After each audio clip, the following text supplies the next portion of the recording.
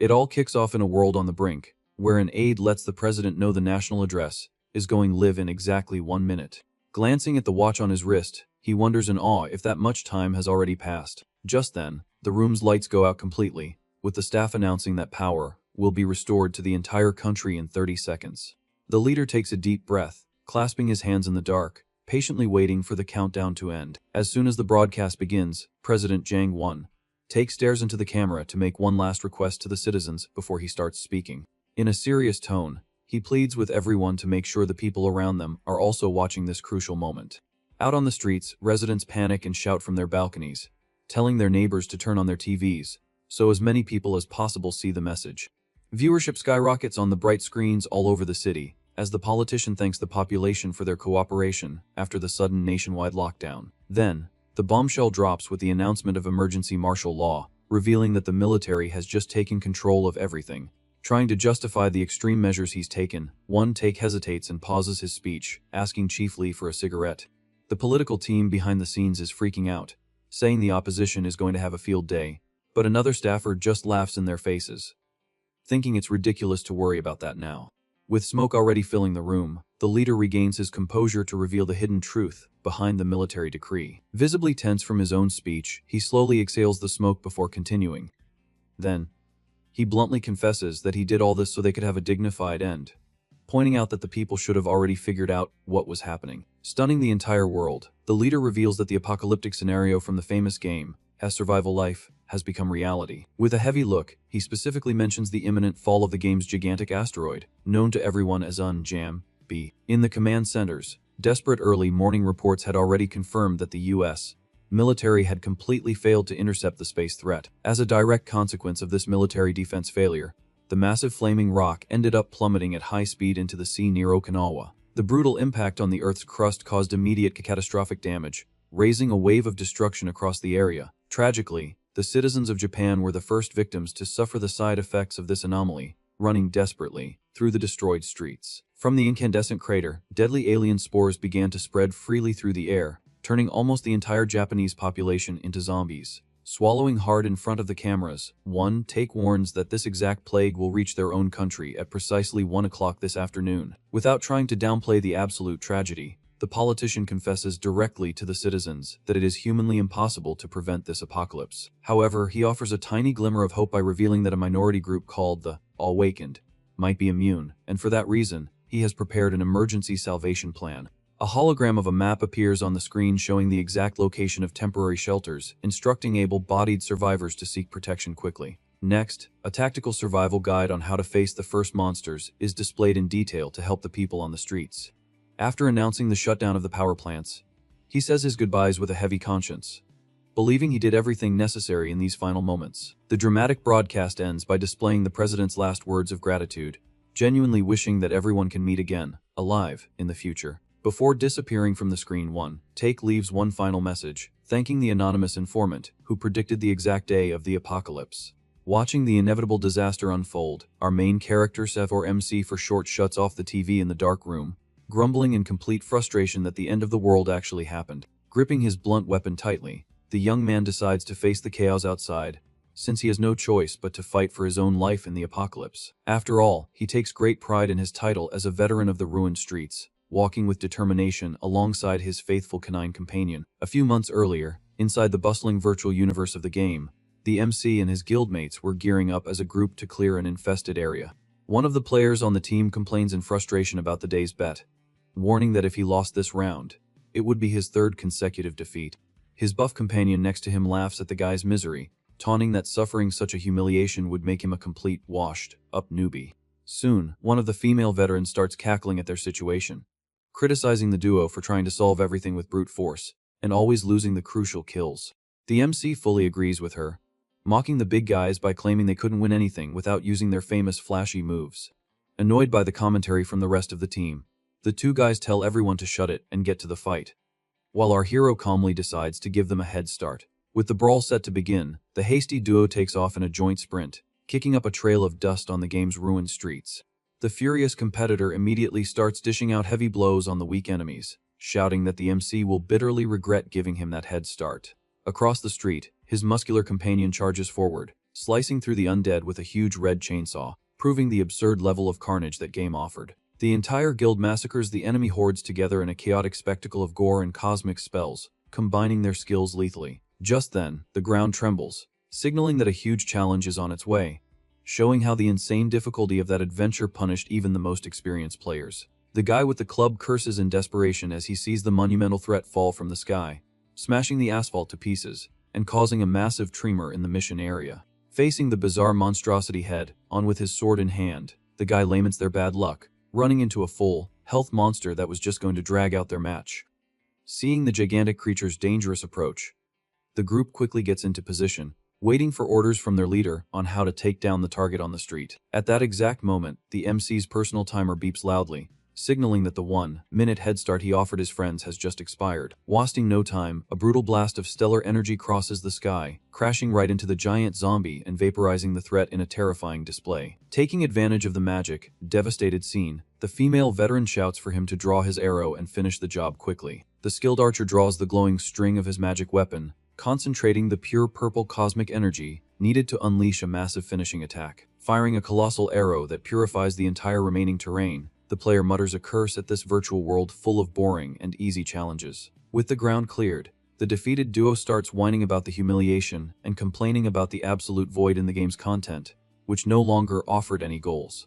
Resting on the asphalt next to the bodies, their friend also shows great fatigue, commenting that the company might as well shut down the servers today. Her colleague agrees, writhing on the ground from a pure lack of adrenaline, while the archer mocks them for blazing through everything in the first few years. They try to find some motivation by looking for ideas for other games to pass the boring time, but they reject the option because they've gotten used to this level of warfare. Suddenly, an animated alert in the system catches the archer's eye, indicating the sudden appearance of a clueless newbie wanting to chat. The entire team gathers in shock to look at the virtual monitor, in disbelief that they've finally found a sign of new players in an area long abandoned by the masses. The excitement in their little huddle absolutely explodes as they celebrate their luck. But the leader quickly gets everyone in line, telling them to shut it so he can handle the conversation. A few intense hours later, our hero celebrates the rookie's enthusiasm alone, filled with happiness as the new guy promises to find him as soon as he finishes the initial quest.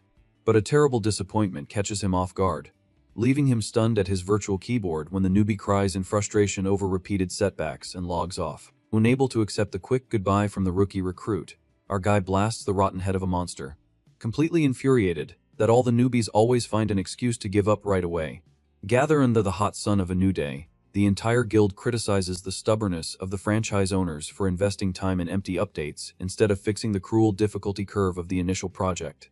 Completely out of patience with the endless loop in the urban desert, the big guy turns around, grumbling to himself, and simply decides to log off the servers early today. Waving slowly with her right hand and trying to keep a good vibe in the failing guild, the female veteran confirms she'll be there the next day before starting her log out protocol. As he melancholically watches his old war buddies disappear one by one, the MC tries to hide his immense distress at the possible end of a glorious era among them. Replying almost in an uncertain whisper to his departed companion, he stares into the void as a dense silence sweeps over that completely isolated block of the map. Clearly remembering that tense day of abrupt goodbyes, the player begins to seriously consider if his muscular partners already knew that nothing made sense anymore, and that their separation was imminent. As the glowing textures consumed the last members of the squad, sending each one back to the harsh real world, it was seared into the guy's memory that their journey had finally ended there. Stubborn in his own illusion of extreme loyalty, he endured the daily emptying of the virtual world, tearing through the endless hordes alone while he waited, almost religiously, for the crew to reconnect. In his exhaustive quest to recreate the old fun of the entire team, the guy focused completely on making risky live streams of all the updated monsters with the naive dream that his friends would feel the urge to return. A few painful months passed amidst the cybernetic dust, and soon the developer decided to swallow its pride and drastically reduce the difficulty to attract casual players. To compensate for the easy, peasy start of the main adventure mode, the game was crammed with colossal, terrifying abominations aimed at heavily punishing reckless progression in the high levels of the open server. Eager for the battle possibilities with the most daring expansion pack released to date, the veteran rushed to call his former allies, only to discover the cruel fact that his friends completely ignored his message. Enraged in a virtual alley for being literally the only person stepping foot in that vast, useless apocalypse, he yanks off his augmented reality gear, fiercely vowing to quit the fake world forever.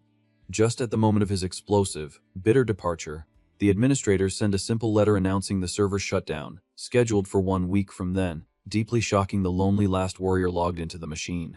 Desolate in the middle of the game's destroyed city, the guy confesses he just wanted to hunt that one last monster before quitting for good. A wave of despair washes over him as he turns off the recording and removes his virtual reality helmet. Shortly after, he deletes his streaming account, deciding to just store the hard drive in a closet, feeling too bad to throw away the memories. From that exact moment, the former player known as Kimbap Joma, whose real name is Kang Song Ho, starts focusing on the real world. Working as a cook at a street food stall, our MC promptly serves the orders of hurried customers. The reason he used that weird name in his gaming days was actually very simple. He had been running that small fast food joint for about 3 years straight. The noise in the place is quite loud, proving that the flow of sales is going super well.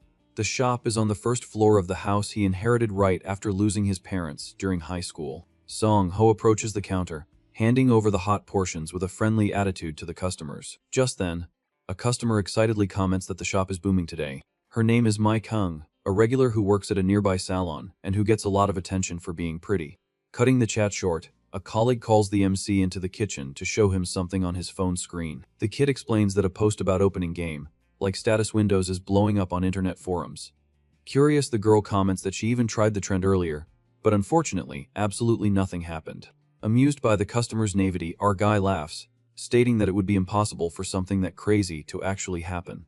But upon trying the joke and shouting the magic words, a blue interface flashes brightly right in his face. Later that night, alone in his room, the MC is frozen in the dark, trying to process what he had just seen. Completely shocked by the absurd situation, he mutters that deep down, he already suspected something was up. Suddenly, the mystical screen appears again, sparking in the air and giving the guy a good scare. He can hardly believe that the virtual panel actually popped up in front of him. Reading his stats, Song Ho notices he has a portal creation ability and immediately feels like he's seen this type of screen before. It finally clicks, making him associate that visual directly with the game as survival life. However, he quickly becomes skeptical, remembering that the game didn't have any system of personal traits. Staring at the instruction to activate the ability, the player finds the voice command a bit cheesy. Even so, he extends his hand firmly and commands the portal to open right there in the room. Immediately, a vortex of blue energy begins to spin, shooting out rays in all directions. The magic takes the form of a complete dimensional door, looking exactly like the dungeon gates from that defunct game. Placing his hands on his head, the cook wonders in bewilderment if this is really the game's system operating in the real world. Trying to deny his own intuition and what he's seeing, he whispers that this can't be real. To put it to the test, he grabs his phone, arguing that if it were real, there would be some news about the game's asteroid on the internet. But his blood runs cold the moment he finds an article confirming the approach of an asteroid with the exact same name. Desperate with the discovery, he tries to calm himself down, saying it could just be a bizarre coincidence. Gripping his phone tightly, the MC swallows hard, thinking about the consequences if the disaster is indeed real.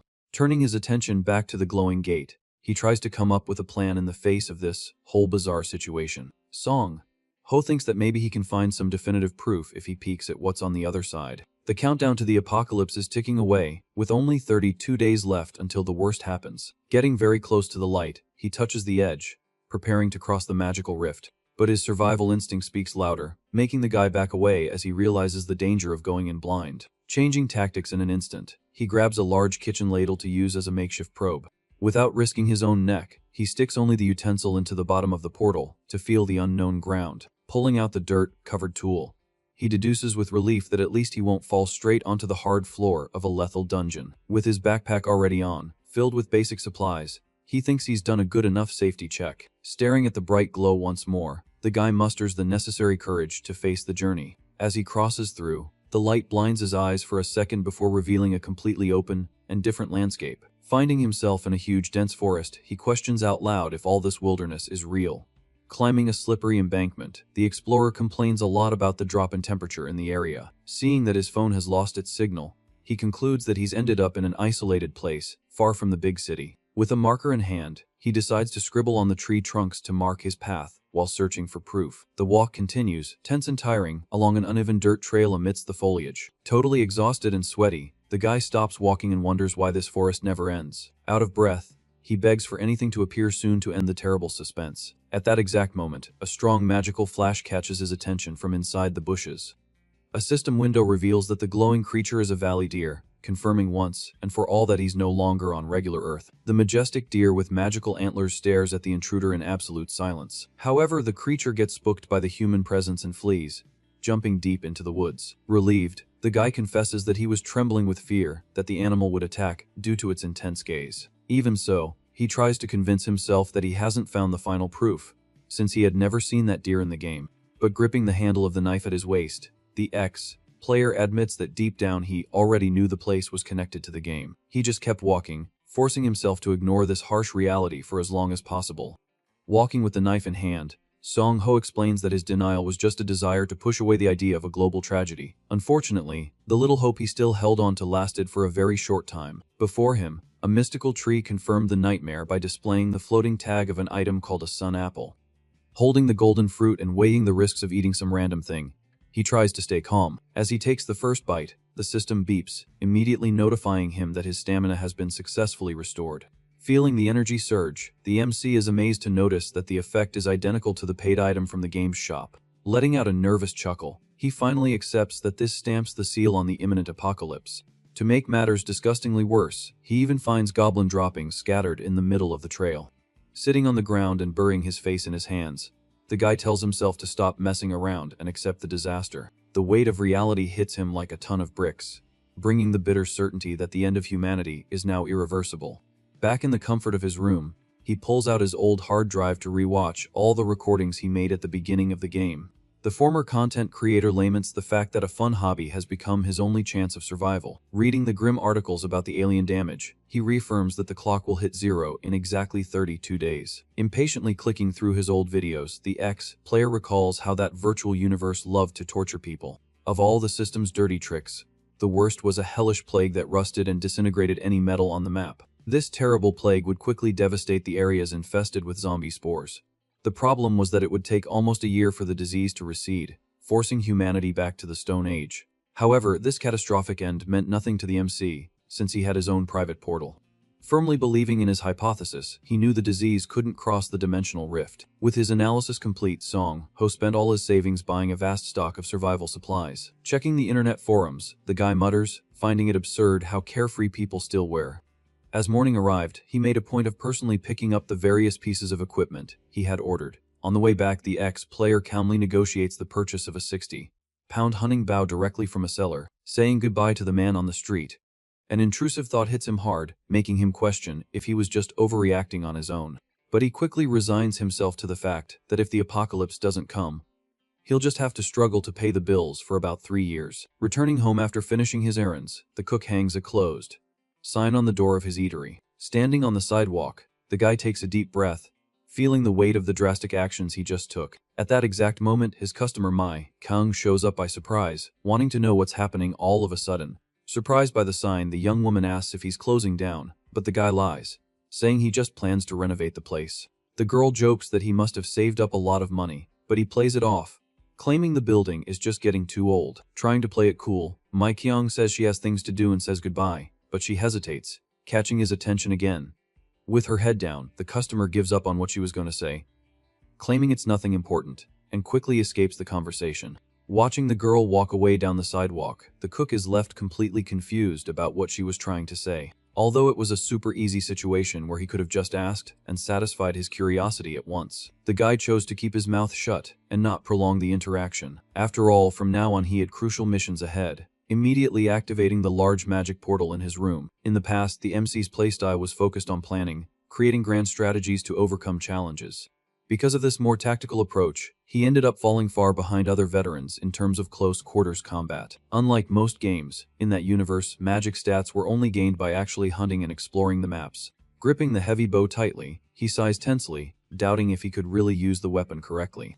Drawing the string, he's impressed by how easy the movement is and gains confidence that all he needs to do is aim right for it to work. A funny memory comes to mind, showing him completely lost in an archery shop while the instructor yelled at him. Focusing on the present, the guy raises the equipment, adjusting his posture for the perfect shot. Without showing any effort, Song Ho pulls the string to its limit, locking his aim on an invisible target in front of him. The muscle memory of his old archer character seems to merge perfectly with his physical body. The arrow zips through the forest at high speed, embedding itself perfectly in the center of a tree trunk. Shocked by his own sudden talent, he looks at his hands, joking that he must have been an elf in a past life. Analyzing his calloused fingers, the archer notes he can only draw the string about 5 times, and decides to train his strength more.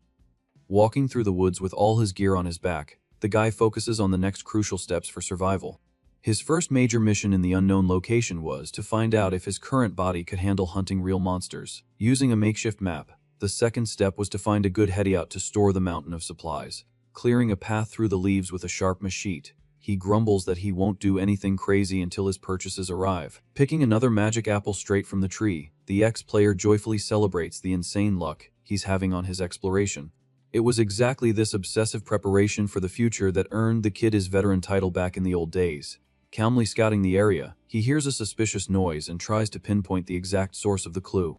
A confident smile appears on his face as he realizes he has finally found what he was looking for. Pointing his knife at the ground, the explorer once again finds those same disgusting droppings scattered on the trail. He focused entirely on this because this race of little monsters only travels in packs, making an isolated trail very strange. Pinching his nose because of the stench, he deduces from the seeds that the creature is starving, and was probably kicked out of the group.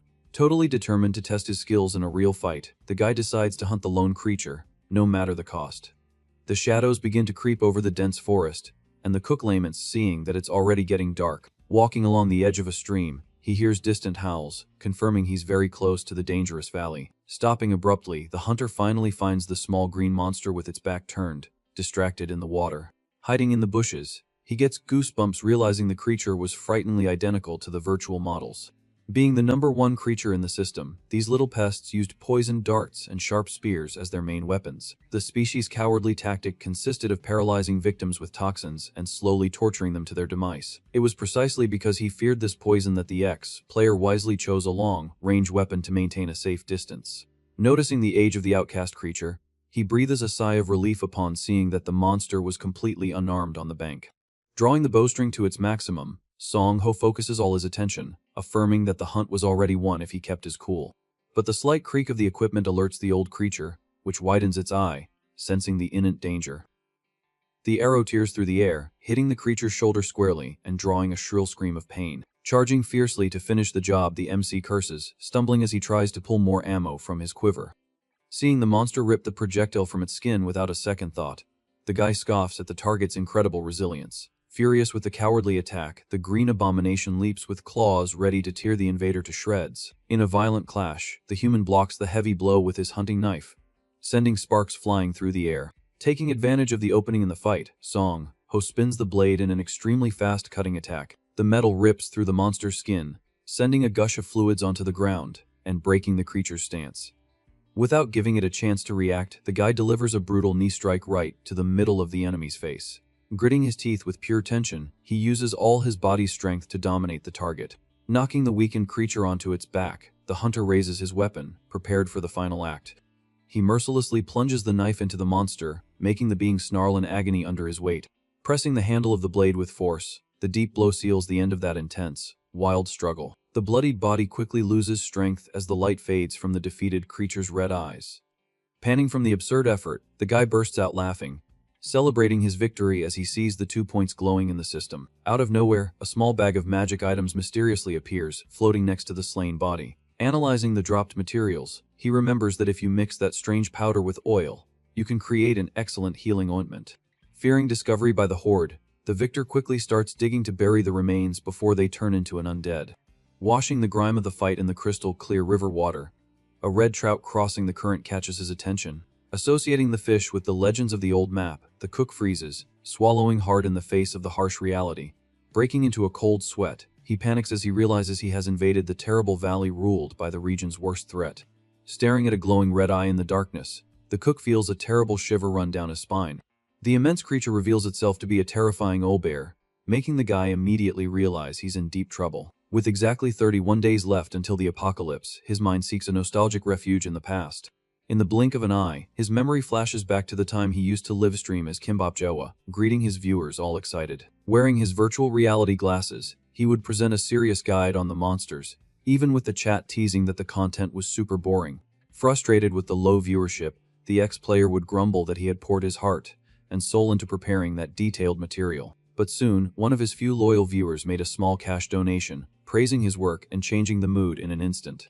Joking about the companion's donation, the chat crew started interacting, making the archer laugh and tell them to stay out of it. Resuming his guide persona, he cleared his throat and reiterated the golden rule about avoiding bone crawlers at all costs. Next, the old veteran highlighted that the ultimate dangers of that isolated region were wolves and old bears. Gesturing with his hand, he explained that when one of these bears establishes a territory, a very specific effect occurs in the area.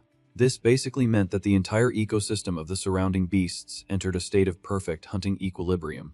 Lost in this nostalgia song, Ho reflects on how those old streaming days were incredibly good and comforting. He loved the interaction with his subscribers, who always found an unusual way to get a laugh out of him live. Recalling the very tactical guide he created, the guy's face hardens as he affirms that he knows exactly how to deal with that big monster. Snapping back abruptly to the tension of the present, the guy doesn't understand why these old memories came up right now.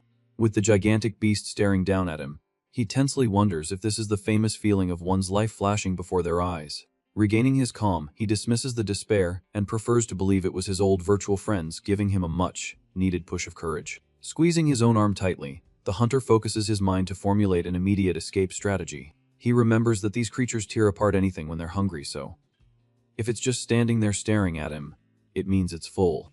Analyzing the tense silence, the cook perfectly deduces the one thing that is testing the beast's patience at that moment. The main problem was simply the fact that he had invaded the exact riverbank where the red trout live. Pressured by the strength disadvantage, he tries to keep his nerves in check to execute the only available escape window. Without wasting time, the guy drags his sneaker through the dirt, assuming a low, prepared defensive stance.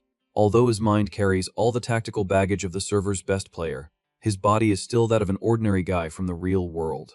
Gritting his teeth with pure determination, he understands that he needs to push his physical limits if he wants to see the light of day again. With a furious shout at the top of his lungs, Song Ho openly challenges the wild giant, calling it to a fight once and for all. Provoked by the audacity of such a tiny human, the abomination's huge eye widens, boiling with rage. The beast charges, roaring with all its might, but the veteran knows that despite its excellent night vision, the species has an extreme weakness to light. As the immense paw descends, tearing through the air, the player coldly waits for the exact millisecond for the perfect counterattack. With a quick dodge, the guy pulls out his knife, generating a strong flash of energy from the brutal friction of the blow. Using the agile momentum of the move, he rolls across the ground, narrowly escaping having his body torn to shreds by the heavy claws. Immediately after, he pulls a flashlight from his pocket and aims the powerful beam directly at the furry bear's face. Blinded by the light hitting its sensitive eyeball, the gigantic beast roars in torment, thrashing about aimlessly. The hunter holds a firm stance, keeping the light high, securing the little time he needs to run from the place. Back in the calm of the real world, the repetitive ringing of his cell phone cuts through the dense silence of the dark room. Waking up completely sprawled on the bed, the ex-player grumbles in pain, feeling like every muscle in his body has been run over by a truck. Turning off the alarm set for 8 in the morning, he impressively deduces that he simply passed out as soon as the portal closed. Laughing at his own rotten luck, he comments to himself that running into the goblin and the beer on the same day was pure insanity. Just then, a weird rumble echoes from his stomach, proving that the cook hasn't chewed a single thing since yesterday afternoon. Trying to jump up, his wobbly legs don't obey, and he collapses face first onto the cold wooden floor. Rubbing his sore shin, the MC laments in frustration that he has completely zeroed out his physical stamina bar. Crawling to the bag leaning against the wall, the guy quickly grabs another one of those shiny magic fruits. A blue window pops up in the air, announcing the immediate restorative effect that the mystical apple sends through his veins. Feeling a jolt of pure adrenaline shoot up his spine, he gives a big smile, ready to focus on a hearty breakfast. Sitting in a bustling restaurant, the guy is dripping with cold sweat, completely out of place with the sudden visit from the customer at his table. Flashing a cheerful grin, Mai Kung explains very nicely that she ended up there purely for her love of the local food. A bit more relaxed, Song Ho jokes about them sharing the space, and she agrees that good company makes any dish better. Playing it cool with the spoon in his hand, he takes the opportunity to bring up the bizarre story of the stats screen from their other conversation. The girl's eyes immediately light up, and she leans forward, eager to know if her colleague tested the theory. Showing him the hot rumors on the internet via her phone, she confesses in a whisper that she's starting to really believe in this magic stuff. Reading the news of $1 million robbery vanishing into thin air, the cook reflects in silence on whether the young woman is being too naive by trusting it. Keeping a dumb look on his face, he lies without a hint of guilt, saying he shouted the words alone and felt like a fool because nothing happened. In the cold logic of the experienced ex-player, hiding the truth was the best way to not ruin the piece he had left, since his only mysterious gift was summoning a dimensional door focused 100% on solitary survival. The guy knew that exposing his trump card at the beginning of the impending chaos would only bring unnecessary problems upon himself. Carrying dead weight during a lawless apocalypse was practically the same as screaming for help in a den of beasts. Breaking his strategic focus at the table, the guy notices the beautiful customer is bringing up the topic of secret abilities again, seeming to regret her own theories. Mi-kyung lowers her head, blushing, and confesses that there's something more behind it. Seeing the young woman's hesitation, he acts naturally, telling her it's okay, and that she's under no obligation to spill the beans now. With a super calm demeanor, the cook tells her there's still a little time before things blow up, taking the pressure off the girl. Ending the conversation at the restaurant, he walks back and finds a veritable mountain of deliveries at his door. Very polite as usual, the guy thanks the delivery driver for his tremendous effort in the hot sun and says a cordial goodbye. Soon, the heavy lifting resumes at home, with him dragging boxes everywhere to organize his emergency stock. Without wasting a single second, the MC pulls out a box cutter, tearing through the thick tape of the most valuable packages. The table is soon filled with survival armaments, ranging from heavy-duty pepper sprays to a shiny axe. This time, the top priority of the day demanded he quickly find a fortified place in the forest to call a base before the end of the world. Weighing his options carefully, he grabs a dense steel plumbing pipe, testing the weight of a swing in his hand. Totally focused on the non-negotiable objective, the guy jumps into the glowing vortex, prepared to take whatever comes. As soon as he steps onto the uneven ground of the dense woods, he confidently comments that this challenge of finding a shelter is a piece of cake for someone with his experience. Searching his memory of the old server, he focuses directly on the hill, where he tracked the goblin's rotten footprints the night before. Pushing aside some tall grass, his eyes lock onto an isolated stone cave, proving that the location was incredible. The trick to not becoming a quick meal was to figure out perfectly what kind of creature had made its home in the hole in the rock wall. Using a hand-held telescope, he zooms in violently on the sandy bottom and confirms the exact pattern of the marks on the ground. Sung-ho cracks a confident smile, realizing the entire shack belonged only to a few malnourished kobolds. It all starts with the MC hiding in the woods, testing the wind direction with a leaf, confident his plan against weak monsters will work. Since the kobold race is nocturnal, attacking them while they sleep in the cave would be like a lethal poison. Putting his strategy into practice, the guy rushes to chop thick firewood with his knife, finding the wood much tougher than he expected. After piling the dry branches right at the entrance of the dark hole, he figures that amount should do the trick. Wasting no time, the cook pours a lot of gasoline over the improvised bonfire to ensure massive damage. However, just as he's about to light the fire, a strange noise from the trees cuts through the silence. Looking back, he comes face to face with three awake creatures that have just returned to their nest. The monsters stare at him, growling low, clearly confused by the human's presence there. Caught completely off guard by the patrol, the ex-player masks his tension by greeting the creatures with an awkward "aye." But he doesn't waste a single second and immediately pulls out the brand new axe he brought in his backpack. Using his entire body's momentum, the guy charges at the enemies, delivering a swift blow. The brutal impact of the blade glows blue, cutting down all three monsters at once with extreme ease. Seeing the creature's head roll on the dirt floor, the guy deduces that the drowsiness debuff made the kill easier. Just then, the system screen beeps, confirming his advance to level 1, leaving him shocked for taking them all out in a single round. Deciding to deal with the points later, he kicks the soaked branches to start the fire before the rest of the pack wakes up.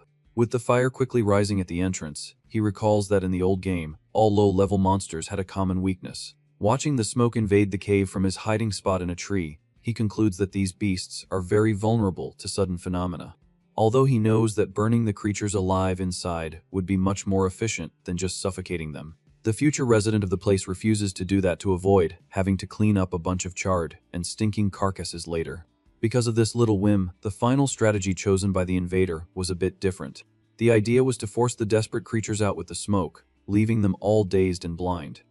As soon as the desperate inhabitants ran out of the hole trying to breathe fresh air, the hunter takes advantage of the confusion and slices two of them from behind, finding it strange that so few came out of the den. Giving them no chance to defend, he cuts another one in half with his glowing blade, mentally counting the targets. Protected by a black gas mask, the MC faces the rest of the group, calculating that there are only 3 left. Injured by the massacre, the last surviving monsters charge furiously to avenge their pack. Keeping his breathing controlled in his jeer, the guy readies his stance, raising his steel weapon. With a violent circular motion, he unleashes a huge blast of blue energy that hits the enemies head-on. Taking advantage of an opening from a creature that leaped incorrectly, he dodges and lands a solid hit with the axe handle.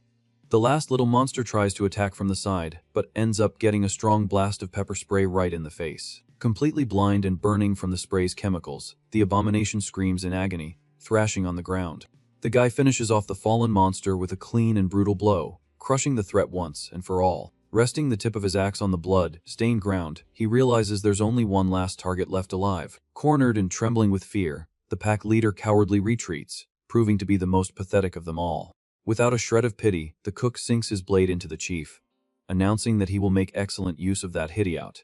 After the complete extermination, he takes off his mask, panting, and sits on a rock, grumbling that his lack of stamina complicates the fights. Reading the floating blue screen, the guy confirms that the exhaustion debuff and the absence of automatic points are the same as in the game. Even though he's tired, he happily browses the system's virtual shop, which he just unlocked thanks to his new level. Walking slowly back to the darkened cave, he celebrates the conquest of his first secure base. Extremely satisfied with his victory, he thinks that this stone refuge will be for his exclusive use. Standing at the mouth of the hole, his optimism quickly fades as he sees the disgusting mess he needs to clean up before moving in.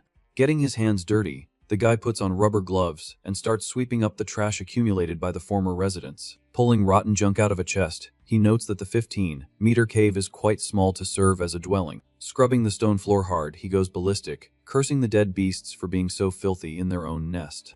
After working hard on the cleanup, he finally opens his glowing dimensional portal right in the middle of his newly conquered base. Crossing the magical rift with a bucket and a hose in his hands, he uses the portal's properties to make the job easier. However, the weight on his back soon takes its toll, making him drop the bags on the floor, exhausted to the point of nearly passing out right there. Holding the nozzle of the hose, the explorer remembers an impressive discovery he made during his travels.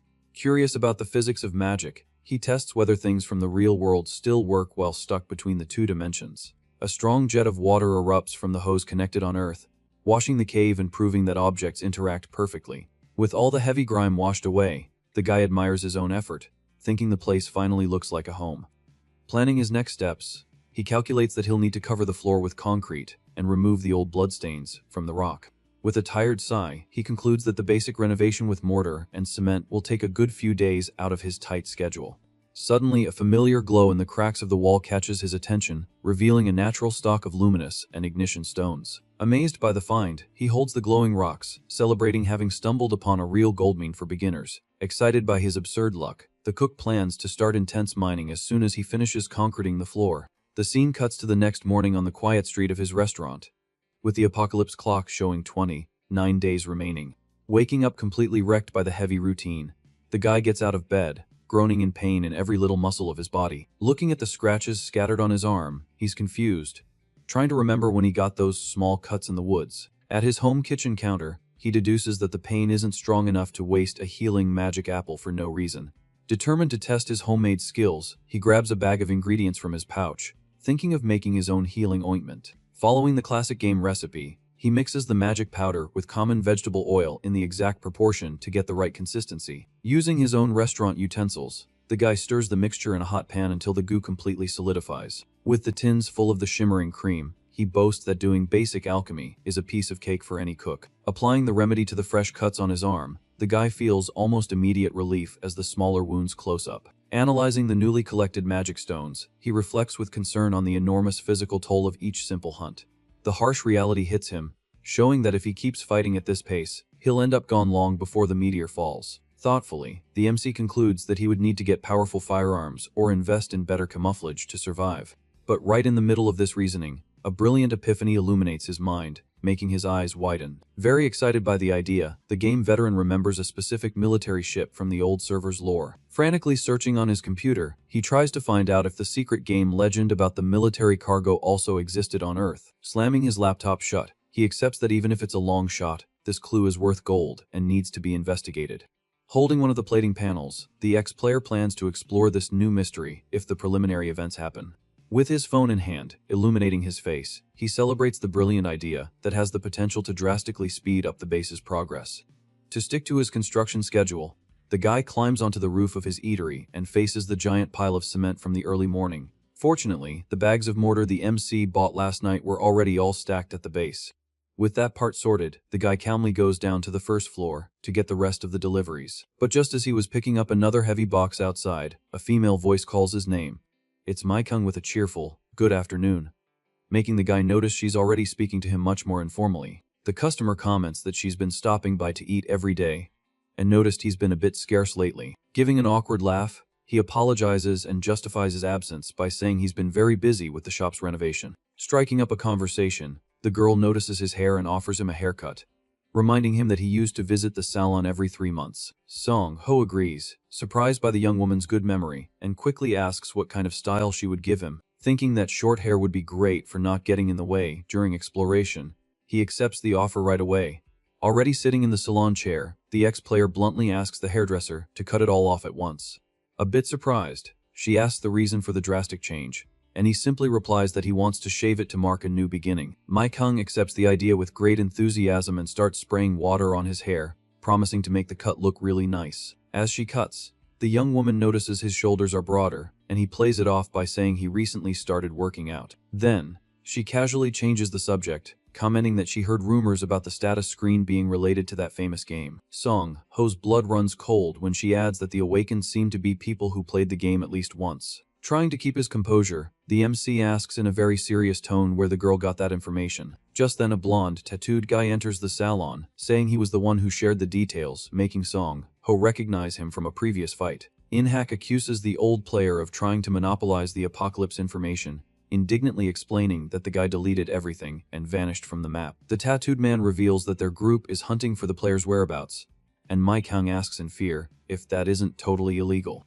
Becoming aggressive, the guy retorts, asking if they are in a position to choose what's right or wrong now. The intruder insists that catching that jerk Kimbapjo is a public service, leaving Song Ho very tense about the manhunt. In-hack tells the young woman to be braver and asks if she's decided to join their team, while the hairdresser hesitates, uncomfortable.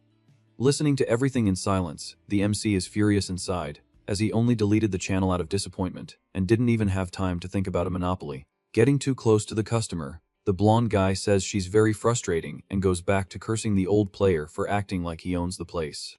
Laughing, the delinquent states that if the jerk had spoken up from the beginning, they wouldn't have to tie him up. The girl refuses the offer, claiming she can't waste time and is very afraid of the community coming down hard on her. Completely out of patience with her refusal, In-hack grabs the young woman's arm forcefully and demands she make a quick decision. With that, Song Ho intervenes in the conversation, telling the guy to let the girl go and leave the matter for later. The blonde guy turns his head, completely irritated by the interruption, and asks who he thinks he is to meddle.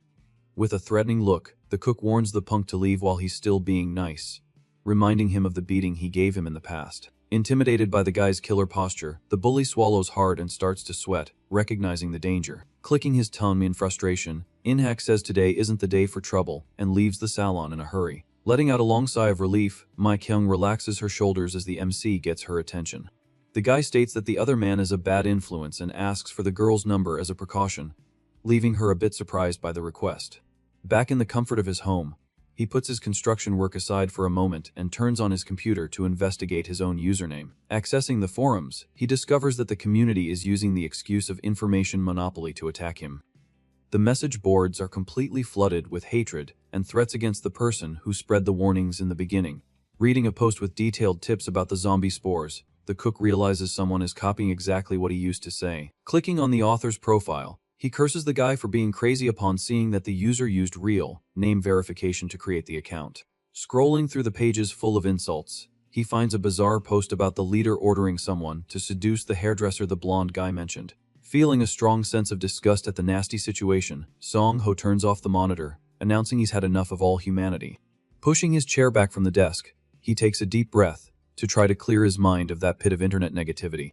Summoning the magic portal in the middle of his room, the guy feels an enormous sense of relief just imagining the peace of the other world. Focusing on what matters, he spends the next 2 full days locked in the cave, mining the luminous stones with a pickaxe. To finish the heavy renovation of his secret base, the ex-player spreads wet mortar, covering the entire dirt floor of that hole. Using a large rake, he pulls the fresh cement, smoothing the floor with great care to avoid any unevenness. With the dirty work finally done, the guy leaves the cave to get some air, while waiting for the mortar to dry completely. Staring at the full moon that illuminated the forest's darkness, a deep thought enters his tired mind. Gripping the handle of his knife, the cook reflects that he's just an ordinary guy and doesn't need to play the hero or fight against injustice. Looking up, he finally accepts the cynical reality that his one and absolute goal is to survive the tragedy. Having made this tough resolution, he turns to go back to the base when a weird sound of bones breaks the night's silence. The hunter immediately looks over his shoulder, realizing that some threat was sneaking up on him. A terrifying bony crawler emerges from the shadows, making the MC curse under his breath at his tremendous bad luck. Clattering its fleshless teeth bizarrely, the skeleton advances as Song Ho announces that he was already in a terrible mood. Giving the monster no chance, a violent explosion of flames illuminates the woods, annihilating the threat in a flash. Time flies by until the day of the apocalypse, with the MC stopping his car under a heavy rain at the Jungsan Rai campground. With little time left before midnight, he reviews old monster videos on his phone, doing some intense mental training. With the tactics fresh in his memory, the guy checks all his combat tools and pulls out a sturdy pot lid. As soon as the car's dashboard clock strikes exactly midnight, the doomsday clock finally hits 0. 2 hours after the initial mark, the guy is already walking through the storm in a green raincoat to begin his search. Searching the soaked woods with a flashlight, the ex-player complains in frustration that the rain is only getting heavier. To make the night hunt even worse, his eyes could barely focus on his surroundings. A very thick fog covered the entire mountain area, drastically reducing the guy's field of vision. Stomping firmly in the trail's puddles, he impatiently wonders where the heck that orc was planning to come from. The explorer swears to himself that he has already searched the entire campground and found no sign of the giant beast. He was starting to seriously doubt whether the game's preliminary events would actually happen in the real world. But suddenly, a monstrous roar tears through the sound of the storm, making the hunter freeze in his tracks from the shock. Recognizing the bizarre cry instantly, his eyes widen as he realizes his theory was spot on. The silhouette of a brutal creature emerges from the rainy fog, finally confirming the arrival of the expected orc. Analyzing the creature's reddish skin, Song Ho is shocked to discover it's a rare subspecies that guarantees a skill drop. Telling himself to stay calm, the guy pulls a red flare from his pocket, knowing he'll win if he follows the plan to the letter. The strategy the MC devised to take down a war tank like that was pretty simple and direct. The first step was to take advantage of the species' extreme aggression by using a bright light to attract the monster's attention. With a swift movement, the guy throws the glowing stick, which spins through the air right toward the abomination. Attracted by the intense glow flying in front of it, the red orc turns its gigantic body, falling perfectly into the initial trap. Completely mesmerized by the light trap, the huge monster's red eyes widen, boiling with pure aggression. The exact moment the orc brings its hammer down with all its might, it ends up paralyzing its own body from the impact on the ground. Taking advantage of this perfect opening in the enemy's heavy movement, the MC gets ready to act. Positioned high on a rock, the hunter quickly summons his magical dimensional rift. Crossing through the portal instantly, the guy plummets from above, falling at high speed right on top of the distracted abomination. As he falls through the air in the storm's darkness, Song Ho pulls out his improvised equipment in a very quick motion. In his hands, the guy firmly holds a common aerosol can along with a lit lighter. Noticing the sudden movement from above, the brute looks up, showing total shock. With a battle cry, the guy triggers the spray into the flame, creating a homemade flamethrower right in the creature's face. Knowing he only has 20 seconds until the enemy regains its sight, the archer understands it's now a race against time. With his feet firmly on the ground, he charges toward the blind target, stating that the first step is to focus on the creature's muscles. With a surgical knife strike, the ex-player tears the beast's relaxed tendons with the goal of locking down its agility. Suffering a violent blow to its legs, the reddish orc lets out a guttural roar of pure agony under the heavy rain. Furious with the immense pain, the monster spins its body, delivering a blind attack to try to crush the insolent human. However, the veteran easily dodges the heavy blow, sliding under the enemy's weapon. Without giving the creature a chance to recover, the hunter delivers another lethal stab, tearing into the enemy's knee. The excruciating pain makes the beast let out another ragged grunt as it completely loses its balance. Just then, the enormous monster collapses without strength and finally falls to its knees in the mud. With the enemy's height perfectly aligned with his line of sight, the MC moves on to the next phase of the plan. Quickly pulling a homemade explosive cylinder from his pocket, he advances with supreme confidence to finish the kill. Taking advantage of the orc's mouth being wide open as it screamed, the guy shoves the lethal can right down the creature's throat. Seconds later, a brutal fiery explosion destroys the beast's head, creating a shockwave throughout the entire campground.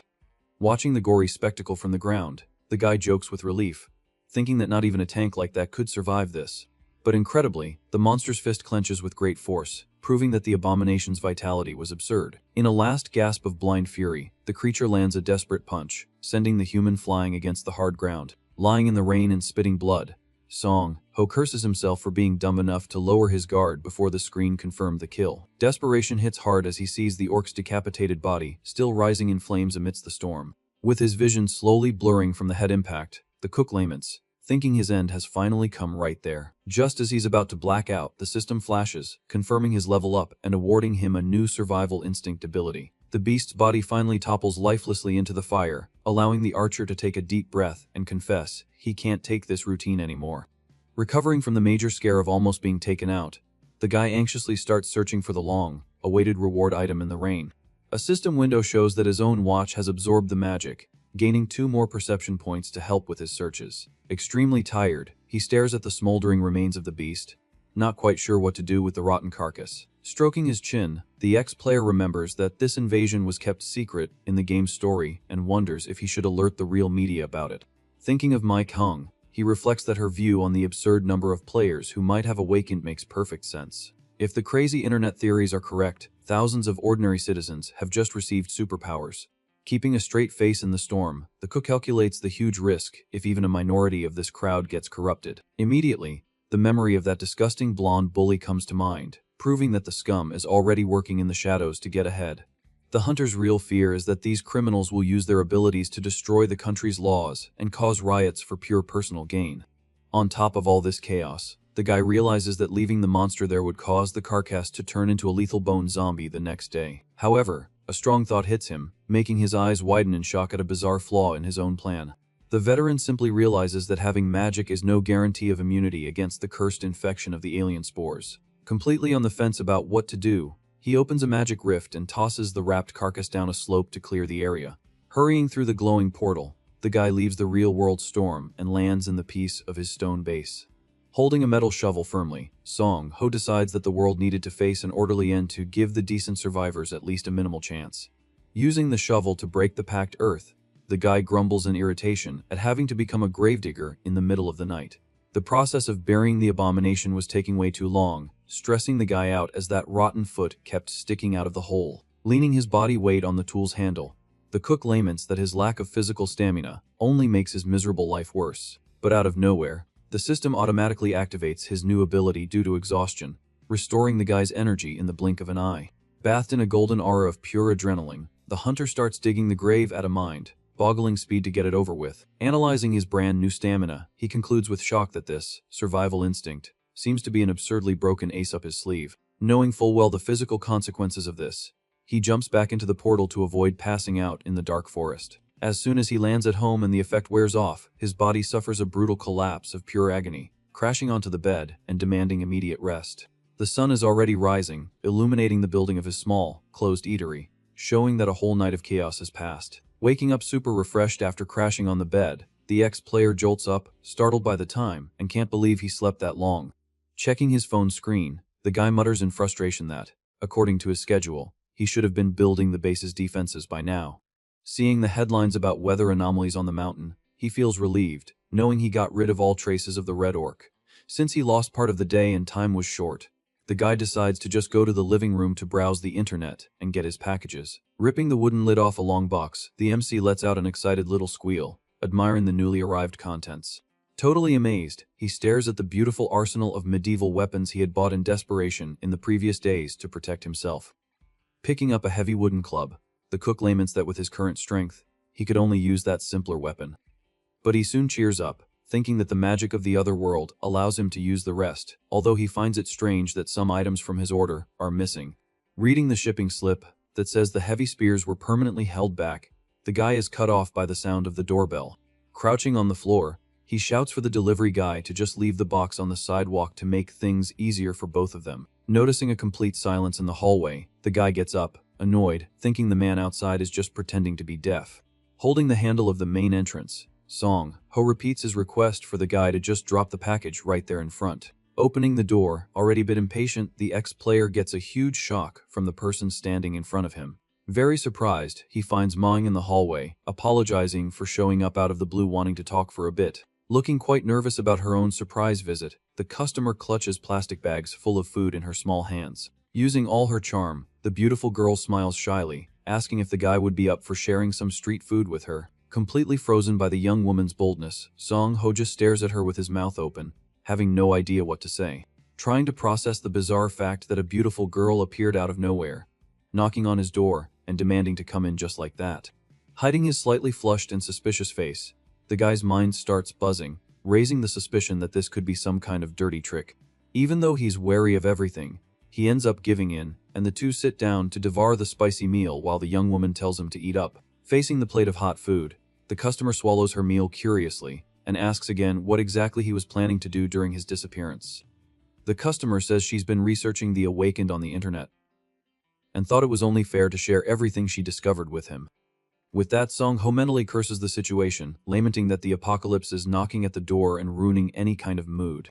Snapping back to reality, the guy agrees with the girl, stating that sharing what they know is the right thing to do. Excited by his response, she smiles and justifies it by saying that the end of the world will really need good people working together to survive. Then, the MC announces he's going to quickly throw out the trash so they can get ready and start talking for real. While the young woman was distracted, he grabs his laptop, focused on giving useful tips without revealing his true identity as a veteran. The survival lesson begins with the player detailing exactly how the terrible metallic death plague works on the environment. Next, he warns that moving in groups of 6 or more people is a fatal mistake that attracts giant hordes of zombies and monsters.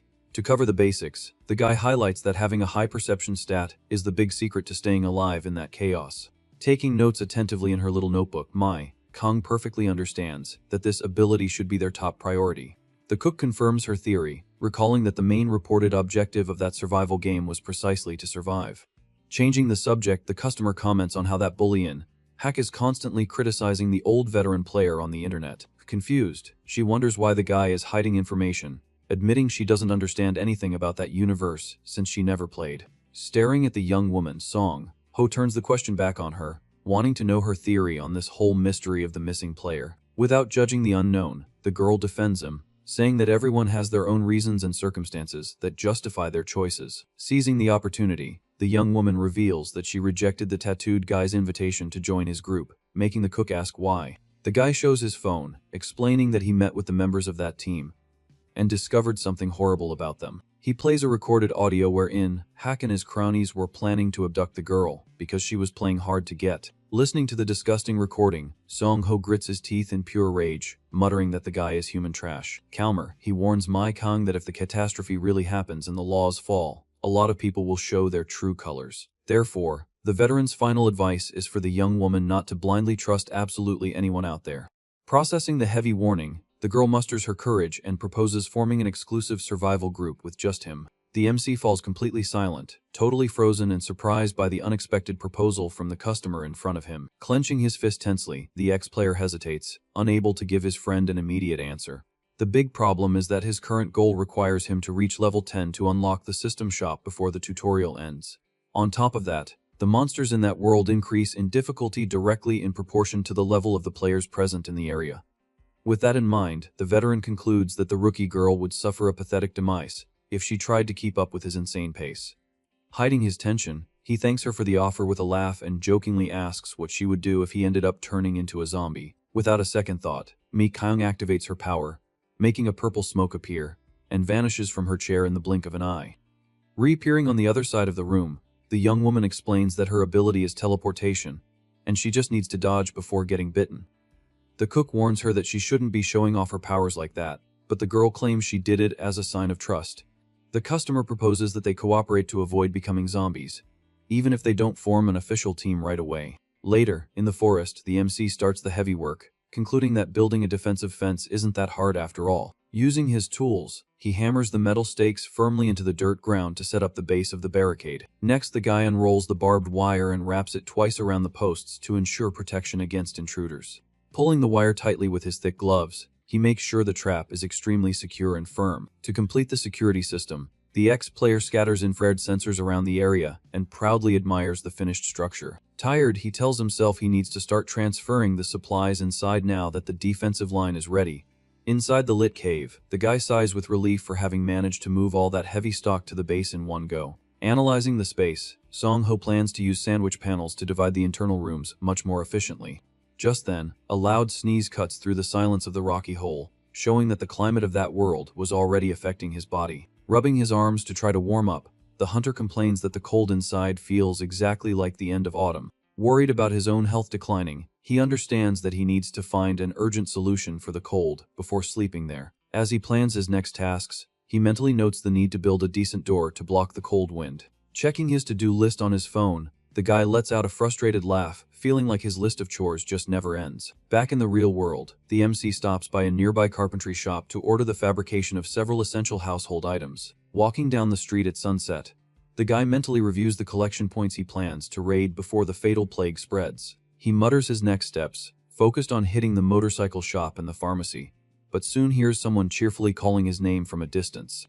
Turning his head, he spots Hang Jun leaving his house, and goes to greet his muscular friend right there on the neighborhood sidewalk. The big guy, nicknamed the Protein Monster, smiles happily at the encounter, commenting that he hadn't seen him in a long time. Song Ho agrees, but the trainer soon notices his friend's terrible expression and asks with concern if something bad happened. Grabbing the young man's shoulders, Hang Jun celebrates, stating that the guy's muscle memory is finally starting to show again. Laughing at his excitement, the MC deflects and turns the question back, wanting to know how things are going with the bodybuilder. The trainer crosses his arms and comments in a serious tone that the rumors about game stats and the end of the world are gaining a lot of traction. Curious about his buff friend's attitude, the archer directly asks if he really believes those internet stories. Hung Jun admits that at first, he thought it was all nonsense, until he witnessed an acquaintance levitate out of nowhere right in front of him on the street. Impressed, Song Ho exclaims that it's clearly a real superpower, and the trainer confirms he was also blown away by the scene. Changing the subject, the big guy says he heard the guy with the power is going on TV to try to make some quick cash with it. The ex-player grumbles, not understanding the logic of someone seeking fame at a time like this, finding the idea completely absurd. He reflects out loud that with these appearances, regular people will soon find out about the existence of the awakened. However, the trainer warns that there's something much more worrying happening now, and mentions a violent shootout in the Uedo area. Startled by the sudden information, the cook is shocked by the case, and the big guy is surprised he hasn't seen the news. The young man justifies himself by saying he was busy with other things, so his friend suggests he check the online petition forum. Reading the illuminated phone screen, the guy finds several complaints demanding explanations about the deleted news of that shootout. Running a hand over his face in shock, he mutters indignantly that the government is engaging in bizarre media control to cover everything up. Hung Jun comments that the authorities are trying to treat the incident as an armed deserters' rampage, but the excuse didn't stick. The bodybuilder warns tensely that the entire conflict area has now been sealed off by the army and police to contain the damage on the street. With his phone in hand, the trainer states with absolute certainty that it's clear the government is hiding some huge secret from the population. Just then, Song Ho lies that he just remembered an urgent appointment and runs off, promising to buy his friend a snack later. Locked in the comfort of his room, the ex-player spends a good while organizing his thoughts in the dark to understand the case. Staring at the computer screen full of folders, he finds it very suspicious that the shootout occurred just one day after the orc invasion. Watching the reports from the isolated location, the guy questions how the authorities managed to react so quickly to a harbinger of the apocalypse. The cook assures himself that he took out and buried that monster in the other world precisely to avoid chaos and ensure an orderly end. Despite all his solitary efforts, the fact that the attack happened at this exact moment creates a huge gap in his secret strategy. Reading leaked confidential documents, he develops the dangerous theory that someone sent vital game information to the government way too early. It all starts with Song Ho reflecting seriously, unsure of who exactly could be leaking this vital information. Visualizing the shadow of a man in a suit in his mind, he tries to piece together this huge puzzle. It's very clear that a powerful influence is operating behind the government's actions. He comes to the frightening conclusion that someone is definitely manipulating the whole situation from the shadows. Pondering in his chair, the MC decides to narrow down the list of suspects, starting with the creator of the game, Survival Life. Along with the mind behind the system's creation, he adds 3 more veteran players to the board of suspects. However, after racking his brain over the possibilities, the guy decides to rule out the creator from that move. Even without understanding how they turned fiction into reality, logic points in a very specific direction. The group of developers who built the world and the system is likely the main villain in this apocalyptic story. Besides, if the creator really had the government's strong support, they would never have allowed an orcs to be taken down by an outside party. Analyzing the funny drawings in his notebook, the ex-player declares that those 3 avatars are his final suspects. Marking one of the faces with a red pen, he wonders curiously if the culprit is the so-called Survivor one. If his crazy theory about this leak is correct, he concludes with relief that he won't have to hand over data to the government. Completely exhausted from so much thinking, the hunter throws himself back in his chair, admitting he doesn't know anything anymore. Looking at the ceiling, he remembers that his own actions are different in real life. So maybe his old partner is too. A certain melancholy hits him, and he ends up confessing that he really misses his old veteran teammates. To him, sharing tips now wouldn't stop the end of the world, and he prefers to wait for the right moment to act to maintain order. 2 full days pass before the guy returns to the entrance of his secret cave in the middle of the woods. Arranging boxes on the new shelves, he celebrates that the organization of all the supplies is finally done. Looking at the clean and tidy base, he notes that the first stage of the shelter is ready even before the generator arrives. Planning the second phase of the project, the builder decides to install steel trays there and drill into the wall with a powerful drill. Looking at the dark corner, the young man realizes with frustration that there's much less free space left than he had calculated on paper. Since the basement waterproofing was done in stages and still needs to dry, there's no way to store things there anytime soon. Turning his back to the wall, he puts the base expansion problems aside to worry about only during the second phase of construction. Sitting at the table, the ex-player focuses on the brand new, beautiful white drone, knowing he has much more important missions to do now. The machine flies far, capturing the vast green expanse, leaving the guy shocked to notice the forest seems the size of the Amazon.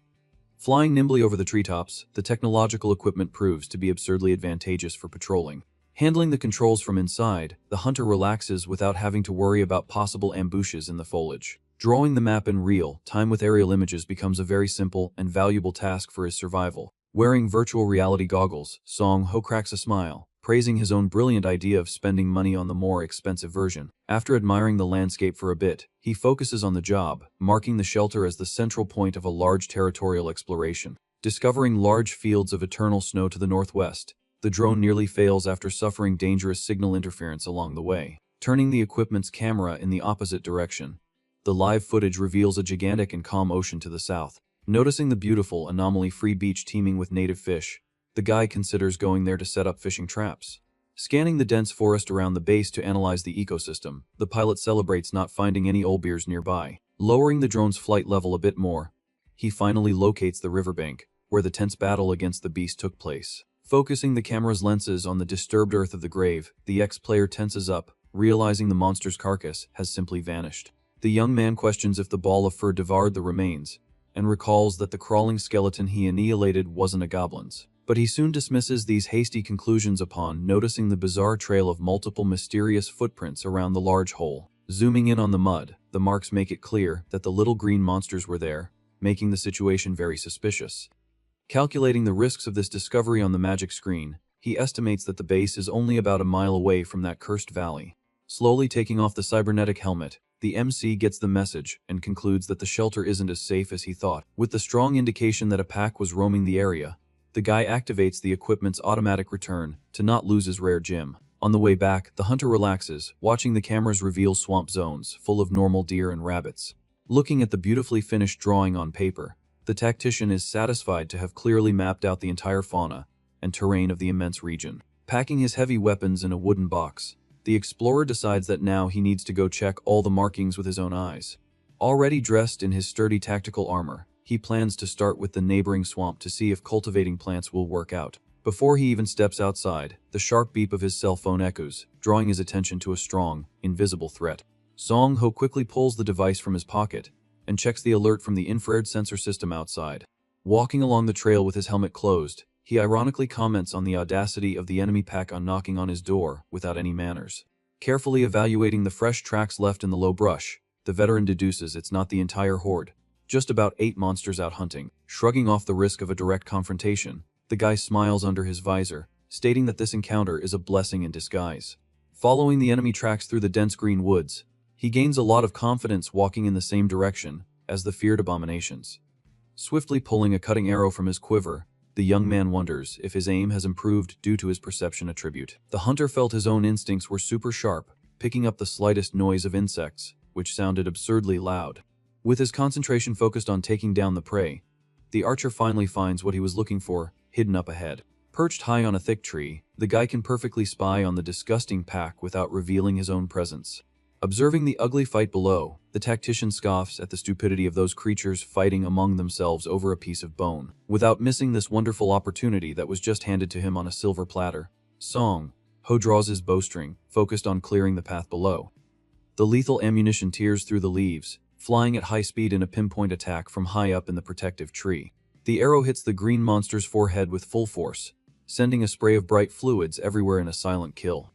Taking advantage of the opening, the archer fires again, piercing the back of the head of another creature in the pack. As the rotten body topples heavily onto the sparse grass, its startled partners finally realize they are under enemy fire. Totally terrified by the surprise loss to their squad, the small goblins let out a sharp cry, readying their rusty weapons. However, before any of them could react, another swift shot embedded itself in the eye of a little monster, which turned to dust. Furious and shrieking from the cowardly carnage, the ugly creatures charge forward clumsily, holding clubs and knives. Seeing the clumsy attack of the creatures running wild through the forest, the guy high in the tree throws a heavy, lethal axe. Spinning fiercely through the air toward the ground, the magical blue blade hits the target's chest, tearing it in half and scattering green fluids. Using the agile momentum, the human swiftly slides down the trunk, cutting off the head of another disgusting enemy right as he makes a perfect landing. Planting his heavy boot on the blood-soaked ground of the slain beast, the hunter victoriously murmurs that he's already sent four to their doom at once. Facing the last living enemies of that small, cowardly battalion, the warrior stares down the group, mockingly asking what they're going to do. In an aggressive response, small poisoned darts fly towards the thick visor of his helmet, proving the lack of good manners of the villains present. Annoyed upon realizing that the dirty poison tactics failed miserably against the human's armor, the monstrous leader screeches with pure hatred in the hero's face. Unsheathing a huge black steel club with all the calm in the world, the guy accepts the little creature's invitation to settle things with brute force. Advancing relentlessly against the poor, cornered targets, the old veteran firmly declares that this was a spectacular choice for their end. Noticing the red fruit in his hand, Song Ho decides that this healing item will be exclusively for him. With that, the little monsters end up suffering the heavy consequences of his lethal move. The disgusting creatures are left completely dizzy and groaning on the ground, proving that the status effect worked perfectly in practice.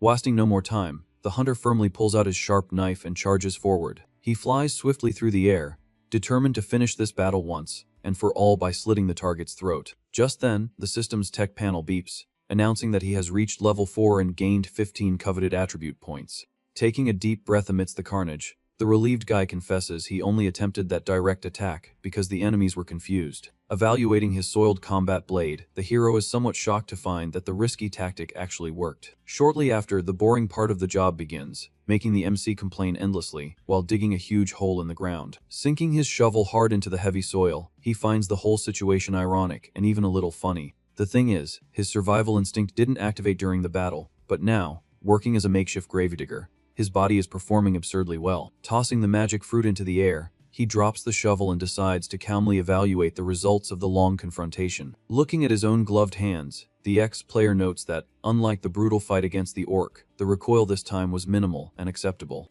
With the huge mound of dirt covering the bodies, he declares a relieved end to that strenuous and unwanted heavy labor. Crouching next to the enemy's backpack with the fruit in his hand, the warrior decides it's finally time to check the loot from the defeated. Since there was a lot of vegetable oil scattered around, he intelligently deduces there must be a place to gather the resource nearby. Curious, the guy opens the old leather bag of the goblin leader to thoroughly search the creature's valuable spoils. Immediately, he notices something unusual moving inside, and is extremely surprised by what his eyes catch. Holding the strange blue creature with both hands, he can hardly believe the ugly chief was carrying a huge frog. The MC questions why they were walking around with a live, slimy amphibian in their bag instead of just carrying a dead body. Smelling a strong, characteristic scent of mold coming from the little animal, the ex-player quickly starts connecting the dots. Noticing the bizarre green liquid slowly dripping from its curled-up feet, he already has a strong suspicion of what it really is. The hunter's eyes widen in shock as he realizes that this is the original source of the paralyzing poison used by the green creatures in battle. Quickly grabbing a practical airtight jar from his backpack, he decides on the spot that he's going to raise this valuable little pet. Having the chance to extract that powerful paralyzing poison means he can drastically increase his own toxic resistance in the future. Furthermore, coating his sharp weapons with the creature's green liquid will make his future hunts through the forest immensely easier. Storing the small animal in the plastic container, the new owner affectionately names it Jadok, promising lots of good food. Just then, the system validates his ownership, confirming that due to the poison frog's dormant state, the empathy and domestication were an absolute success. Reading the clear, floating blue notifications, the young man confesses to being quite perplexed, as this mechanic didn't exist in the old game. Pondering behind the dark visor of his armor, he wonders if this is some kind of hidden trick that emerged with reality or something bigger. Analyzing the mysterious notice, he remembers that a strange update occurred in the week he wasn't logged in, shortly before the server went down. Crouching in the dense woods, the guy pushes that absurd idea aside for now, preferring to leave the complex doubts about the shutdown completely aside. Focusing intently on what really matters now, the adventurer runs with energy through the forest, declaring that it's his time to actively explore. With a quick command of will, the explorer opens the grand, square-dimensional portal and crosses the magical rift without looking back. Finishing the reorganization of his own vital ideas, the hunter immediately begins to search the unknown green surroundings with extreme attention. His tireless search yields great results right away, discovering an isolated, crystal-clear spring that hadn't even been spotted with the fast drone. He quickly pulls out a large metal ladle and carefully collects some of the fresh liquid that flows abundantly between the ancient stones. Taking a good, refreshing gulp, the ex-player relaxes, feeling a great sense of relief upon confirming by the taste that it's just clean, ordinary water. Jotting down the small details in his notebook, he excitedly celebrates that the terrible hydration problem has been solved in the best way possible. Exploring a little deeper with caution, Song-ho locates the exact items he deduced earlier, including the useful guava fruit tree. Determined to stock up on useful supplies for the new base, he begins to frantically harvest the essential fruits and herbs. However, proving that he's a careful collector, conscious of the resources, he decides to spare a valuable sprout, leaving it to grow undisturbed in the earth. To avoid getting lost in the green expanse on future trips, the tactical guy ties simple markers around the thick nearby trees. With a heavy backpack and his important mission accomplished, the guy looks around, pondering if it's the right time to return to his safe hideout. The next sunny day, the scene shifts completely to the calm, open rooftop of a commercial building in the quiet modern world. Dressed in a heavy all-white chemical protection suit, the MC uses a long pair of tongs to feed his special new little partner. With absurd deadly precision, the blue amphibian shoots out its long, swift tongue, capturing and swallowing the tasty insect in the blink of an eye. Watching his round little pet chew with satisfaction through the thick glass, the owner claps enthusiastically, seeing that the meal is going super well. Since these exotic magic frogs need to live in a strict ambient temperature varying only between 18 and 25 degrees Celsius, he took extreme precautions, installing the important Jadok in a nice artificial aquarium on the second floor of his house. He explains that the animal would freeze to death if left at the main base. After impeccably caring for his new venomous green companion, the focused guy goes straight to the wide countertops to tackle his urgent, overdue tasks. Mixing dense, fluorescent liquids of various colors in several glowing test tubes, he focuses exclusively on the time-consuming chemical work that would take the most time in there. The production of that useful, special accelerated, healing ointment resulted in formidable piles of gray jars stacked on the large table. Looking frustrated at the immense, exaggerated stock of vials cluttering the entire clean environment, the ex-player guiltily admits he seriously overdid the dosage of the important recipe. Pondering in front of the heavy, filled boxes, he quickly concludes that giving all of that to the resilient Mai Kang would make no sense, since she's awakened. Frantically searching for a brilliant on-the-spot solution to clear out the huge mountain of valuable, stuck inventory, the young man fortunately recalls that Hong Jun would be the perfect candidate. Later, he arrives at the facade of his muscular friend's busy sports gym well into the quiet period of the urban night. The burly big guy soon appears, desperately chugging from a huge shaker cup full of thick, dark liquid, quenching the intense thirst of his routine, grueling workout. Letting out a loud, energetic laugh, the huge, very excited veteran heaps praise on the high quality of the good vitamin supplement. Song-ho arrives with his hands fully occupied by large cardboard bags filled to the brim, while the gigantic owner admits he had been eagerly awaiting that desired visit. Handing one of the small jars of the precious miracle ointment to his bodybuilder partner's calloused hands, the guy shamelessly makes up that it's excellent for deep cuts. Scratching his cheek in a clearly embarrassed and slightly nervous way, the bashful young man tries to assure the man that he wasn't being made a fool of. The veteran simply thanks him for the strange, mysterious gift with a big smile and quickly takes advantage of the unusual pause to openly praise the long, informative text messages. But the clever young man humbly flips the situation, praising his partner, making it very clear that if it weren't for him warning him, he wouldn't have escaped the recent chaotic incident unscathed. Looking surprised at the gigantic, brightly lit hall completely empty of students working out, The curious MC finds the lack of continuous movement there very strange. The big guy gestures towards the stairs and quickly explains that his loyal student base went down in force to discuss and finalize important plans at the main reception. Apparently, the critical real information leaked uncontrollably to the TV, so absolutely all the scared members of the group suddenly decided to create an improvised base there.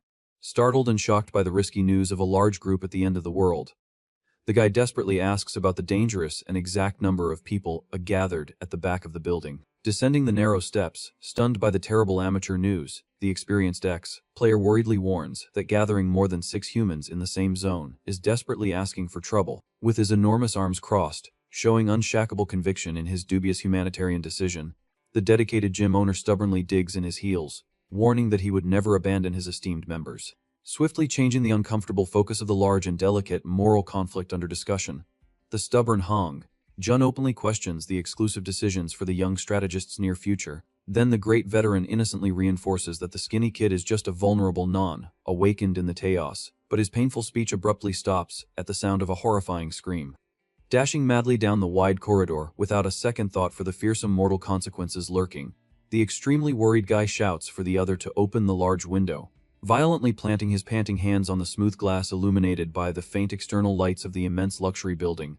The shocked MC enters a rapid and absolute state of uncontrollable dark mental shock. Thrown violently onto the hard asphalt sidewalk bathed in beams of light, the delicate and injured Mai Kyung was losing a frightening amount of red fluids from an immobile and unconscious body. Shaken and almost strengthless, Mi Kyung tries to open her eyes, murmuring in pain. Holding the girl firmly, Song Ho asks in terror if she's regained consciousness. She reports that someone attacked her by surprise, making Jun foam with rage, cursing the attacker. Maintaining his composure, the MC tells the trainer to stay there and protect the older members. The guy takes a deep breath, trying to control his own fury at the absurd situation. Turning his attention back to the young woman, he asks if she can remember the criminal's face. The customer confesses that everything suddenly went dark, and he immediately deduces what really happened. Gritting his teeth, the ex-player realizes that the scumbags have already started to act in the shadows. Being very direct, he orders the girl to use her teleportation immediately if it happens again. Surprised by the scolding, she hesitates, but he reinforces that he will provide weapons for her to take care of herself. The veteran warns with great seriousness that from now on, she needs to be extremely vigilant. Then, he recalls the famous internet rule that wherever there's a large crowd, there's always trouble. It's an absolute certainty that at least one person in the group will be a real piece of human trash. Back at his computer, he reflects that the game's area had no moderation, making it a paradise for scum. These criminals would simply pose as innocent newbies to deceive groups of players. Their dirty tactic was to lead the team straight into an area infested with deadly monsters. They also pretended to be weak, asking veterans to carry them through missions. But as soon as the crew turned their backs, the bandits would take everyone out and steal their items. The guise of fun was causing discord and making groups fight each other for no reason. All this unbearable nonsense destroyed the experience for those who just wanted to play in peace. As a result, the number of active players began to plummet frighteningly. In just 1 year, the servers went bankrupt, with only 4 people left connected. The good part is that the remaining veterans teamed up to hunt down and punish these troublemakers without mercy. Standing in his dark room, the MC wonders why he's remembering all this now. The answer was obvious, as the chaos of the shootout created the perfect scenario for the scum to act freely. Searching the forums, he discovers that the guys are recruiting people to commit crimes. Song Ho is stunned to see that there are crazies charging money to sell his old videos. But soon, a bizarre detail in one of the posts completely catches his attention. Reading the username on the screen, he instantly recognizes one of the worst players from that era. The jerk used to post videos bragging about helping newbies, but the archer knows it was all a lie. The suspicion is that the scoundrel pieced together several edited recordings to create a perfect trap. Laughing at the audacity, the ex-player admits that the bandit's creativity is on another level. To go head-to-head with this kind of people, he decides he needs to double his own training regimen. With renewed focus, the guy extends his hand and summons the dimensional rift straight to the forest. For the past few days, he has focused intensely on learning martial arts by watching tutorials on the internet. The big problem is that most of these tactics only worked against beast-like monsters. Furthermore, the techniques were useless in a scenario where the rust plague destroyed all metal. Aware of this brutal disadvantage, he completely changes his plan of action from now on. The absolute focus is to find a main weapon that won't turn to dust when the metallic plague hits. In his stone base, the hunter rummages through a large wooden box looking for something useful. Analyzing the wood and stone equipment, he laments having very few viable options there. Trying his luck, the guy pulls out a wooden slingshot to do the first practical test. He readies the equipment, assuring himself that the tool has many uses in the wilderness. The shot zips through the air at an impressive speed, hitting the tree trunk squarely. But the clay pellet shatters on impact, proving its destructive force was too weak. He then picks up the heavy wooden club, knowing this weapon ignores the rust plague. The perfect strategy against zombies is simply to smash their heads with brute force. The final plan is to buy an ebony bat from the system shop, so training with this club is vital. With a violent motion, the warrior brings the wooden club down, tearing through the air with force.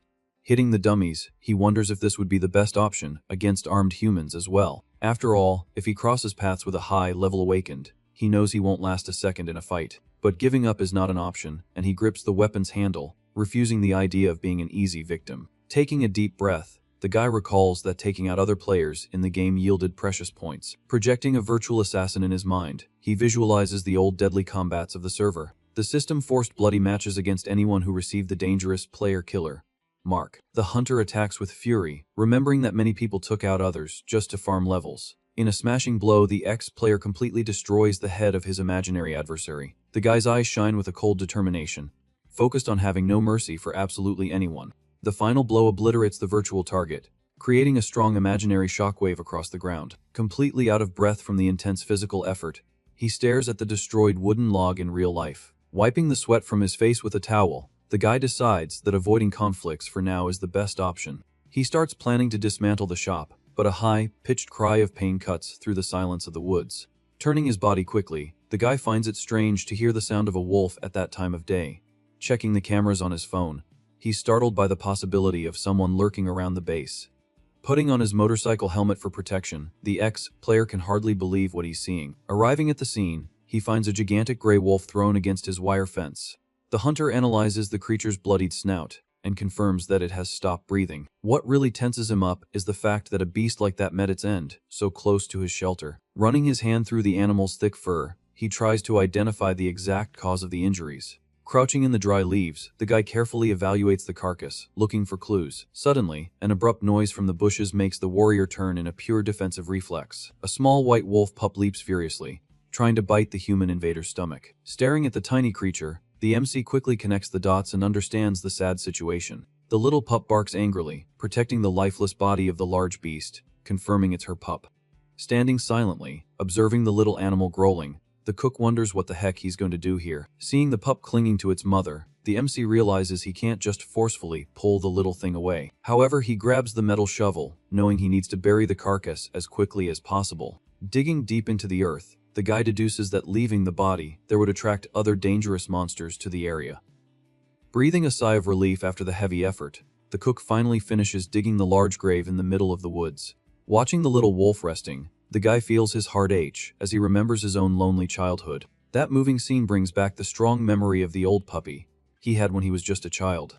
Without much thought for the consequences, the ex-player throws caution to the wind and decides to pull the pup up by the scruff of its neck. Holding the agitated ball of fur, he tells the little animal to pay close attention to what he's about to say. Pointing to the body on the ground, the hunter honestly informs it that its mother will rest in that place forever. To console its loss, he promises to make a special little door in his heady out for the pup to visit the grave whenever it feels sad. Then, the MC shoves his hand into his pants pocket, looking for something to seal the deal. Pulling out a meat jerky, the guy assures it he will take very good care of it, and won't let the little one go hungry. Crouching on the ground and offering the food, the new owner only asks that the wolf use its keen sense of smell to help with the hunts. Seeing the animal devour the treat with gusto, Song Ho asks if they have a deal. Totally captivated by the creature's cuteness, he makes the final invitation, calling the wolf to journey with him. The little animal barks excitedly, making the MC celebrate the positive response with great enthusiasm. Petting its little white head, the guy decides to name his newest partner Dingo. Immediately, the system glows in front of him, confirming that the communication and domestication of the gray wolf were a success. Back in the real world on his home's rooftop, the ex-player praises the pup's absurd intelligence while preparing a test. Very excited about the daily training, he tosses a treat into the air, telling the little guy to repeat the trick he just learned. Dingo obeys the commands perfectly, giving his paw and rolling over on the ground, proving to be a very smart companion. The little wolf continues to follow all orders without hesitation, sitting and lying down on the mat with impressive ease. Changing his posture, the hunter demands absolute silence, and the little animal stops barking instantly. Walking backwards slowly, the guy tells his partner to stay put, waiting for the next signal. Pulling a large object from his backpack, he prepares for the final challenge of that sunny afternoon. With a strong toss into the air, Song-ho throws the bone far, shouting for the pup to jump and catch it. In an absurdly high leap, the magic wolf grabs the toy in mid-air, showing a surreal agility for its size. The trainer is shocked by the creature's physical capacity, deducing that all this strength comes from its otherworldly origin. Petting his partner, the guy acknowledges that the creature's excellent sense of smell was the greatest luck he could have found. Completely won over by the little wolf's charm, the cook hugs the creature with great affection and tenderness. The relaxing moment is interrupted by the sudden ringing of his cell phone, pulling the guy out of his bubble of peace. Looking at the illuminated screen, he finds it very strange that the bodybuilder is calling him first at this hour. The trainer's urgent message told the guy to immediately search for levitation on the internet. Reading the news on his tablet, the MC discovers that the first human with powers has gone public to warn that the apocalypse is coming. The forum headlines were completely dominated by the topic of the awakened, causing huge chaos online. Scrolling through the agitated comments, he notices the general confusion of the population, mixed with the panic of those who already had powers. A flood of hatred was taking over the posts, with users heavily cursing the player for hiding the survival tips. With a slight ironic smirk, the ex-player lowers the device, finding all that hypocrisy very funny. Rubbing his tired eyes, he criticizes the behavior of people who demand answers but freak out when the truth appears. The big concern now lingering in the tactician's mind was to find out exactly what the authorities' response would be to this leak. Analyzing the furious crowds protesting on the streets, it's clear that many were using superpowers as an excuse to cause riots. However, the guy shakes his head and decides he shouldn't delve too deep into this political mess at the moment. Looking at the little wolf in the room, he points out that the government's pieces will move on their own as soon as the next big event begins. Recalling the dangerous hobgoblin invasion event, the warrior is certain that the country's real actions will soon be exposed. Pressured by the clock, Song-ho informs the little guy that their vacation is over and they need to start intense exploration immediately. With the wolf barking, ready for work, the guy confirms that meticulous preparation is the only way out they have. Crossing the large dimensional portal to the green forest, the hunter had very well defined objectives in mind. Offering a small, smelly bag for the pup to sniff, he tests the creature's tracking skills in the wild environment. The first major mission of the day was to focus entirely on securing resources to face the dreaded invasion that was coming. For this to work, the cook needed his partner to perfectly memorize the disgusting stench of the little green monsters. Impressing his master, the smart animal finds the red marking tape, showing it can track bases with extreme ease. Satisfied with its sense of smell, the next step was to assess if the little guy would remain calm in the heat of a real battle. In a quick move, the explorer kicks the ground and throws a stone to start the practical combat test. Understanding the command instantly, the gray wolf dashes furiously, tearing through the grass toward the target. The small target in the beast's sights was an adorable white bunny grazing distractedly in the thicket. Noticing the swift predator approaching, the prey gets scared and leaps desperately, trying to save its own skin. But the charge is deadly, and the pup bites the rabbit squarely, validating the theory that it could hunt alone in that world. Walking calmly to the scene of the kill, the guy comments that he needed to analyze these animals, as he didn't have time last time. Holding the heavy prey by its long ears, he carefully examines the sharp claws and musculature of the slain creature. The hunter's quick realization is that the common animals of that universe possessed absurd vigor compared to those on Earth. With the prey stored in his backpack, the dynamic duo resumes their long walk through the trails of the dense, untouched forest. During the walk, a curiosity arises in the tactician's mind about what the wolf's true level of intelligence would be in the game's metrics. Wanting to put his body to the test, he pushes the leaves aside and decides to advance once and for all toward the dangerous valley. Suddenly, a blue glow surprises the guy, informing him that his maximum health points had organically increased. Swaying from the effort, he remembers his old character had very high stats, realizing that his current body was evolving quickly. Turning his neck in surprise, the explorer gives his companion a good scolding for straying from the group without permission in the middle of the woods. Seeing the pup panting and completely exhausted from so much running, the cook kneels down, offering the little guy a bowl of fresh water. While the animal drinks desperately, Song-ho associates the excessive heat with the mysterious environment surrounding them. Holding a bright red pepper in his hand, he discovers the reason the little wolf was suffering so much from that sudden fire. Totally shocked by the discovery in the bush, he recognizes the valuable magic item and can't believe his own insane luck. Using the large shovel to extract the whole roots, the guy showers his partner with praise, promising a mountain of wonderful treats. With the harvest secured, the two arrive at the edge of the crystal clear river, with the archer checking if the area was really safe. Crouching on the bank with his weapons in hand, the experienced player ponders that fishing for those red fish yielded no points. However, seeing the fleshy trout jumping in the current left the hungry and curious wolf completely hypnotized by the tasty aquatic prey. Watching the fish swim freely, the owner smiles, concluding that just the hunting experience for the pup was worth all the effort invested. In the forest, the MC tells Dingo they'll finish the preparations for the second phase of construction before heading home. The next day, the workers finish the demolition and collect the heavy panels of the old restaurant in the morning. One of the workers carries the dirty material and announces that the removal service is complete. The contractor advises that any problems should be reported within 3 days, and Song Ho thanks the team for working so early. Sighing as he sees the completely clean and empty hall, the ex-player confesses that seeing the place dismantled feels very strange. Walking through the deserted streets at night, he tries to firmly convince himself that this action was a necessary choice. Leaning his hand on the cold wall, the guy reflects that if someone is lucky enough not to turn into a zombie from the Great Plague. Watching several desperate people looting a convenience store down the street, he perfectly understands that natural behavior. Without judging anyone for their actions, the cook accepts that he would do the same to survive and has no right to complain. Entering a dark warehouse with his partner, the guy is impressed to notice that the entire space had already been cleaned out by other survivors. Just then, the bodybuilder appears, stating that he also only left the basics there, and Song Ho is startled by his presence. Grabbing his friend's shoulders, Hang Jun reveals in a serious tone that he came there just to check if he was still alive after his disappearance. The big guy soon notices the little white wolf and asks if he always had a husky, but the guy denies it with a quick laugh. Crouching down to give the fierce beast a lot of pets, the trainer praises the animal, while its owner introduces him as Dingo, the new mascot. Insisting on the main topic, the ex-player asks the real reason for his visit, but the buff guy repeats that he was just worried. With a slight ironic smile, the MC questions if that was all, making the trainer scratch the back of his neck and admit the truth. The muscular friend tries to justify himself, stating that his great concern for his safety was also very genuine. Shifting to a much more serious tone, the big guy crosses his enormous arms and reveals that he found out who attacked Mai Kang in the alley. Sitting at a small table with some hot drinks, the ex-player asks his partner to get straight to the point about the Grim case.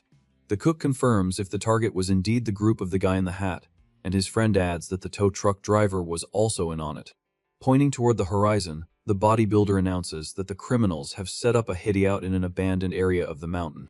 Very curious about the quick accuracy of the data, Song Ho wants to know how his friend managed to gather this information out of nowhere. The trainer comments that the pieces fell into place and mentions a famous awakened from the internet who can levitate objects with his mind. He explains that he talked to this powerful guy and found out that he had tried to join that cowardly squad before everything. However, the newbie refused the offer and left as soon as he realized the 3 original members were too aggressive and perverted. To make the guild's situation much worse, Hang Jun says that the women started leaving right after the brutal attack on the hairdresser. Investigating the sudden exodus, the big guy discovered that the girls were receiving fake offers to join strong squads. With the pieces in hand, the warrior easily deduces that the scumbags used this rotten tactic to deceive the female rookies in a very cowardly way. Checking the notifications on his cell phone, the trainer announces with disappointment that their group has been reduced to just 4 people. Staring at the empty chat screen, he confesses that he understands people fleeing the place, since they only had 2 awakened on the whole team. The MC finds it ironic that they did a favor and got that in return, but the big guy states that people are purely selfish.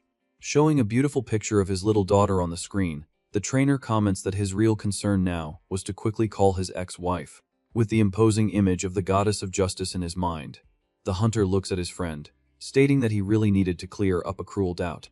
Straight to the point, Song Ho asks if the man would have the necessary courage to take out other people once the tragedy finally began.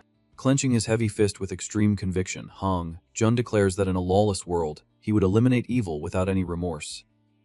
Breaking the tension in the air with a big smile, the buff friend finds it weird that the guy brought up such a heavy topic out of the blue. The ex-player laughs it off, pretending it was just a quick, silly thought, but a shrill alarm cuts off their conversation, startling them. Terrified by the unexpected commotion from the street, the trainer knocks over his own chair, jumping up completely lost. Pointing to the empty alley, the young man immediately recognizes that the repetitive, loud sound was coming from a small emergency alarm. Letting a cold aura overflow from his tense body, the warrior asks his ally to watch Dingo for just a moment. Far away and out of breath, a poor girl desperately presses the button on her portable device, trying to ward off an imminent threat. The bully named In. Hack ignores the annoying screaming and demands that the victim come down the stairs quickly, without trying to cause a scene. Retreating in fear along the walkway, the young woman indignantly asks why they keep following her after her clear rejection. Cracking his neck with a hostile posture, the delinquent states that he's lost his patience and promises to handle the nuisance his own way from now on. The man in the suit smiles sinisterly, demanding she come down while he's being nice, assuring her that no one would show up to save the day there. The skinny criminal brandishes his gleaming baseball bat, ordering the prey not to waste energy trying to fight against Awakened. Hiding high on the dark wall and wearing an opaque motorcycle helmet, Song Ho prepares an improvised weapon in the dark as the countdown begins. With lethal focus on the main target in the alley, the vigilant pulls the heavy elastic of his slingshot to its absolute limit. A heavy metal projectile is launched through the air at a crushing speed, leaving a bright trail through the narrow space. Just as the bandit focuses for the final blow, he hears the swift, invisible attack approaching him violently. The bullet hits the skinny guy squarely in the chest, breaking the coward's posture instantly and making him let out a ragged grunt of agony. The other two thugs freeze in total shock upon witnessing their partner fall injured, and shout for the shooter to show himself. Leaping stealthily from the top of the wall straight onto the dirty walkway, the intruder lands in style, facing the cornered targets. Staring at the blonde bully's astonished face, the powerful hero lets out a taunt, announcing that he would never reveal his real identity. Using his body weight to his advantage, the hunter delivers a hard thrust with his thick, glowing club right into the enemy's solar plexus. The immense damage of the clean blow sends the human trash flying through the air, knocking the wind out of his lungs, with no chance to react to the assault.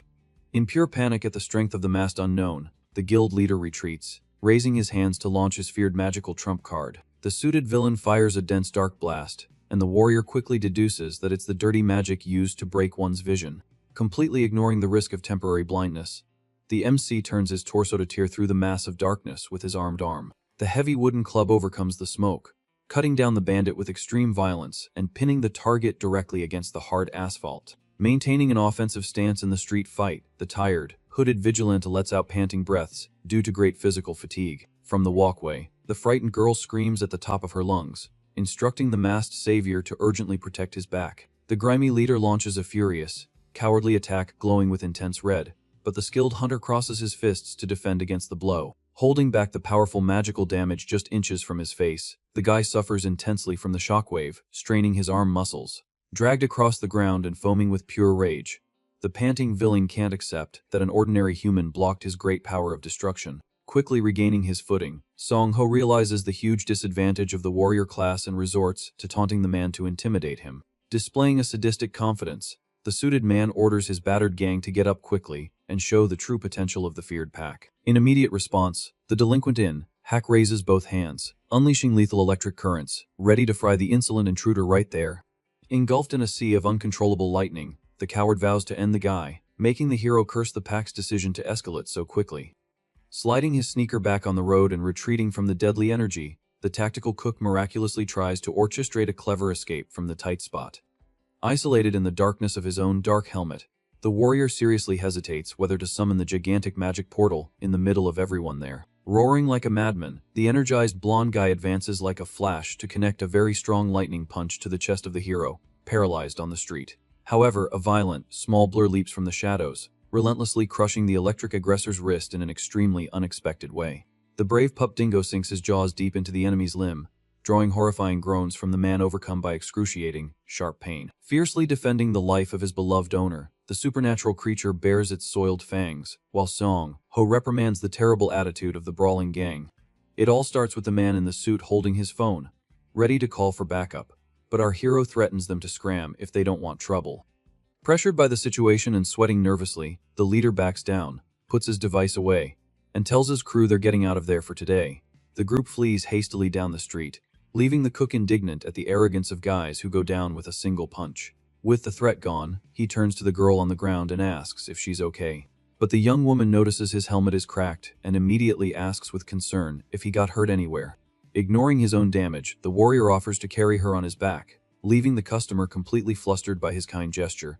In her mind, the image of the mysterious savior amusingly overlaps with memories of some brutes wearing fake bunny ears. Shaking her head to dismiss the thought, she refuses the ride, telling him they need to get to a hospital right away. Just then, Han Jun comes running into the alley, and the guy immediately asks the big man to take the young woman to his safe shelter. As the trainer agrees on the spot, the ex-player says his goodbyes, announcing he has loose ends to tie up, and walks off with his little wolf. Walking down the quiet street, he finds it very strange that the cowardly man in the suit suddenly tried to act tough. Back in the comfort of his home, the guy decides to clear his head and moves on to the second stage of his survival project with his drill. The hunter confesses that leaving the alley in a hurry was an absolutely unavoidable action on his part. Seeing the strong bond between his two injured friends, the MC felt an immense urge to reveal his powers and trust them. However, that choice was impossible now, as he badly needed to focus on leveling up to maximize his magic portals shop. The veteran knew he needed to use the power of magic items to crush his enemies with much more force from now on. Assembling the Hideout's plumbing, he calculates that he needs to get a lead of 3 levels or more for his plan to work. After all, the monster's difficulty scales with the player, and allying with his friends now would only make the hunts brutal and too risky. Totally focused on the heavy work, the builder checks the watch on his wrist and is startled to realize how late it already was. Even though he's exhausted, he finally completes the installation of the large wood, burning stove to heat the isolated environment from the cold. Watching his little wolf sleep comfortably near the fire, the owner is very relieved to see his partner loves the new home. All that was left was to install the final equipment for the initial base to be fully ready and functional before the great collapse. Very excited about the rapid progress, the guy smiles and decides to pull an all-nighter, since he's come so far. On the morning news the next day, the anchor tensely reports on the dangerous trajectory of a mysterious asteroid in space. The space agency confirms that the gigantic rock named Unjambi has just entered the central area of the solar system. Experts continue to monitor its orbit with extreme attention to predict any imminent disaster. But Jupiter's massive gravity split the celestial body in two, completely messing up the astronomers' calculations. The head of the tracking department goes public to announce that the threat now consists of 2 large, separate meteors.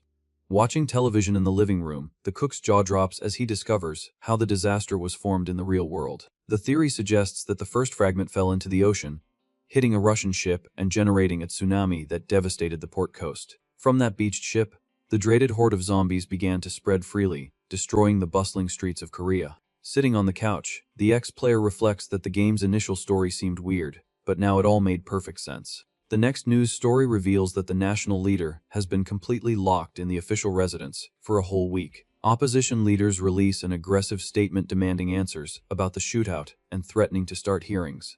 With doomsday rumors boiling on social media, the guy understands why the president can't just show up now. He crosses his arms in relief, pointing out that at least the media pressure is making life difficult for the awakened criminals.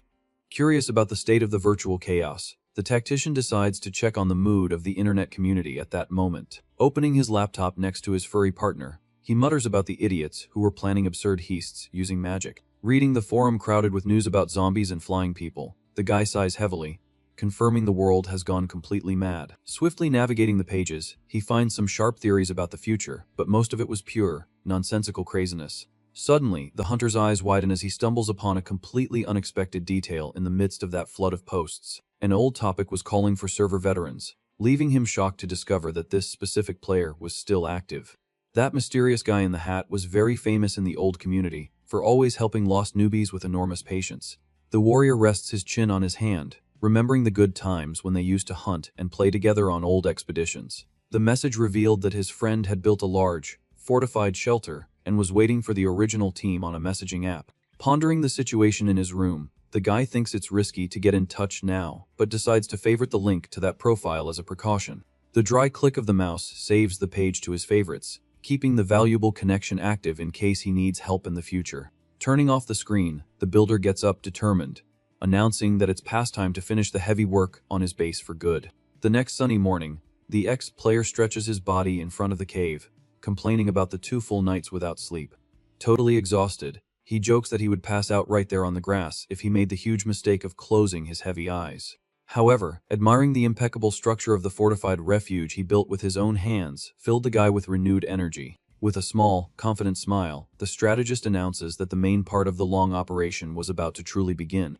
Walking down the underground corridor, the focus now was to perfectly connect the electricity from the solar panels to light up everything. The mission required converting currents and splitting multiple dense lines to ensure full compatibility of the appliances inside. Holding the end of the charging cable, he mentally pleads for the contraption to work perfectly on the first try. The device's screen glows with a green signal, making the guy celebrate out loud for his victory over the complicated local power system. With a quick flick, the ceiling lamp turns on, flooding the base with light and drawing a long sigh of immense relief from the worker. Celebrating like a madman, he throws his arms up, feeling a strong wave of dopamine rush through his veins from the successful mission. Calmly descending the small stairs, the survivor proudly declares that his new life in a magical world was already well underway. Opening the heavy security safe, he remembers that the deep excavation yielded much more than just easy, glowing stones. The bottom of the false floor also concealed a very rare magic ore known to be extremely harder and sharper than obsidian itself. But unfortunately, the large glowing emerald stone had no practical use for him during this initial survival phase. Closing the metal hideaway, the smith concludes that it's better to have and store the raw ore, leaving the lights to be set up later. Walking to the pantry, he mutters about organizing the food when his partner's desperate barking echoes from outside. Startled by the animal's loud and aggressive tone, the owner turns his head, confused, calling out his beloved pup's name. Outside the fence, the little wolf snarls, hackles raised, and shows its tiny fangs, facing a grave threat that was roaming the forest. Wielding his combat knife, the warrior rushes to the base's door, asking what was happening so suddenly. Staring at the scene through the bars, the hunter freezes in place and curses under his breath upon realizing the huge disaster awaiting him in the woods. An entire pack of terrible dire wolves was gathered nearby, confirming the arrival of the dangerous beastly monsters in the region. Protecting his partner's back, the guy can't understand the main reason why beasts native to the mountains would come down to this lower part. Analyzing the leader's bloody and cruel snout, the young man strongly suspects that this pack was responsible for killing the pup's mother. With his nerves on edge, the master whispers only his brave companion's name, telling him to stay back and be ready. The absurd numerical disadvantage leaves the tactician completely frustrated, forcing the human to admit that the situation turned terrible in the blink of an eye. Being honest and calculating with himself, he is absolutely certain that he cannot defeat so many giant beasts in a head-on fight. Turning his back to grab a larger weapon meant being brutally torn to shreds in seconds, leaving the cornered hero with only one way out. It all starts with the MC quickly devising a plan, deciding to focus entirely on scaring off the alpha, so the rest of the pack will follow. Since these monsters are naturally cautious, he's very confident this tactic will work. Knowing the leader attacks first while the pack waits safely, he prepares the ground for the ambush. The hunter is betting on the fact that these beasts hate strong smells, and decides to use that as his main advantage. By sheer luck, he remembers he still has the pepper spray he used in the fight against the kobolds. Pulling the yellowkin from his belt, the guy focuses on landing a jet right in the giant enemy's face. The veteran is absolutely certain that, even if it's not lethal, the product would scare the smelly creatures away from the area. However, cold sweat drips down his face as he admits it would be the end of the line if the beast decided to charge. Facing the huge monster head-on, he urgently tries to find a way to paralyze the target to use the spray. Suddenly, a risky but brilliant idea crosses the tactician's mind, completely changing the course of events. Clenching his fist firmly, the ex-player pushes his doubts aside, since retreating now would cost him his own base. Taking action, the cook openly provokes the alpha wolf, calling the red beast to a fight once and for all. Furious with the human's audacity, the beastly creature takes off at high speed, tearing up the forest floor. The monster bares its giant fangs, ready to shred its prey in a brutal and relentless charge. Seizing the exact moment of the lethal pounce, the hunter maintains a cool posture, awaiting the enemy's approach. The terrifying beast leaps with all its might, aiming for the human, who remains rooted to the spot without showing a shred of fear. Focused on his own dangerous plan, the guy coolly calculates the remaining milliseconds to act. Commanding the magic portal to open right in the path of the leap makes the big wolf plummet straight into the blue dimensional rift. Wasting no time, the tactician immediately closes the passage while already readying the yellow can in his gloved hands. As soon as the creature plummets back down from the top of the magic, the warrior fires a stinging jet right at its snout. The chemical impact hits squarely, making the beast thrash on the ground, cuffing desperately from the sharp sting. Knowing he can't give it an opening, the ex-player warns that the pain is just beginning and advances with his lethal blade. In a swift, surgical move, he sinks the knife into the immobilized monster's neck, sending blood gushing onto the grass. Terrified by the violent fall of their supreme leader, the other pack members turn tail and flee in terror. The cowardly pack disappears into the dense forest, abandoning the battle site without looking back once. Tired and panting, the victor sits on the ground, confessing he almost bought it this time, just as his partner appears. Petting the agitated little white wolf, the master calls the little guy a rascal, in a super friendly and cheerful tone. The small animal stares at the remains of the fallen beast, and the cook asks for patience, assuring him that things will get better. Vowing pure revenge for his cute partner, the MC guarantees he will still hunt down the rest of the murderous pack, After finishing the cleanup in the basement, the guy returns to the city, heading to the hardware store and the local pharmacy. Walking down the busy, hooded street, the guy grumbles with exhaustion from being awake for almost 70 straight hours. He admits he got very lucky in his defense, because if the attack had been from werewolves, his end would have been more than sealed. Waiting at a green light, the hunter acknowledges his own negligence in underestimating the real dangers of that place. The big mistake was only considering the immediate vicinity, and forgetting about the dangerous monster migrations on the map. Now the focus is to fly a lot with the drone to map everything, expand his magical domains, and heavily reinforce the shelter. Standing at the door of a shop, the builder focuses on the idea of digging a moat to ensure a second line of defense. Just then, a surprise call of his name cuts through the traffic noise, pulling the guy out of his tactical trance. Turning his head, a bit confused, he stops thinking about sensors and focuses on the person he just recognized on the sidewalk. Han Jun appears, big as ever, accompanied by a mysterious young woman, cheerfully asking what the guy was doing there. The MC replies that he just came to buy some everyday things, and the trainer immediately deduces they weren't weapons. With a quick laugh, the muscular friend clarifies that he's not out on the street looking for heavy weaponry either. Pointing to his elegant companion, the man explains that she was the one who insisted on looking for protective gear. Putting the pieces together in his head, the young man concludes that his partner intercepted the young woman wandering through the stores. Understanding the situation instantly, the cook realizes his friend just wanted to stop the girl from making some expensive mistake. Since the woman wouldn't accept his advice, the ex-player asks if the big guy showed her the basic rules of the apocalypse. With a slightly odd posture, the mysterious young woman just stares at the guy's face in dead silence. Suddenly pointing a finger in his face, she clicks her tongue, remembering that he's the owner of the famous eatery. Song Ho confirms his profession, a bit sheepishly, and she openly comments that the guy's aura has changed completely. Feeling she was too rude, the woman immediately apologizes and hands a nice business card to the young man. Very politely, she introduces herself as Su Yaon, while the guy formally reciprocates by stating his own name on the sidewalk. As he lowers his eyes to check the paper credentials, the cook gets a huge shock, his mouth falling open. In disbelief at the major discovery, the tactician finds out that his new acquaintance is actually an important hospital doctor. Without a second thought after realizing her profession, he immediately shares the vital tips about that game. Processing the absurd warnings, Su Yaon honestly admits that deep down, she was quite skeptical of the whole monster theory. However, she ends up accepting the harsh reality upon realizing that trying to explain magic with normal science was a huge waste of time. Satisfied with the doctor's quick understanding, the ex-player focuses his gaze and says he has a very important question. Being incredibly direct, he bluntly asks if the friendly doctor is actually a powerful awakened. Startled by the sudden question, she denies the rumor with a laugh, saying the tips just made a lot of sense. The trainer intervenes, all happy, praising the quick trust he felt in her, while the woman questions their attitude. Staring at the pair of survivors shrewdly, the observant Su Yaon asks if they both hide secrets different from others. Surprised by the young woman's quick mental agility, the MC's face hardens, understanding that she is incredibly smart. With a friendly smile on her tired face, the doctor gently extends her hand, asking the three of them to form a good friendship.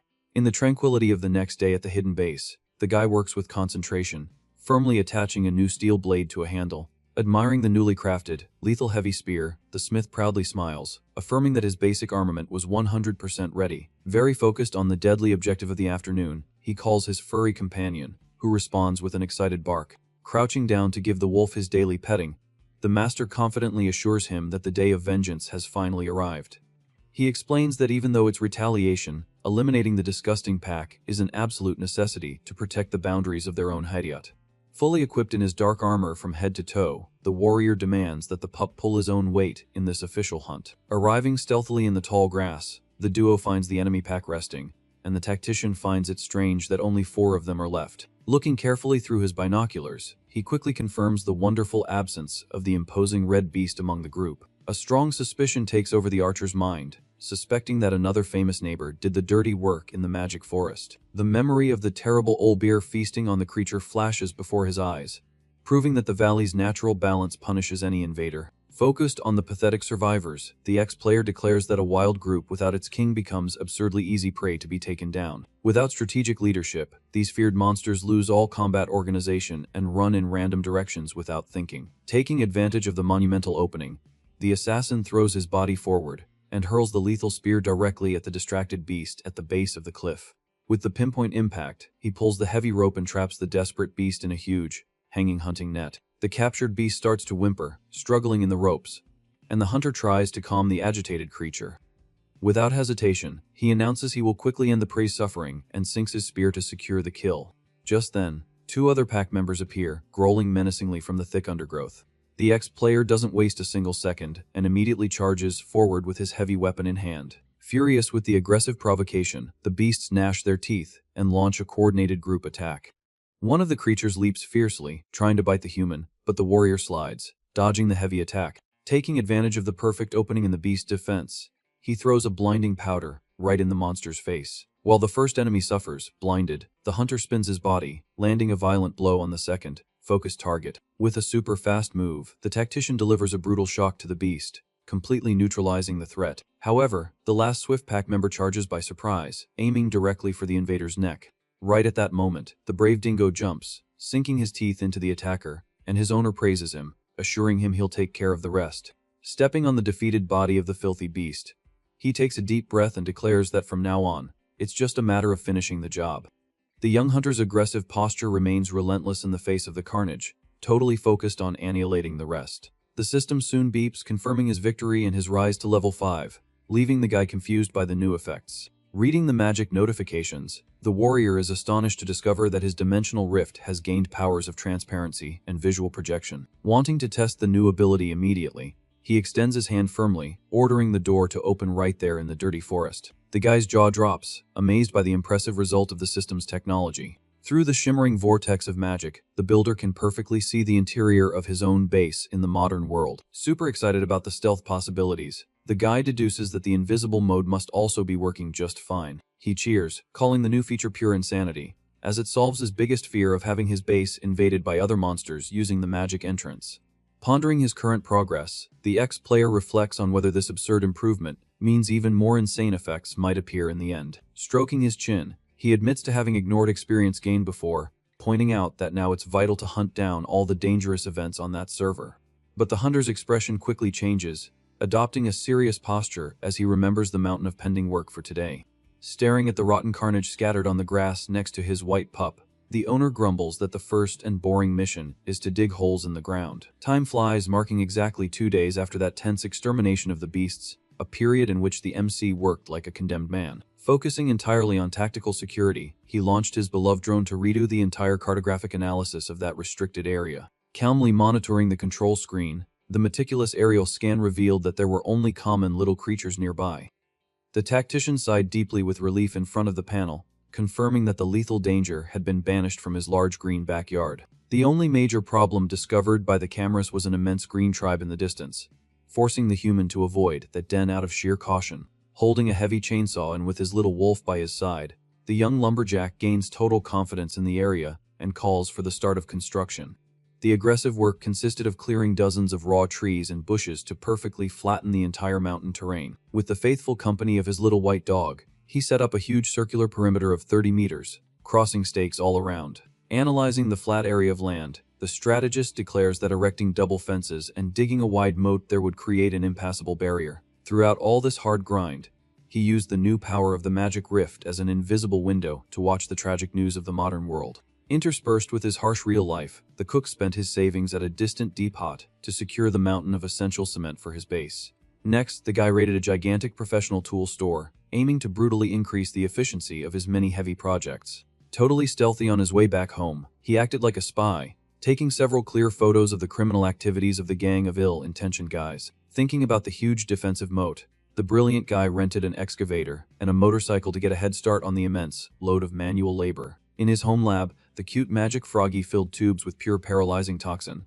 creating a lethal stock for the archer's arrows against abominations. Sitting exhausted in front of the monitor in his room, the veteran is floored, muttering that this bizarre new development had to be a huge lie. The illuminated forum page displayed the shocking headline confirming that a mysterious squad had recruited that famous survivor from the old era. The tactician's eyes widen in disbelief, staring at the virtual bombshell, quickly recalling the cloaked figure of his old, calm partner in crime. This digital bombshell made the guy directly connect the absurd military facts, associating his partner's help with the recent, hushed-up conflicts on the street. With his eyes fixed on the photo of the isolated palace, the hero tensely questions if the president's entire suspicious isolation was connected to this secret move. Reflecting on his old mental theory, Song Ho is certain that a coveted and wise veteran, would never sell essential tips to the government for free. In the cold view of the experienced hunter, that old item, obsessed collector would demand the construction of a gigantic vault in the country in exchange for his great silence. Visualizing the board of the tragedy, the logic of seeking total protection dictated that his ex-partner would ally with the top of the immense chain of command, without batting an eye. Sitting exhausted at the glowing table, the guy delves deeper into the tremendous dilemma, suspecting that the cursed guild was using the weight of the OG player to deceive the people. Completely fed up with frying his brain over dirty schemes, the warrior massages his own bangs, decreeing that stalling like this wouldn't bring the right answers. Gritting his jaw in anger, the tactician swears to himself that if the true master was on the rotten side, his peaceful life path would have to change immediately. Determined to dig deep into this messed up situation, the young man puts on his beloved virtual immersion goggles, perfectly adjusting the nice disguise on his face. To avoid getting caught easily, he quickly typed, forging all the digital identities that would keep his route camouflaged from major investigations online. Using the anonymous chat of the famous internet group, the curious guy sent a quick invitation, calling the shameless leader for a chat in the virtual system. The acceptance notification flashes, prompting the investigator to provide a nice, isolated address in the catacombs of the defunct game, before the person vanished from the map. Reading the bizarre speed of the replies on the full screen, the guy lets out a laugh, questioning if the great online criminal was just an unemployed man. Pressing the final connection shortcut on the thick table, he steadies his wrist, prepared to unmask the cowardly jerk's terrible lie without any spoken hesitation. His room darkens as the long download transfers the lonely veteran's great mind to the bright servers of the famous, clean, and isolated game room. On the synthetic checkered floor, his comical duck avatar coldly greets the hatted contact who was waiting there with a very suspicious posture. Placing the avatar's palm on his digital body, the mobster grumbles with great disappointment, strongly criticizing the immense initial mystery about the secret meeting. The irritated faction spokesman attacks, saying the giant yellow caution wouldn't lead anywhere, offended by talking to a big, mute duck on a global topic. Letting out a long, purely audible scoff in the system, the snobbish character tests if the invading visitor could really handle the pressure imposed at the end of the world. Ignoring the clear venom spoken by the dirty rat, the silent investigator raises his short fingers on the screen, challenging his deep knowledge of the erased legends. With a swift keyboard command, the hero throws a terrifying blue werewolf into the center, demanding with pure mathematical precision the meters of the creature's incredible deadly leap. Maintaining a firm attack under tremendous pressure, the huge image of a furry monster fills everything, forcing the fancy man to bellow the obvious fatal answer in the light. The brutal, lethal proof displays the rotten faces of the worst invaders of the infernal horde, forcing the scummy-suited man to give the correct and disgusting evolutionary lesson on those beasts. Launching the heavy trap of the rare catastrophe bonuses, Song Ho's sharp mind tries to corner him, but here's the good old cynical excuse of the old game cheaters. Letting out a good laugh of pure false relief, the relaxed hacker acknowledges the very high value of that cute avatar, proving the cruel old roots of the digital contact. Getting straight to the dirty point of the huge cyber forum, the real veteran plays his checkmate, demanding the supposed majestic appearance of the original hero to sign his contract there. The big liar sweats nervously at the interface, freezing as he tries to invent an excellent, cheap excuse for not summoning the huge and legendary Supreme Ghost at the appointed time. The deceitful fake man tries to deflect his pure shame by abruptly changing the subject, making the cook curse the tremendous, bizarre insanity right there. Quickly grabbing his immense modern goggles in his stuffy room, the guy's tactical genius understands the shameless hacker maneuver, prolonging the foolish online lie. His startled eye widens in a great snap of pure lethal genius as the lonely hunter processes the true funereal intentions of the rotten guild's invasion. His face hardening into a laugh at the deadly game, the bandit disappears into the zeros and ones of the air, fully confirming the cunning tracking trick hidden by his data network. Scenes later, in a gigantic operational center, the real criminal removes his powerful digital goggles and hears the warm congratulations for the grand final entrapment. It all starts with the man in the suit ordering his goons to immediately block the door of the LAN caf. The attendant at the counter tries to tell them that payment for the time is made there, but the intruder cuts him off instantly. Grabbing a customer's arm, the man in the suit says they are only there to find a specific person. Using his magical power, the bandit hypnotizes the young woman with his glowing eyes, demanding the victim's full cooperation. Watching everything from his computer, Song Ho realizes the invader is a mind controller and decides to act as quickly as possible. Focused on escaping, the guy understands he'll become a mere puppet in that man's hands if he gets caught there. Rushing to the establishment's bathroom, the cook summons his dimensional passage on the spot. Just then, one of the goons approaches another customer in the main area, thinking he has finally found the mysterious target. The leader uses brainwashing to confirm the guy's identity, but the young man denies being the wanted veteran. Clicking his tongue in frustration, the villain concludes that the only place left to check is the bathroom. Standing in front of the urinals, the leader greets the empty space, feigning great friendliness towards his old gaming partner. Opening the door of one of the stalls, the criminal ironically asks if the target has some kind of invisibility skill. The bandit turns on the sink's faucet, filling a bucket with water, assuring him he's dealt with this kind of power before. With a quick motion, the man throws the water across the bathroom floor, aiming to reveal the stealthy hunter's footsteps. However, Song Ho sighs with complete relief for having flattened his magic portal flush against the wall before the guy came in. The man in the suit bumps into the invisible barrier, creating a shock, and our hero breaks into a cold sweat, realizing he was almost discovered. Turning his back to the wall, the criminal uses his radio communicator, concluding that the target isn't using stealth.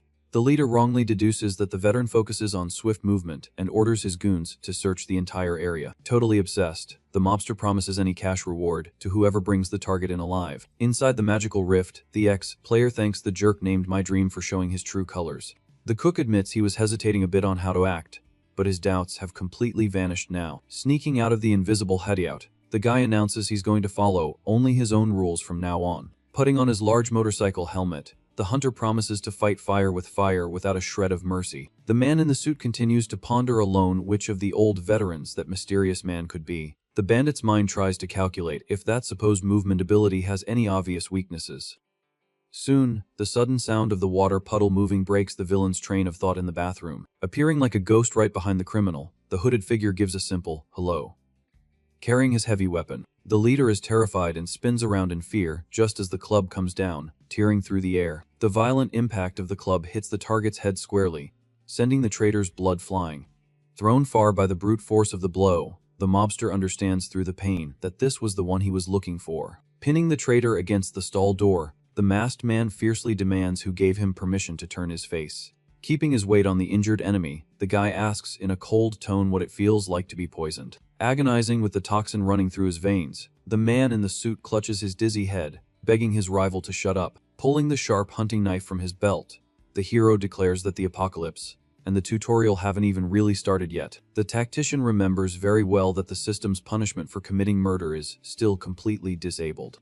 Bringing the lethal blade close to the jerk's face, the hunter warns that he won't suffer any penalty if he takes him out right there. In a desperate act of defense, the bandit tries to use his mental powers to lock the adversary's armed arm. Lying pathetically on the bathroom floor, the criminal discovers firsthand that he can't move his own body. Stepping on the human trash's back, the ex-player scoffs that now the rich guy looks just like a monster ready to be looted. Completely humiliated and with no way out, the guild leader curses the MC, gritting his teeth in pure rage. The hero warns that this is the fair price to pay for trying to deceive and enslave a veteran survivor. Promising not to go easy on him in their next encounter, the cook disappears into the magical rift, leaving the mobster behind.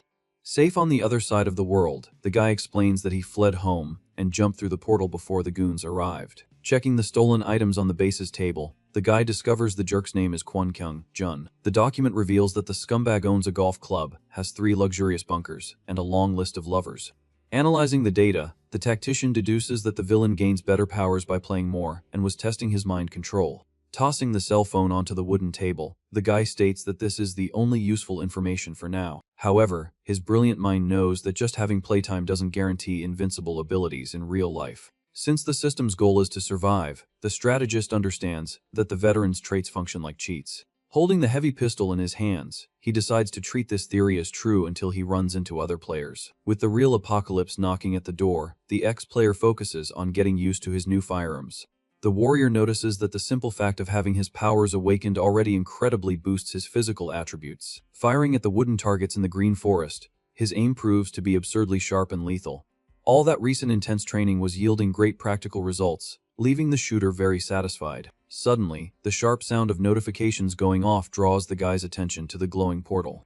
Sticking his head through the magical rift, the cook tries to understand why his cell phone is buzzing non-stop back on Earth. The desperate headlines report the surprise appearance of dozens of dangerous goblins in the Gyasan region. Staring into the void of his dark room, the hero realizes with tension that the long-awaited second omen has just begun. The roads in that mountainous area were engulfed in pure magical darkness, causing great chaos for drivers. Checking the car's clock on the way, the MC curses in irritation upon seeing that time was very tight. Driving with focus on the empty highway, the hunter thinks it's a huge stroke of bad luck that the invasion happened in Gyasan. Reading the scared reports on social media, he confirms that the Horda's last location was at the large reservoir. With no time to lose, the ex-player floors it, driving up the dark mountain pass at a very high speed. Getting as close as possible, the guy abandons his car on the side of the road and decides to proceed on foot. Already walking through the dense woods, the owner informs his little wolf that the hunting season for green goblins is open. The tactician had two reasons for rushing so much, the first being that the police would soon seal off the area. The second reason was the strong certainty that those weak monsters were setting up a camp for the race's chieftains. Running along the uneven dirt trail, the dynamic duo sniffs for any small sign of danger in the night's darkness. The warrior asks if his furry partner has picked up the rotten stench of the targets, and the animal responds with an excited bark. The white pup's keen nose begins to track the air with great concentration, looking for the right direction. Dashing ahead very energetically, the little dingo proves that his valuable scent training was not in vain. Keeping up with the creature's fast pace, the human climbs the steep terrain, slipping a little on the wet leaves. Placing his hands on the large, mossy rock, the invader tries to climb the embankment stealthily to avoid attention. Peeking just his eyes over the blocking rock, the guy lets out a frustrated murmur at the difficulty of access. Staring at the little dog below, the master asks in a tired tone if there wasn't an easier way to get up there. Arriving stealthily at the top, the hunter observes the macabre scene of fallen police officers in the woods, and curses the terrible situation. Keeping his cool in the face of chaos, the ex-player quickly kneels to check the pulse on one of the officers' necks. A great sense of relief washes over the guy as he confirms that the injured men were still breathing. Analyzing the absence of serious injuries, he concludes that the victims were only paralyzed by poisonous toxins. However, the empty belt catches his attention, making the tactician question who would have stolen the weapon during that attack. Leaning the man against the grass, the cook deduces that they should wake up fine after a good rest. With that settled, the warrior focuses on the next step and decides to investigate the carcasses of the small monsters up close. Staring at the perfectly embedded marks on the green skin, he confirms that the police fired a lot at the creatures. Crouching in the dirty undergrowth, the investigator finds it completely nonsensical for someone to steal weapons in the middle of that mess. But suddenly, the pieces fall into place in his brilliant mind, leaving the veteran completely shocked by his own theory. The hero's eyes widen as he considers that the rare appearance of a golden goblin might have occurred in the middle of that pack. With this great possibility in mind, he gets up, determined not to let such a valuable prize slip away. Without hesitation, the guy picks up the injured officer's abandoned cell phone to call for rescue immediately. He sends a quick message with the exact coordinates of the location to prevent those men from rotting there alone. Checking the news about monsters going viral on social media, Song Ho realizes he has started a race against time. Running through the darkness of the woods, the hunter fully trusts his furry companion's sense of smell to speed things up. In another part of the forest, a strong metal shield hits a goblin's face with extreme violence. The muscular guy laughs sadistically as he crushes the small, fallen monster with his new equipment. The other goon in the guild backs away, scared of the horde, and asks the chief if they are doing the right thing. Annoyed with his frontline duty, the leader grumbles about having to play the tank without being fully awakened. The man in the suit reveals that his telekinesis magic still takes a good while to be cast on the battlefield. Despite complaining, the villain lifts several heavy rocks with the power of his mind and tells his partners to relax. The floating debris is mercilessly hurled at the beast, with the leader guaranteeing the group's cover. Slicing another disgusting creature with his sword, the shield-wielding warrior asks if the rest of the squad is on its way. The chief confirms that the crew has arrived on the mountain, but is struggling a lot to climb the difficult terrain. Seeing the situation tighten, the smaller member despairs, questioning if they shouldn't flee too. The brute refuses to flee, seeing a golden opportunity, since those monsters were just like the ones in the game. Slashing a leaping goblin's belly, he celebrates the lack of poison darts and spears in the horde's hands. The telekinetic mage agrees with the advantage, ordering his ally to continue the massacre without worrying about the rest. The shield bearer guarantees that clearing that area and hunting the hobgoblin troop will bring an absurd benefit to the guild. Demanding full focus, the leader tells the group to stop whining and pay more attention to the night combat.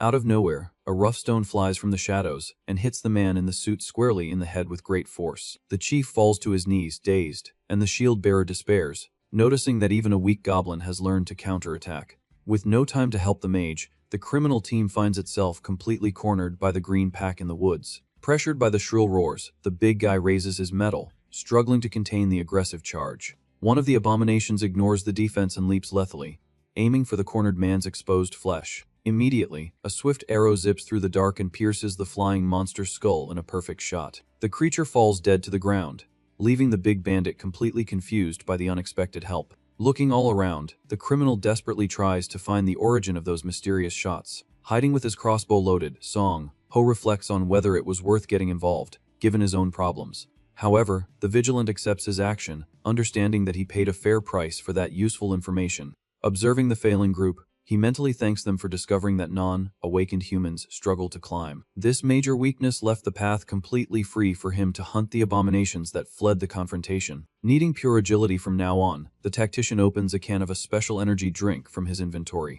With his face shielded, the hero feels his vigor rise and prepares to put his trap into practice. Putting the plan into action, the hunter slashes the nape of a green goblin to draw the ire of the entire small squad. The creature turns its head furiously, and the human's idea is to guide all these angry monsters straight into the magic.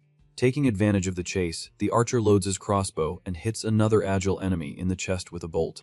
The creature lets out a sharp cry of agony, proving that the objective was precisely to injure them to call their boss. Retreating tactically, the ex-player summons his dimensional rift, using the magical structure as a large wall. The strategist pulls his own arrows from the dead monster's body through the portal to erase the visual evidence. Attracted by the pack's confusion, the enormous hobgoblin appears in the area, showing its frighteningly sharp perception. The orange beast coldly stares at the carcasses of its subordinates lying in the dark mountain woods. Furious about the loss in his pack, the huge monster shouts aggressive orders, telling the rest of the troop to act quickly. Trembling in fear of their commander, the surviving goblins scatter tensely across the uneven terrain. The immense hobgoblin turns its head toward the trap, and the human predicts that this lethal target will attack him soon. Hidden by invisibility, the tactician draws his sword, attacking by surprise to decapitate two enemies at once.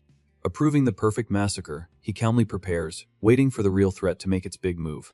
But the warrior narrows his eyes behind his visor, sensing that something bizarre was happening up ahead. Completely surprised, the guy watches the commander shoving his lackey, and finds it strange that the creatures are fighting. Using his subordinate as a distraction, the leader smashes the magical wall, forcing the hunter into a direct fight. The gigantic hobgoblin leaps with its club, and the cook blocks the deadly attack, thinking its strength is insane. Reacting on pure instinct, the human slashes the beast's belly, vowing not to back down so easily. The heavy impact pushes the hero violently, throwing his back hard against a tree. Sliding down the trunk, the guy gives a faint laugh, feeling a great physical pain crushing his muscles. The creature walks relentlessly, holding its dirty weapon, while the warrior tries to fight off the terrible blackout. In a brutal move to crush the human prey, the commander brings his club down, creating a gigantic red trail. With his life dropping drastically, the survival system activates on its own, and the guy's eyes glow pure gold.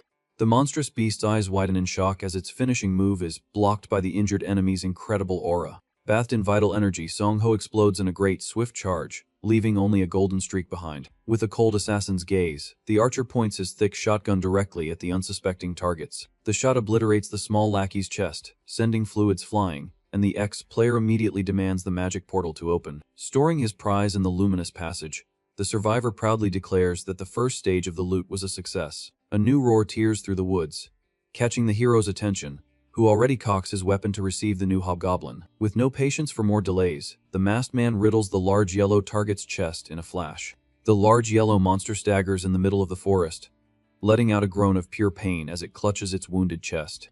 Maintaining a cold posture, the hunter scoffs, asking if the creature really thought it would win just because it landed a single hit on him earlier. Announcing it was now his turn to attack, the masked man charges forward at high speed, bathed in an intense aura of blue energy. The beast's red eye widens in absolute terror at the brutal charge approaching. The system soon beeps, confirming level 6 and a new ability, making the ex-player sigh with relief that the confrontation is finally over. Reading the magic screen about terrain sense, the guy celebrates, knowing this visual advantage will be a huge help in this initial survival phase. He also picks up a nice pair of dexterity gloves from the ground, but suddenly, a loud alarm cuts through the silence of the woods. The archer looks over his shoulder upon hearing the search team approaching and wonders if they've already reached that part of the mountain. Without wasting another second, the guy extends his hand hastily, ordering the immediate opening of his dimensional rift. Crossing the luminous portal with his items, he decides the best option is to stay hidden in the base until the police sweep is over. The next day, the warrior wakes up in his bed, all bandaged, and lets out a groan of pain while his little white wolf keeps him company. Glancing at his wristwatch, the guy is impressed to realize he simply passed out and slept for a whole day. Petting Dingo, the tactician decides he needs to avoid activating that survival instinct as much as possible, unless it's an extreme emergency. Getting out of bed with his whole body etching, the cook informs his partner that they will check all the loot from the previous night before heading out. Analyzing the weapons on the table, the hero praises the new revolver but soon notices that the prize from the Golden Goblin was on another level. The grand reward was a rare, indestructible mithril knife, leaving the guy relieved to have a weapon immune to the metallic plague. Holding the blade firmly, he finds it strange that such a weak little monster was carrying a magic item that would be extremely expensive in the system shop. Examining the metal up close, the archer notices the equipment's surface is very uneven and poorly finished. A quick spark ignites in the guy's brilliant mind, making his eyes widen as he notices a small detail about the item. The warrior questions if the beasts from the other world had metallurgy, since their low level of civilization made that completely impossible. Pondering, the strategist even considers if the little monsters underwent some kind of bizarre mutation to be able to forge weapons. However, the hunter soon shakes his head, dismissing the theory, thinking that would be stretching it too far for simple goblins. Storing the knife in his heavy backpack, the player decides to investigate this mystery later and focuses on checking the rest of the loot. Pulling a bunch of glowing purple grapes from his bag, the hero celebrates excitedly for having hit the jackpot. Consuming that magic fruit enhanced night vision, perfectly explaining why the diurnal creatures were hunting in the dark. Finally, the MC opens his stat screen to check the final results of the great night of battle. Watching the blue numbers increase, the cook notes with great joy that his physical evolution here is much faster than in the game. With the inventory check complete, the tactician stretches and commands the opening of the dimensional rift to get back to his routine. As soon as he steps into the green forest, his cell phone gets a signal again, and the guy is startled by the absurd number of messages coming in at once. Reading the urgent notifications from the trainer and the doctor on the screen, the loner ironically asks if he's ever been this popular in his life. Putting the device in his pocket, the adventurer deduces that the best option for now is to stop by his friend's gym. The sun shines brightly, reflecting off the large glass windows of the sports center on the quiet street. Entering through the establishment's door, the guy waves friendly, announcing his arrival to the big man. The trainer rushes towards him, apologizing and stating he was very worried about his disappearance. Noticing new people there, the newcomer asks who they are, and his partner introduces the members of his guild. A guy named Kong Hoon greets the newbie along with the friendly Bo Ray, while Seong Ho politely introduces himself to the pair. Realizing someone is missing, the MC asks the big guy, who explains that the other member went to a camping store. The girl in the group smiles excitedly, asking if there really was a store with that useful equipment in the neighborhood. The bodybuilder praises the neighbor's store and quickly changes the subject, asking if the player saw the news about the bizarre shootout in the woods. With a serious expression, the tactician confirms he spent the whole day checking the major internet forums to get up to date. The medical examiner, who dissected the small green monster captured on the mountain, went straight to the media to tell the population to prepare for the end. At the same time, the country's president convened a tense national security meeting with state leaders to try to contain the severe damage. The authorities announced they would focus entirely on tracking the game's creator and listening to demands of the powerful awakened from then on. Now settled on the gym's couches, the hunter crosses his arms, asking what that amateur squad intended to do now. The buff leader praises the guy's knowledge and tries to ask for some good advice, but the guy cuts his partner off, refusing to help on the spot. The player reminds him that he already warned them before that facing those green creatures yields only a few miserable points. Reinforcing the warning, he points out that even taking out one creature barely raises your level, so the best thing is to just stock up on food and hide. Visibly annoyed by the newcomer's tips, the so-called Kyung Hoon interrupts the conversation, stating that it's completely wrong. The guy asks if he used to play the old game, and the cook lies that he just read about it online, making the man in the suit point his finger immediately. Displaying a totally snobbish attitude, the newbie warns that blindly trusting tips from digital communities is a fatal mistake in the apocalypse. Drawing the spotlight to himself, the man reveals he spent a good amount of time studying how the lethal zombie spores really work. The girl in the group gets interested, wanting to know the rule of infection, and the guy explains that just being in contact with an awakened is enough to be safe. Standing up in front of everyone, the show-off arrogantly asks the real reason he gained those magic powers. The obvious answer, according to the guy, is that just by having played the game in the past, he made direct contact with the central system. Following this same logic, the newbie declares that normal people will become immune simply by hanging around him. Selling his own flawed security, the man asks them to trust only him, but Song Ho raises his hand to ask an ironic question. Being incisive, the MC prods the girl in the group, asking if she's finding this end of the world tutorial very difficult.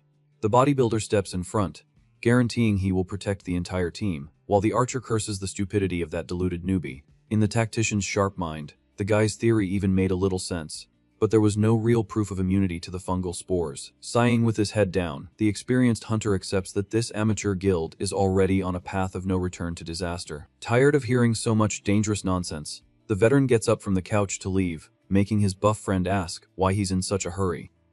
Trying to keep the team together, the guild leader friendly asks the guy to stay with them a little longer. The ex-player makes up an excuse that he has many commitments, perfectly understanding that his friend also didn't trust that arrogant newbie in the room. Walking through the streets, the guy plans to review all the collection points he still needs to raid before the terrible rust plague arrives. As he approaches his own street, the guy is surprised to bump into Dr. Su, Yan patiently waiting in front of his house. The doctor approaches him friendly, announcing she came to deliver a small gift and asking if he had a free minute. Extending both hands, she gives him a valuable first aid kit filled with antibiotics and strong prescription painkillers. Wary of the item's rarity, he asks if she won't miss it, but the woman assures him with a smile that they can always get more later. Explaining the package, she reveals she wrote down her detailed address on a small piece of paper inside, making the warrior very curious about her gesture.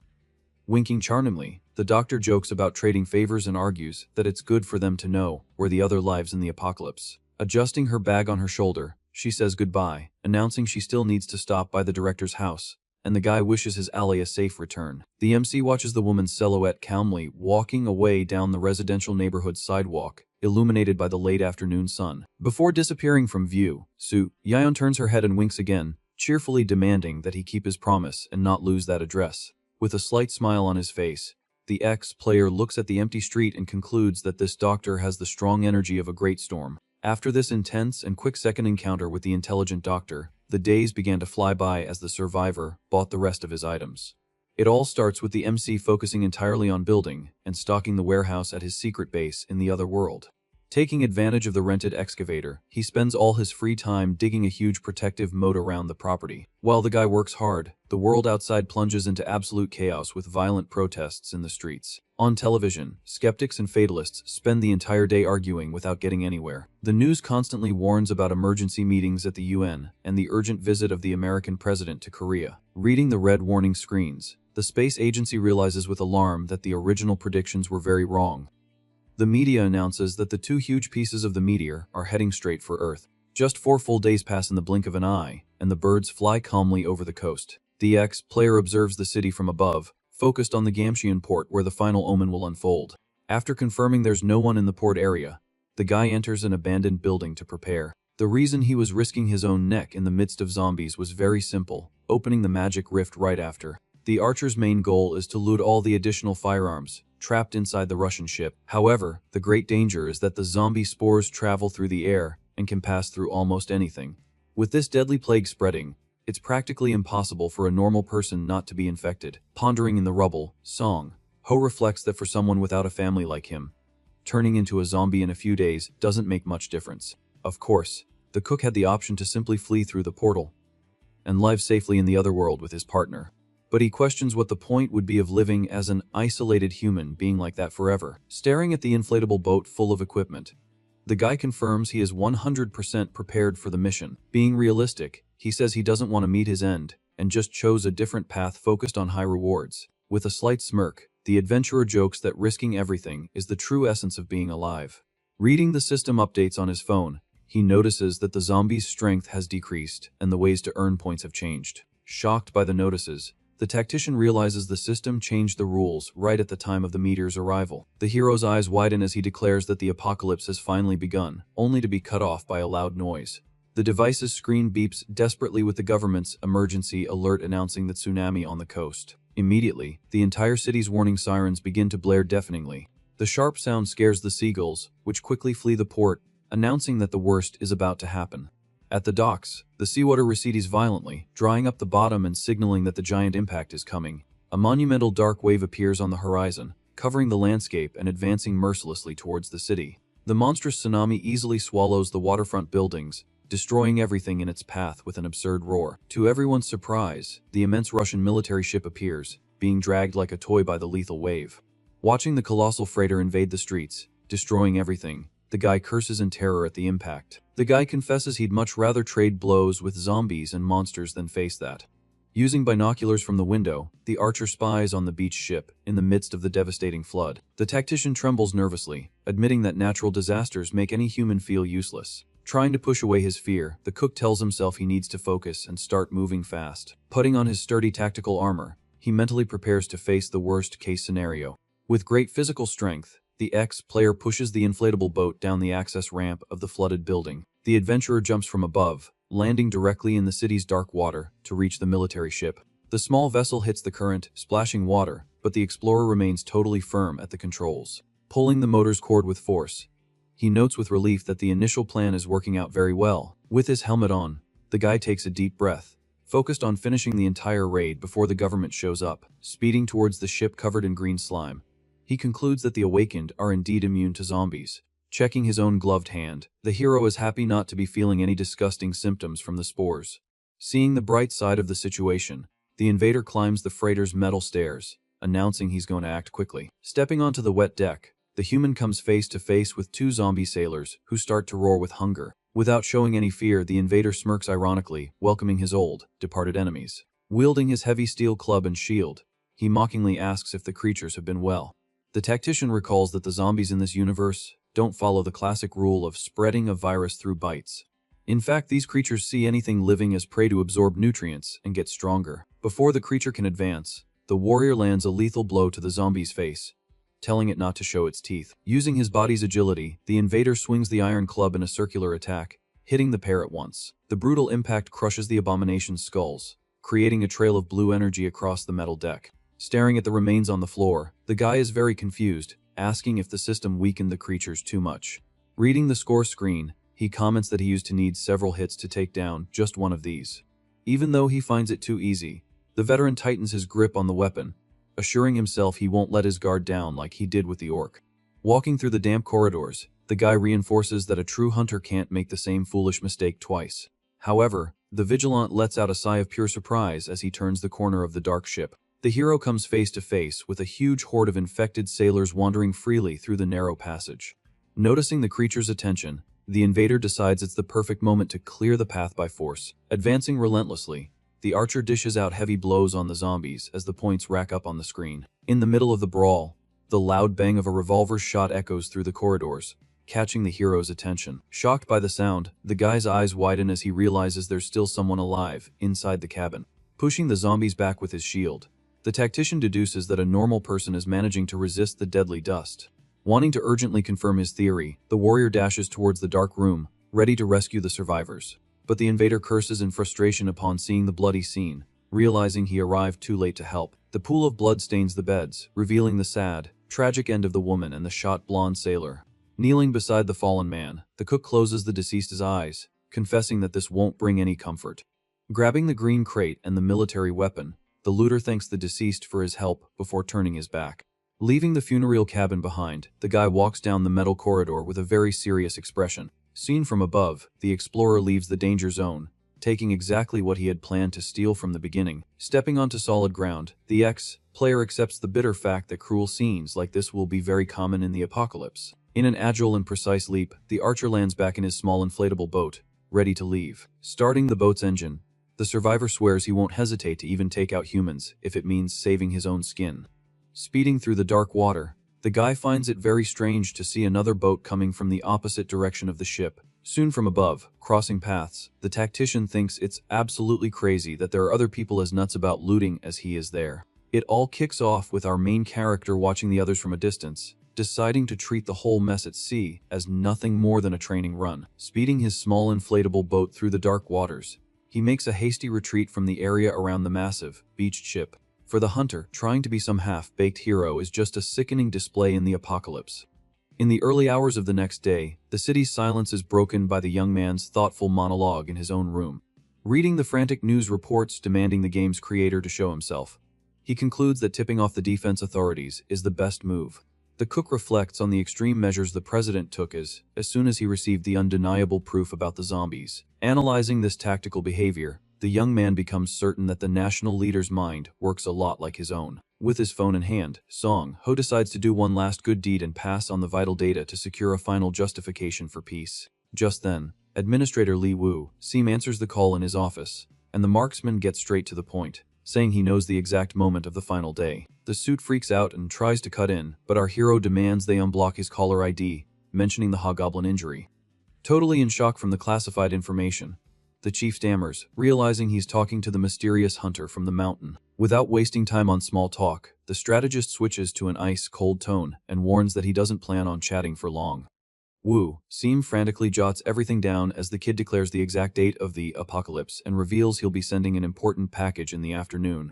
Maintaining a grim expression, the former veteran says he genuinely hopes the government makes good use of those special items. To finish his duty to the rest of humanity, the young man wishes the official good luck and ends the call for good. The president's actions on television are insane, mobilizing the army to quickly cordon off the streets and control the civilian population. Since the young man can only check the details through chaotic social media feeds, he admits the whole situation might be a bit distorted. Soon, a huge megaphone echoes through the empty street, catching the survivor's attention, who goes to the window to see what's going on. Down below, the military is shouting for everyone to stock up on food and water for 4 whole days and head straight back home. The soldiers force stores to close by pushing the rushing crowd, promising a national address for the tragic 20th day. Staring at the effectiveness of the military barrier, the cook cracks a smirk, confessing he almost regrets not telling them sooner. Clenching his own wrist tightly, the guy curses that if he'd known they were this organized, he would have revealed his powers right away. However, he quickly shoves that hope aside, remembering that nothing could prevent the absolute collapse of the planet. Bathed in the silvery moonlight, the warrior reinforces his own survival mentality, turning his back on the world outside. The kid firmly repeats that he's just a regular guy trying to get by, completely rejecting the heavy burden of playing the hero. Since the national lockdown has blocked the city streets, the tactician decides to isolate himself in the magical forest to get a head start on his own projects. With 3 days to go, he analyzes the blueprint for his defensive pit, calculating that he'll need a lot more time to finish that trench. In between construction, the ex-gamer dedicates his time to transferring old cooking and farming videos to various hard drives. On the eve of the second final day, the hunter strolls happily through the woods with his faithful dingo, celebrating an incredible find along the way. Discovering that the famous sun apple grows in just 1 month, he excitedly suspects that this isolated land possesses a divine fertility. A major problem hits the warrior's secret base with exactly 1 day left until the end of the world, making the owner find the scene very strange. Rummaging through the pantry, the guy immediately notices that 2 valuable packages of his sweet potato jellies are missing from the shelf. Holding a shriveled purple fruit in his hand, the confused investigator wonders what the heck an old grape is doing lying on the stone floor. With narrowed eyes, the owner turns to his furry partner cowering on the floor and asks him straight up if he ate it. The little wolf whimpers in fear, while the human gives him a good scolding, warning him that lying like that is a very bad thing to do. Scratching his chin, the ex-gamer analyzes the pup's fearful behavior and concludes that it really doesn't seem to be the little guy's fault. Annoyed by the injustice, Dingo starts barking nonstop at the computer screen, demanding his owner check the security footage right away. Sitting in his comfy chair in front of the monitor, the guy focuses on the digital folders to clear this big doubt from his mind. But a look of pure astonishment takes over the tactician's face as the images from the previous night start playing on the screen. The night vision camera reveals 3 enormous magic beetles entering the base through the small access door he made for the pup. Watching the bizarre theft, the cook can't believe the insects left the shriveled grape on the shelf as a trade for the sweet treat. The wildest part is that one of the little beetles even struck a pose for the camera before taking off, leaving our guy floored by the critter's smarts. Running his hands through his hair in anxiety, the hunter confesses he'd love through the woods right now to hunt down these freeloading thieves. Short on time, the only quick solution he finds is to completely lock the wolf's little door to block any more pantry invasions. The reason for the rush was that he was expecting very important visitors that day, opening the beautiful magic portal with great gratitude. Even with the harsh military lockdown paralyzing the streets, all the special guests gathered punctually in the main character's living room. Song Ho notices a new face in the group, and the big coach introduces the young man as the last valuable member of their old squad. The young man gives a slightly shy wave to the group settled on the couches, politely introducing himself as Yu Hein to break the ice. The kid reveals that he awakened without knowing anything about the game, but he's an electrical engineering student, a fact the ex-gamer mentally approves of on the spot. Shaking the college student's hand, the host lies, claiming to be just an ordinary human, and gets a very friendly and respectful treatment from the young man. Taking the lead in the circle, the cook asks for the introductions to end there so they can focus on sharing information. Since the big guy was the most restless, the man of the house points to his friend, demanding he be the first to speak up and share the latest news. The bodybuilder takes a deep breath and reports that his call with his ex-wife dropped out of nowhere during a tense moment. Trembling with worry for his young daughter at the time, he confesses he jumped in his car and floored it. Desperate to see how they were doing. The real trouble started during the long drive back to his own region, when the traffic jam got really bad. He details that the army had already set up huge barricades on the main highway, blocking any flow of vehicles through there. The coach heard rumors that the entire population near the region's petrochemical complex was being brutally evacuated by the military. Passing the baton, the tactician questions Dr. Su Yaun, who crosses her legs relaxedly, stating she has just one bombshell to drop on the group. The doctor reveals that a gigantic safety shelter was built in record time, right in the middle of the large citizens' park. Completely stunned by the speed of the construction, the muscular man doubts the information, while the woman admits she also found the structure insane. Continuing the information round, Robin, the beautiful Mai Kyung, gets the floor and mentions she overheard something suspicious while walking through the market with the college student. The girl reports that the rumors claimed high-ranking officials were violently detained for opposing the government's extreme decisions. Satisfied with the answers, the host clasps his hands and secretly reflects that this group's combined intelligence yields much better news than he expected. The veteran already knew everything about the end of the world, but he needed to hear from the team to put his strategy into play. The plain and simple truth is that to make people accept an imminent tragedy, it's strictly necessary to provide undeniable and well-founded facts. He knows the easiest way would be to confess his true identity, but he prefers to keep things in order without freaking anyone out. Looking deep into the eyes of his gathered colleagues, the strategist declares with icy coldness that the president is forcing an orderly apocalypse. Faced with the team's looks of pure confusion, he questions if none of them found it bizarre that the brutal restrictions started on the 16th. The man of the house reminds them that all state facilities were shut down for 4 consecutive days on purpose to make control easier.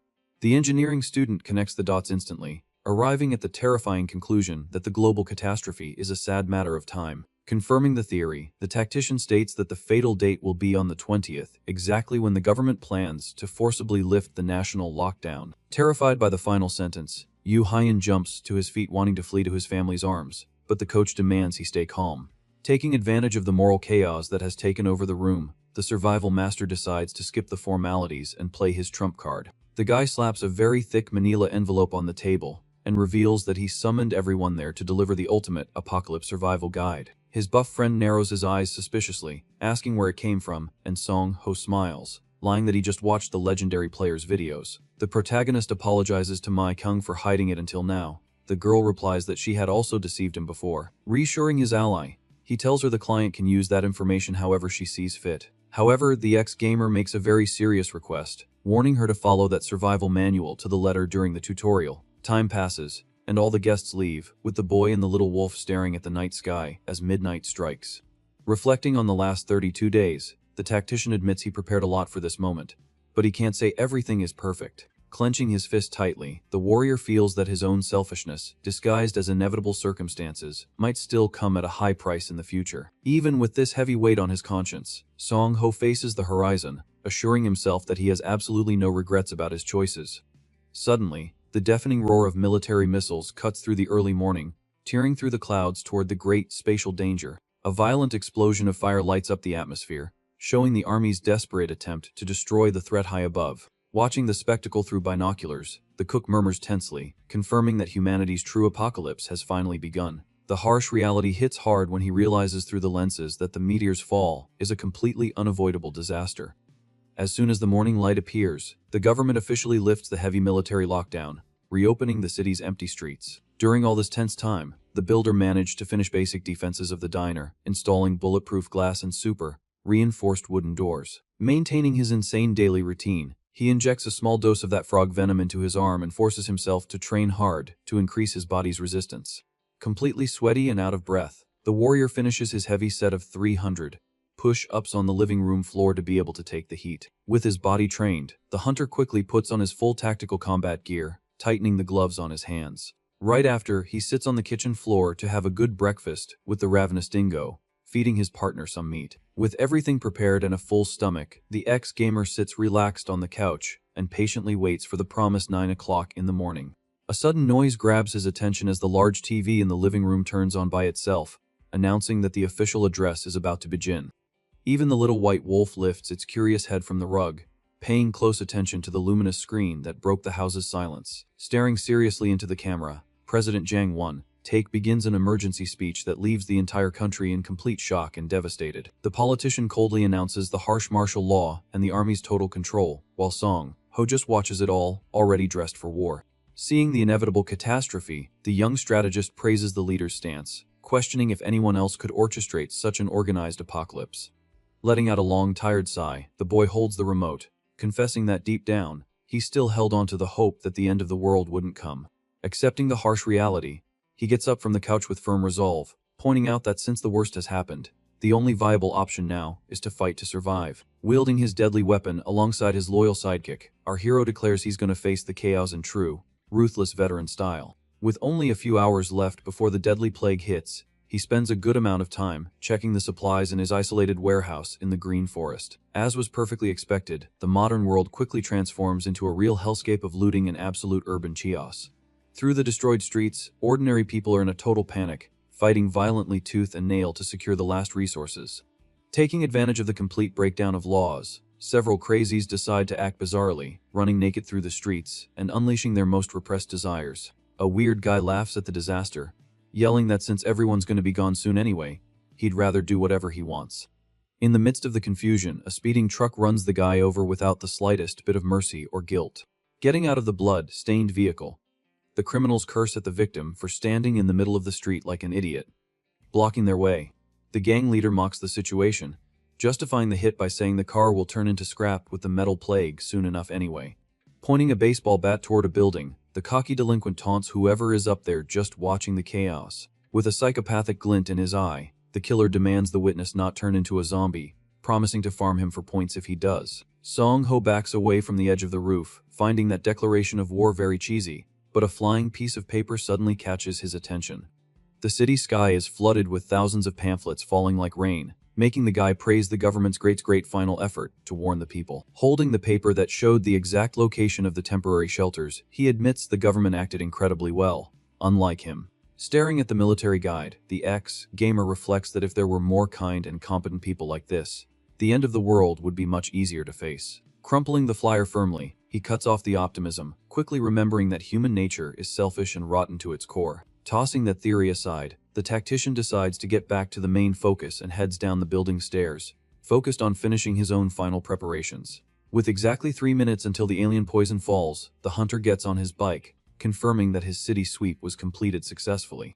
Analyzing the huge oxygen tanks strapped to the vehicle, the guy still doubts if that supply will be enough for his daring plan. Mentally reviewing the route on the region's map, the marksman tries to assure himself that he has perfectly memorized the looting paths before setting off. Looking at his own wrist, he starts to break out in a cold sweat, afraid he might have forgotten some piece that wasn't magic metal attached to his body. Letting out a nervous laugh, he rips off his watch and discards it, admitting he's being totally over the top with his safety paranoia. Closing his helmet on his head at exactly 1 o'clock in the afternoon, the warrior accepts that he's done absolutely everything within his power here. Stomping firmly on the heavy clutch pedal, the adventurer shifts into gear, prepared to brave this inferno. The engine roars loudly, and he takes off on the bike at high speed, silently praying that his risky strategy doesn't backfire. The scene on the streets turns to absolute chaos as ordinary people begin to transform into bizarre zombies, begging for help in vain. A man on the ground screams, tearing his throat in agony, as his skin turns a deathly gray due to the rapid infection from the invisible spores. Rising from the dirty asphalt with glowing red eyes, the newly undead let out terrifying roars, ready to attack any prey. The infested horde begins to shriek shrilly, but the loud roar of the approaching speeding motorcycle draws the monster's attention on the street. Completely ignoring the imminent danger, the daring rider guns it and plows through the herd of abominations, as if they weren't even there. Leaving the slow creatures behind, the biker notes with relief that the number of zombies on that street was much lower than he had calculated. Focused on the dangerous ride, the tactician soon figures out the real reason that area was surprisingly so empty during the alien plague. Through the glass windows, he observes that the vast majority of people preferred to turn into monsters inside their homes, embracing their own families. Checking his rearview mirror attentively, the ex-gamer scans the surroundings, really hoping to find at least one normal human who hadn't succumbed to the spores. Finding no one alive behind him, he twists the throttle harder, admitting that having no survivors in his path makes his job much easier. Tearing up the empty asphalt, the tactician confesses in a very cold manner that other people would just get in the way and cause confusion on his looting route. The tire squeals on the ground as he slams on the brakes of the heavy motorcycle, parking with precision right in front of a huge street-side pharmacy. Dismounting the bike with a large sledgehammer in hand, the adventurer celebrates his absurd luck in finding the store's security gate raised. Without a shred of pity for someone else's establishment, he brings the iron tool down, smashing the tempered glass entrance in a single, powerful blow. Once inside the dark place, the intruder raises his left hand and activates his spatial magic, instantly summoning the enormous glowing portal. Leaping swiftly over the medicine counter, the focused boy reminds himself that from this exact moment on, he needs to move at the speed of light. The strategist sweeps the valuable medicine boxes straight into the magic rift, remembering that newly infected zombies take a while to regain their strength. Tossing vials into the other world, he plans to rob the hardware store during this window of time to avoid any pointless battles. In the silence and safety of the secret base, the poor little white wolf just watches in confusion at the bizarre shower of small boxes falling from the magic ceiling. The pet gets quite a scare when a mountain of pills collapses on top of him, proving the raw efficiency of the looter outside. Looking proudly at the completely cleared shelves, the vigilante claps his hands and declares that the first medical stage was a total success. Thrilled with the great pace of his solo haul, the intruder celebrates, deducing that he'll finish his long list of stores well before the time limit. The joy is short-lived, and the guy lets out a big, frustrated curse upon arriving at the hardware store and finding it on maximum security lockdown. Analyzing the thick barrier in front of the establishment, he finds it absurd that the owner locked the place using a dense, double-rolled-down gate. However, the veteran never goes into a game without a plan B, calmly pulling out his huge blowtorch cylinder to melt that door by force. It all starts with the protagonist holding the lit blowtorch firmly, admitting he brought the special equipment exactly to deal with these kinds of locks. While melting the store's metal gate, he tenses up, noticing that the noise from the piercing sparks is much louder than he had calculated. Just then, a strange sound behind him quickly grabs the looter's attention, making the hero stop the heavy burning on the spot. The hunter realizes that even with the smoke reducing the creature's organic tracking, the sharp noise ended up attracting an entire herd from the alley. Turning his body very slowly, the ex-gamer observes with great irony that those disgusting undead are coming straight for him. Facing the large horde invading the dark corridor, he soon realizes that the situation here is exactly like that old madness on the Russian ship. The strategist maintains his usual absolute calm, knowing that these infected, at the very beginning of the plague, are still quite weak from a sheer lack of food. In a fluid motion, he smashes the first monster's skull, proving that the system nerfed the level way too much for the newbies to handle. Seizing the huge opening, the warrior spins his heavy weapon, annihilating several slow targets in a single violent, glowing blue sequence. Without losing the tense momentum of the battle, the human lands a solid, violent kick straight to a beast's chest, sending the rotten body flying far away. Another abomination drops to the ground with a crushed head, making the tactician confirm, with relief, that real life is much easier than the game. Reading the magic notifications popping up nonstop on the screen, the fighter is surprised to see that farming points on the street has become much simpler. However, the number of critters keeps rising in the narrow space, forcing the looter to think super fast about how to clear the area without risk. The safest tactic in an ambush like this would be to just fall back to the woods and eliminate the dumb creatures one by one, ensuring safety from a distance. But abandoning the important hardware store now was not an acceptable route, leaving the experienced marksman completely cornered on his own mission. Looking at the thick explosive cylinder in his left hand, a pretty insane idea suddenly starts to form in the focused ex-gamer's head. He decides to leave the hand-to-hand combat behind and plans to use the heat power to take down that entire unbearable herd at once. Landing a solid club to the forehead of a stubborn enemy, the guy aggressively warns that he didn't want to waste useless time fighting them on the street. He immediately follows up with a heavy punch to another monster's face, complaining that this invasion was just delaying his daily profits. The thick sledgehammer comes down, cutting through the air without any mercy, completely shattering the stinking face of another slow threat from the horde. The lethal impact annihilates one zombie, creating a strong shockwave, as the cook explains that he didn't run because he wasn't afraid of anything there. Even while doing disgustingly massive damage to the invaders' front line, the dangerous monsters don't stop trying to surround the human. Acting under enormous pressure, Song Ho lands a violent kick to the enemy's shin, creating the short opening needed to execute his attack. Completely confident in his own vital skills, the tactician finds it hilarious that they believe someone with thousands of hours of gameplay would lose so easily. With the opening secured, the agile hunter makes a huge, elastic leap, gaining an enviable distance from the immense rotten crowd in the center. Landing firmly with the lethal blowtorch aimed down, the biker swears this scum would be humiliated even by the disgusting werewolves. The destructive power of the flames engulfs the large pack, instantly burning the targets, making the vigilant admit he kind of enjoyed the bonfire. Regaining full focus on the armored and partially melted gate, he jokes that this barbecue was the fine payment for his stolen time. Surrounded by huge puddles of zombies melted in the deadly flames, the victor excitedly swears that the send-off for this bunch would still be a blast. After finishing the entire haul at the desired tool shop and filling up his system, the guy races on his bike straight to the valuable neighboring police station. Standing in front of the dark security armory, the guy hangs his head in frustration, realizing the entire room had already been looted before he got there. However, long before letting disappointment take over his brilliant mind, his experienced gaze locks onto a mess out in the parking lot. In the midst of the horrible bodies strewn across the police station floor, the cook surprisingly finds a corpse, tightly clutching a large sports bag. Curious and with his blood pumping, he crouches and runs to the dirty body, hastily pulling the large zipper on the duffel bag to see if he hit the jackpot. A gigantic smile forms on his illuminated face upon discovering that the heavy backpack was ridiculously stuffed with beautiful tactical firearms. Overjoyed with the armed prize, the swift survivor immediately takes off on his makeshift motorcycle, speeding towards the fourth mark point. Several street zombies try to chase the roaring engine through the corners of the devastated city.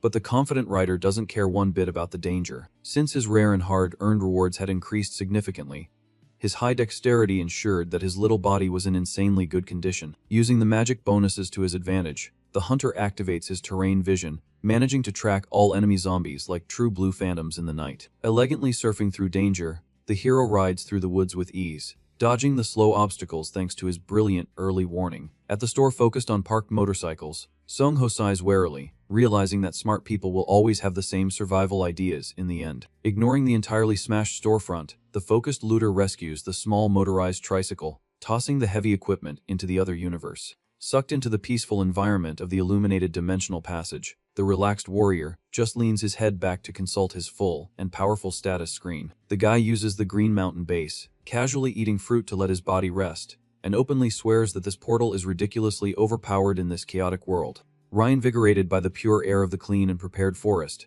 he simply throws his head back into the wretched city, laser-focused on continuing his nightly haul. The store collection was going very well, and he planned to seek new goods in the dark, but two targets catch his attention, interrupting everything on the asphalt.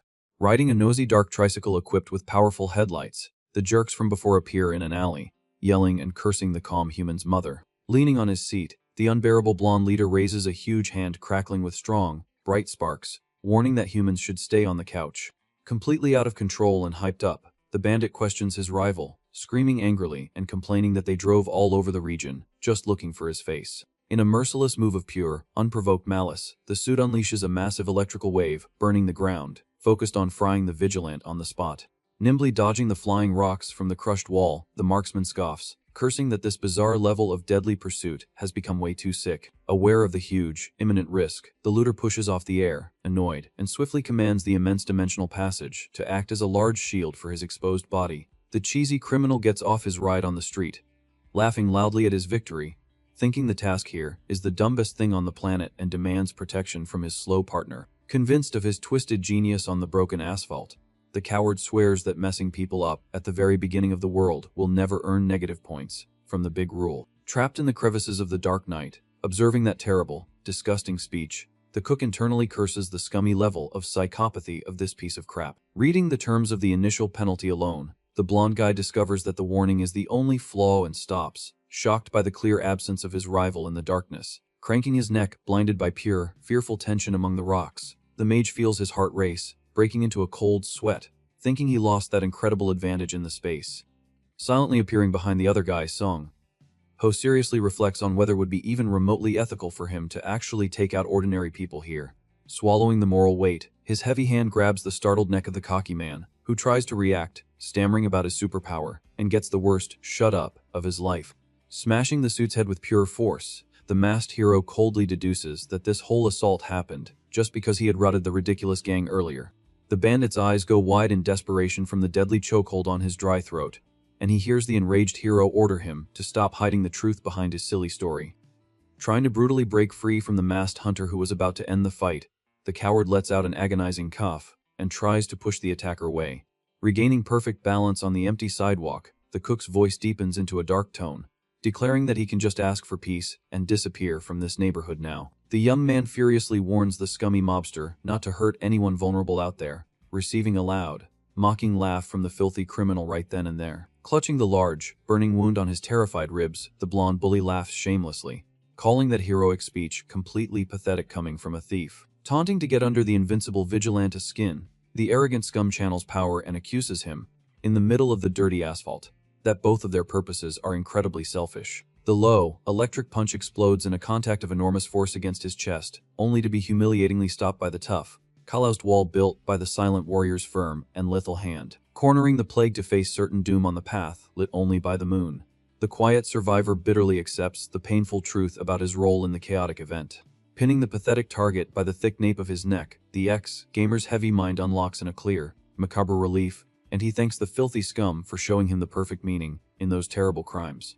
Begging for mercy, crawling his body, shrunken by the pure fear of seeing the demon unleashed near him, the mediocre mage stammers weakly, forcing the killer to declare their great equality. Bathed in the dark lights deep in his soul, wounded by tragedy, the terrifying final snap solves the problem, proving that the focused executioner had always carried that hard decision under the table on Earth. The valuable numbers of the prize for offing a piece of trash pop up mercilessly, alerting him that a life is indeed worth something good, and forcing the zombie slayer to painfully recall old fights in fake tournaments. Shaking off the terrible mental guilt that devoured the veins of his hand, freshly stained with blood, the grim, helmeted man laments, confessing that ending a life like that hurts infinitely worse than in his twisted dreams. In the middle of the dark street, the weeping shield bearer charges forward, screaming the beloved name of his boss, who was mercilessly crushed in the corner. The bloody marksman turns his empty, emotionless face toward the weak bait on the wall and gives a simple, threatening tap, calling him out for a fight with the pure sound of a hellish executioner, loose in the night. It all starts with the horde of zombies advancing uncontrollably, leaving the guy with the bat completely confused in the alley. As he's swallowed by the ferocious horde, the man falls into total despair and screams at the top of his lungs for any help at all. Bitten from all sides by the thirsty creatures, he begs for help while lamenting his own miserable fate. The marksman stares at his own hand, drenched in enemy blood, accepting the heavy blame for everything that just happened there. Protected by his dark helmet, the protagonist coldly declares that people like that really deserve to perish in the apocalypse. Back in the day, the game created a punitive murder system aimed at reducing the number of malicious players on the server. The development team's initial idea was good, but the rules they implemented ended up becoming a huge mess. The first takedown resulted in just a mild warning on the screen, as the company was terrified of losing its users. Starting from the third offense, the system branded the player as a killer without offering any exceptions whatsoever. However, indirect passings were weighed on a magic scale of complicity, allowing many people to get away scot-free. Taking this huge risk was worth it, as taking lives yielded valuable points, extra attributes, and even the ability to steal skills. A final update released just a few days before the total shutdown made the chaotic scenario incredibly worse. The new special skills focused on assassination served as an irresistible lure for the sadists out there. With survival mode stagnated, hunting other humans became the only real fun to keep the veterans logged in. Despite so many advantages, the system required the criminal to keep taking lives nonstop to avoid losing their bonuses. Another cruel disadvantage forced the criminal into a deadly arena if they ran into 3 or more players together. The group would recite a spell, trapping the killer in a magic barrier, forcing a brutal fight to the end inside. By the end of the server's lifespan, the map was dominated by monster-level veterans, making this hunt a real suicide mission.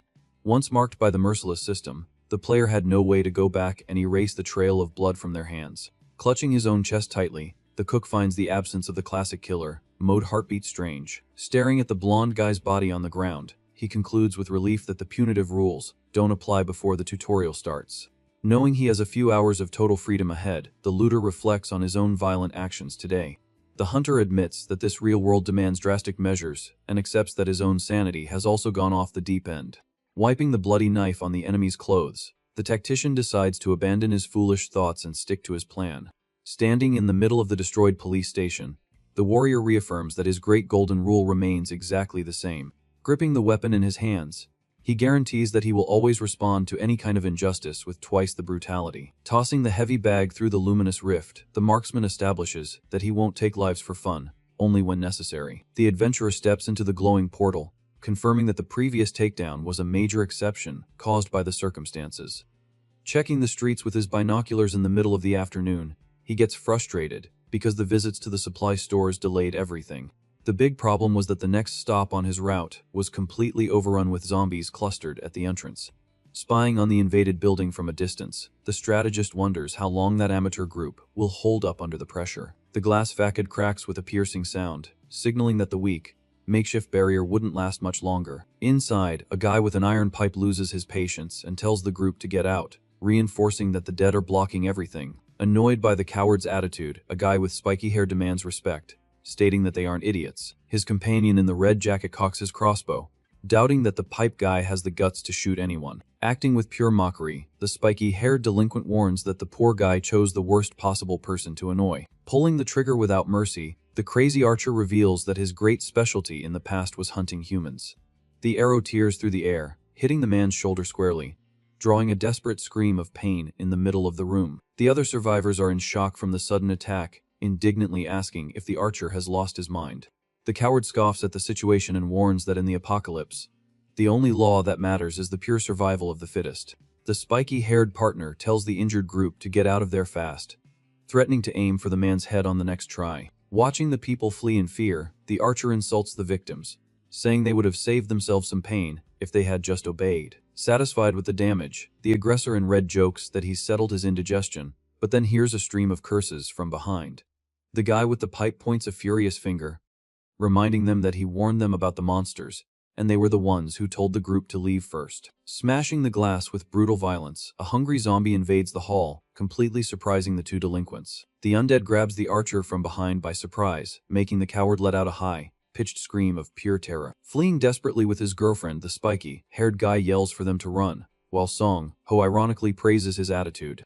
Watching the zombies devour the bandit through the binocular lens, the hunter celebrates having witnessed such a rare and just scene. The tactician lowers his equipment and promises to give that cowardly runaway a nice gift if they meet again alive in the future. Returning to the magic base where his pup was waiting, the looter concludes that he has finished collecting from the main points. Checking his dark wristwatch, he laments that abandoning the battalion now is the right move, but skipping the studio is a waste. Not knowing what to prioritize in the little time he has left, the owner praises his furry companion who always helps him think better. Completely changing the order of the plan, the warrior announces that it's now the pet's turn to shine in the hunt, and exits through the blue rift. Holding a large gas can, the ex-gamer reflects on the exact spot where the horde is formed at the beginning of the plague. Spying on the large supermarket parking lot below, he points out that monsters always seek easy food sources. The street filled with people being devoured confirms the harsh theory that shopping centers turn into a grand feast of flesh. Pouring the flammable fuel without a second thought, the human explains that most survivors avoid these places at all costs. However, the veteran with thousands of hours of gameplay has a completely different tactic for dealing with these deadly areas. Lighting the large puddle of gasoline, the hunter clarifies that farming in real life is easy if you're extremely prepared. Watching the flames devour the monsters below, the biker wipes the sweat from his brow, hoping that was enough. The blue system screen confirms that reaching level 10 before the tutorial ends is the big chance to unlock the official store. Stretching his arm after the fire trap, the tactician confesses that setting all that up was a tremendous reality check. The ex-gamer remembers that the entire city floor would be soaked in oil on its own when the rust disease began. Summoning the glowing portal with an outstretched hand, he calmly concludes that spending a little gasoline wasn't a loss. Holding the almost empty can, the warrior points out that this whole mess will serve as a great practical lesson for little Dingo. Patting the anxious pup's head, the master asks in an affectionate tone if the little guy can do everything as they practiced. Snapping his fingers to get his attention, the owner prepares his attack stance, awaiting his companion's immediate reaction. With a sharp, quick command, the human points forward, sending the animal into action, and the little wolf shoots off, racing through the area. The zombies are peacefully gnawing on someone else's bones, but they stop everything when they hear the shrill barks of the taunting pup. The hungry horde turns its gray, rotten face toward the sound, growling menacingly at the small, noisy prey. Grabbing the attention of all the monsters, the magic pup takes off at full speed, proving to be an absurdly fast bait. Dingo keeps barking to keep the dumb pack's focus on him, while nimbly dodging the hands that try to grab his fur. The pup leaps, masterfully dodging enemy blows, dragging a frenzied crowd away from the feasting site. Crossing the street overrun by terror, the furry friend escapes by a hair's breadth from the infected claws of several squeezed-in undead. Watching from above as the immense herd of abominations chases the little wolf, the cook lets out a long, impressed sigh. It all starts with the cook admiring the majestic figure of the little wolf running from the zombie horde. With the lighter in hand, the tactician proudly confirms that everything went exactly as he had expected. He tosses the small flame down below just as his pet makes a huge leap, escaping the danger. The herd of zombies stands still, completely confused by the small object falling into their midst. The guy praises his pup's genius right as the dangerous trap springs into action. A colossal explosion engulfs the monsters, creating a massive inferno of flames across the parking lot. Just then, the blue screens pop up, confirming level 11 and unlocking the desired extra-dimensional space. With the clock striking 5 in the afternoon, the devastated city remains plunged in absolute chaos. Meanwhile, the ex-gamer rides his motorcycle, pulling the heavy computer units he looted from the stores. Stopping the vehicle on the empty street, he observes the buildings, knowing that everything will collapse very soon. Without wasting time, the boy summons his magic rift in the middle of the asphalt to adjust the coordinates. With everything set, the looter guns the motorcycle, crossing the passage to the other world with his rewards. He quickly swaps all his gear for a special armor with absolutely no metal parts. Fully protected, the adventurer calmly walks to the large training area near the shelter. Arriving at the location, the guy leaves his prepared equipment on the wooden table. The warrior puffs out his chest, satisfied to have finished all his defense preparations against the plague. Adjusting the buckle of his thick helmet, he calculates that there are only 3 minutes left until the poison falls. Even though he's very prepared, a slight hint of anxiety begins to creep into the experienced marksman's mind. He tries to calm himself by remembering that the magic portal allows all his belongings to enter. The great tension came from old analysis proving that the spores and the rust spread through the air, while the alien dust infects and quickly destroys unprotected humans on the streets. The metallic disease turns objects to dust, making the strategist very nervous about any failure. This is exactly why he decided to stay in an isolated area with only wooden targets. Shaking his head, the ex-gamer pushes the worry aside, stating that there's no point in suffering now. Clenching the steel spheres in his hand, he plans to shut the gate instantly if that metal crumbles. Staring into the void, the tactician demands absolute focus to execute the most important test of his plan right there. With a firm stance, the guy extends his arm, summoning the large, glowing dimensional rift in the area. At that exact moment, the dreaded steel death disease finally makes landfall on the world. The lethal red plague hits the entire country at once, creating a bizarre scene of demolition. A devastating wave of energy surges forward, sweeping through the city and completely destroying civilization. A gigantic transmission tower can't withstand the rapid corrosion and collapses noisily into pieces. The cook comments that this darn epidemic was the one responsible for annihilating the cities in the game. The vehicles in the streets rust and fall apart in the blink of an eye, consumed by the relentless plague. All the wiring and metal structures melt in a frightening way, proving the apocalypse's power. Through the magic window, the hero watches in shock as the destruction consumes his apartment.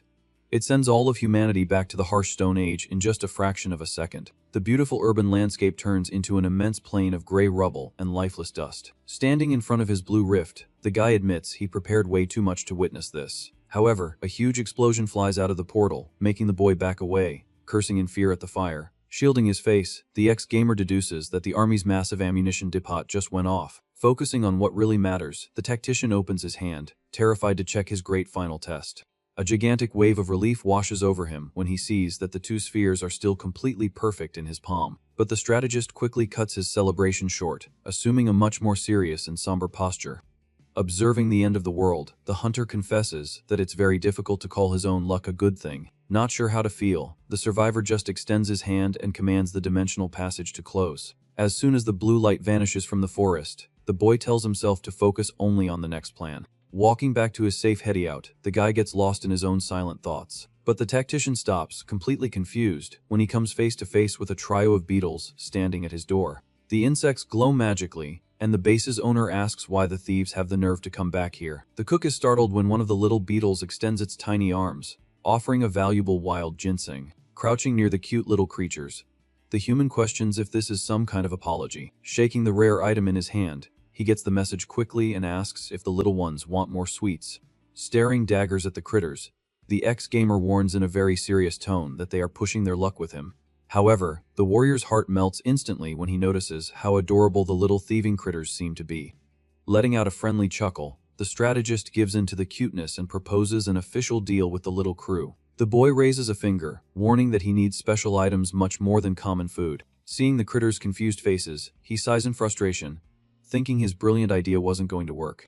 The guy accepts that no matter how smart they are, it's completely impossible to have a clear conversation with insects. Defying all expectations, the red beetle picks up a small twig and starts scribbling on the dirt. The protagonist puts his hand to his face, completely speechless at the absurd intelligence of that little leader.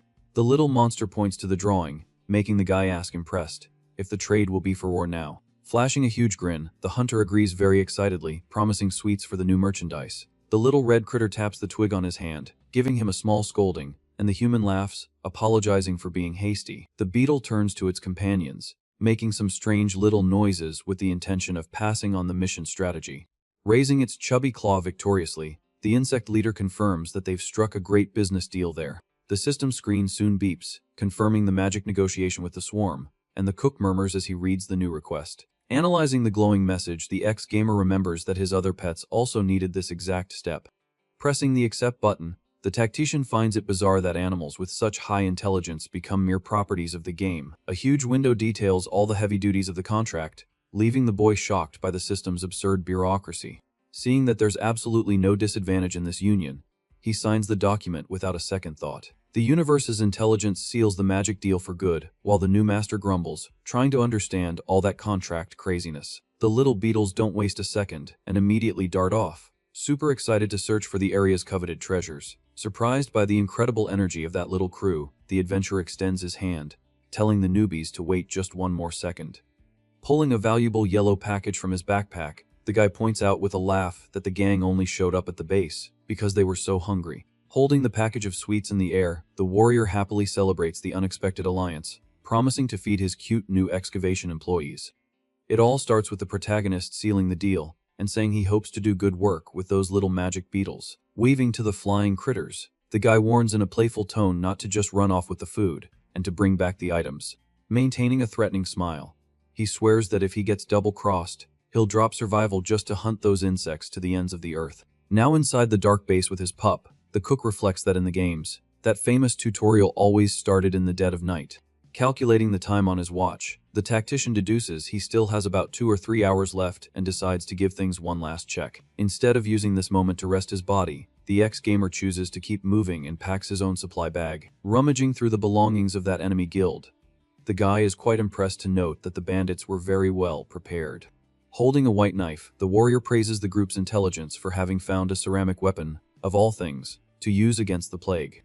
Pondering the rest of the criminal squad, the hunter declares that he urgently needs to drop by their mountain hideout. Finishing his meticulous inspection of the stolen items, the young man picks up a computer part and plugs it into his disk reader on the desk. Those hard drives were looted by the boy during the raid on the studios in the city before the Great Metal Plague destroyed everything.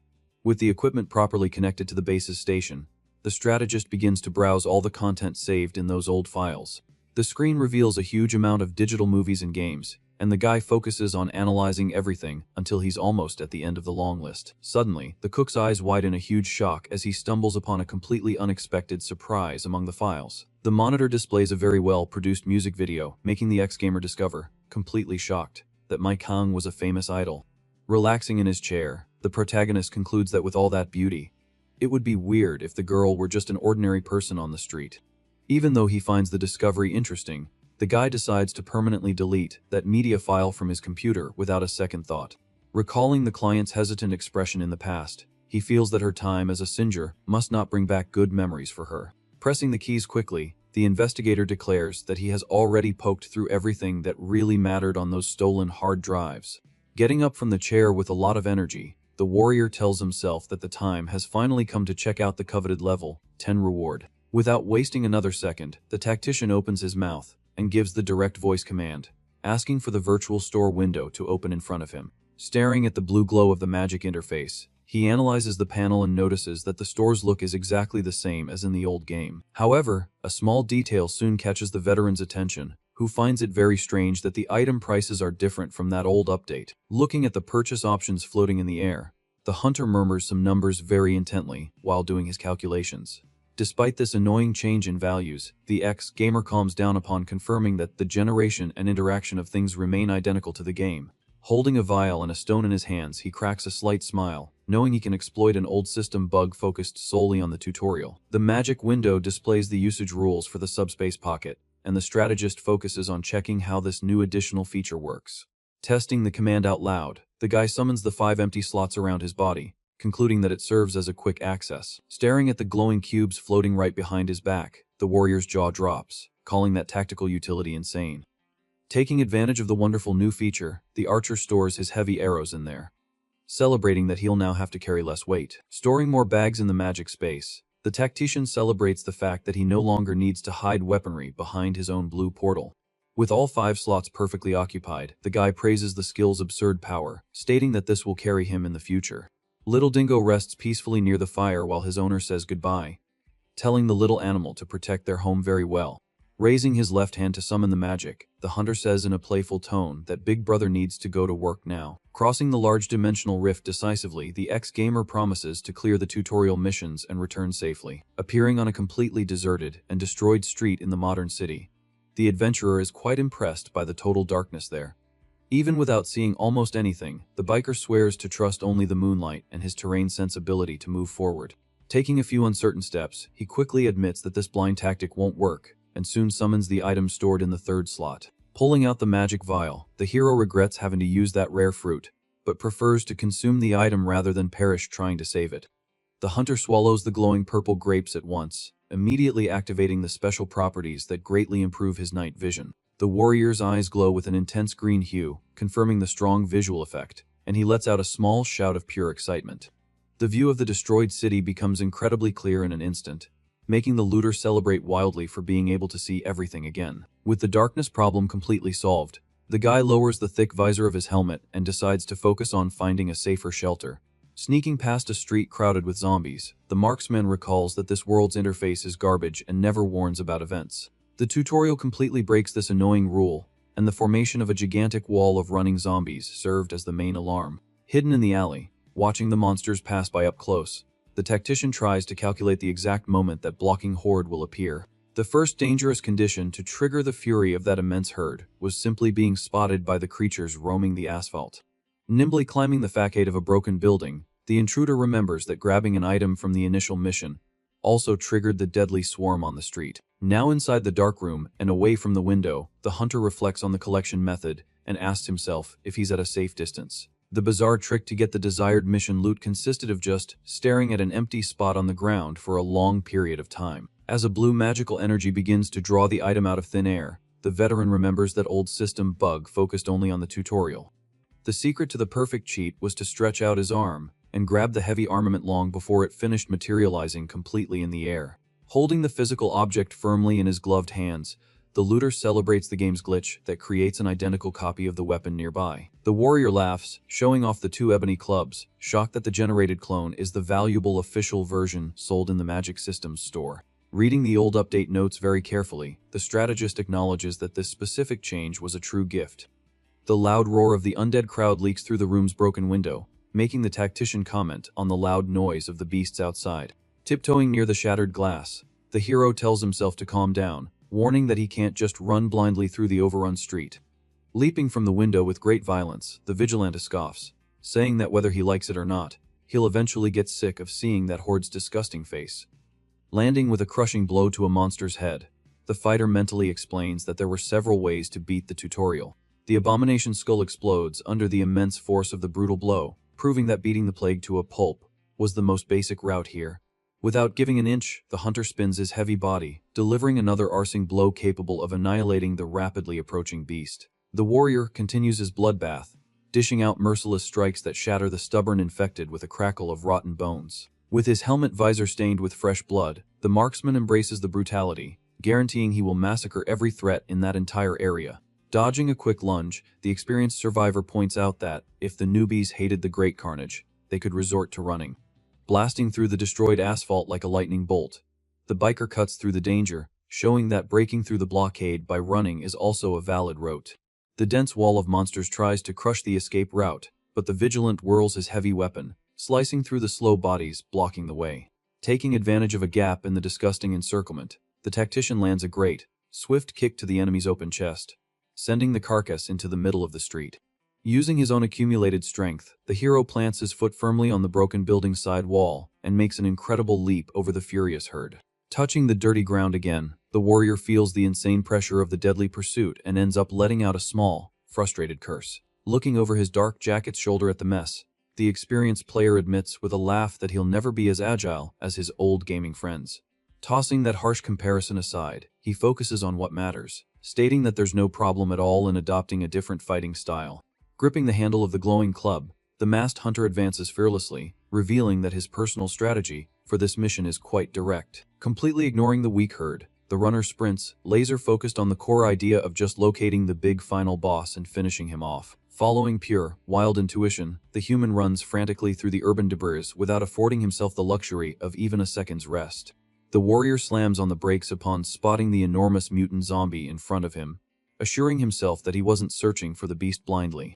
It all starts with the protagonist remembering that the tutorial always has a checkpoint in that specific area, and for the final boss to respawn, players had to pass through that location. Riding his motorcycle, the marksman tries to find the exact spot as the effect of his night vision begins to wear off. He dishes out blows to zombies along the way, recalling that the target is within a 3-kilometer radius from there. Landing a fatal blow on the monster, the experienced hunter manages to deduce which building is the correct one. The tactician violently clears a path through the horde, leaving a few scared survivors watching the scene from a distance. Soon he spots the large, destroyed structure up ahead, confirming that he found the right place. Arriving at his destination, the warrior slams on the motorcycle's brakes just as the magic fruit's power fades completely. Completely out of breath, the ex-gamer sighs with relief for having gotten a moment to breathe. The looter decides to head straight to the roof to calmly await the big monster's respawn. Climbing the dark steps, he plans to analyze the beast's attributes before devising a lethal strategy. But upon opening the metal door, the guy is surprised to come face to face with Mai Kang up there. Sitting on the terrace floor, he listens to the client confirm that the entire gym group managed to survive. The cook questions what she's doing so far from the shelter, and the girl quickly defends herself, assuring him she followed the rules. The girl explains that the arrogant newbie insisted on keeping the team together right when the horde attacked. The warrior feels frustrated knowing the team got scattered in the escape because of that useless troll. Finding the whole situation very problematic, the guy gets up and asks his ally to pay close attention. Maintaining a serious posture, he reveals that the tutorial's final boss will be summoned in just a few moments. The girl panics thinking he activated the horde on purpose, but the looter denies any bad intentions. She hangs her head, sadly confessing that someone else threw them into the middle of that huge mess on the street. Observing the chaos, the marksman deduces that taking down the main target will cause the zombie barrier to collapse and lose focus. The client confirms the strategy, citing the old tips from the former channel, where you just had to hide after the fight. At the edge of the roof, the young woman asks when the creature will show up, and her friend assures her it's very soon. Out of nowhere, a violent explosion of magic lights up the dark street, drawing the attention of the two up high. The ex-gamer points to the asphalt, confirming the imposing appearance of the mutant zombie in the middle of the rotten crowd. Staring at the bizarre beast below, the woman finds it strange that those antennae are sprouting directly from the creature's head. Just then, the cook looks at his partner and asks if she's felt any strange changes in her own body. The tactician explains that monsters with this exact type of deformation have the stolen power to seal abilities.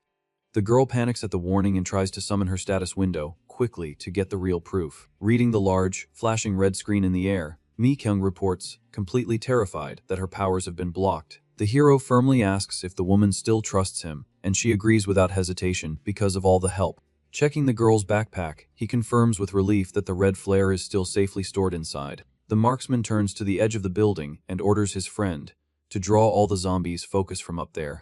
Without wasting time, the looter leaps from the roof, falling at a dizzying speed toward the destroyed asphalt. Landing stylishly on the street, the warrior curses under his breath, not quite sure what to do in the middle of the horde. The red error screen flashes in the hunter's face, proving that his useful dimensional rift has also been deactivated. Pulling the heavy stun weapon from his back, the experienced tactician tries to stay calm to avoid becoming zombie food.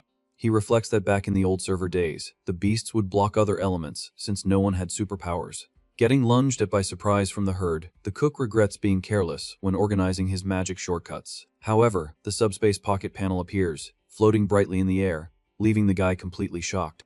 The marksman's brilliant mind quickly understands that the extra magic worked because the creature's level is much lower than his. Celebrating his great luck in battle, the intruder immediately summons his arrows from the other virtual slots. The equipment falls to the street floor, and he deduces that the boss's weakness won't yield any valuable loot in the end. Crouching to prepare his long-range weapon, the biker thinks the fight will be a tremendous waste. Up Hadami, Kyung lights the red fire, attracting the beast's attention, motivating the marksman to fight for them both. Knocking an arrow to the powerful magic bow, the hero focuses his aim to take down the target and get out of there quickly. The undead begin to roar, completely mesmerized by the strong red glare atop the building.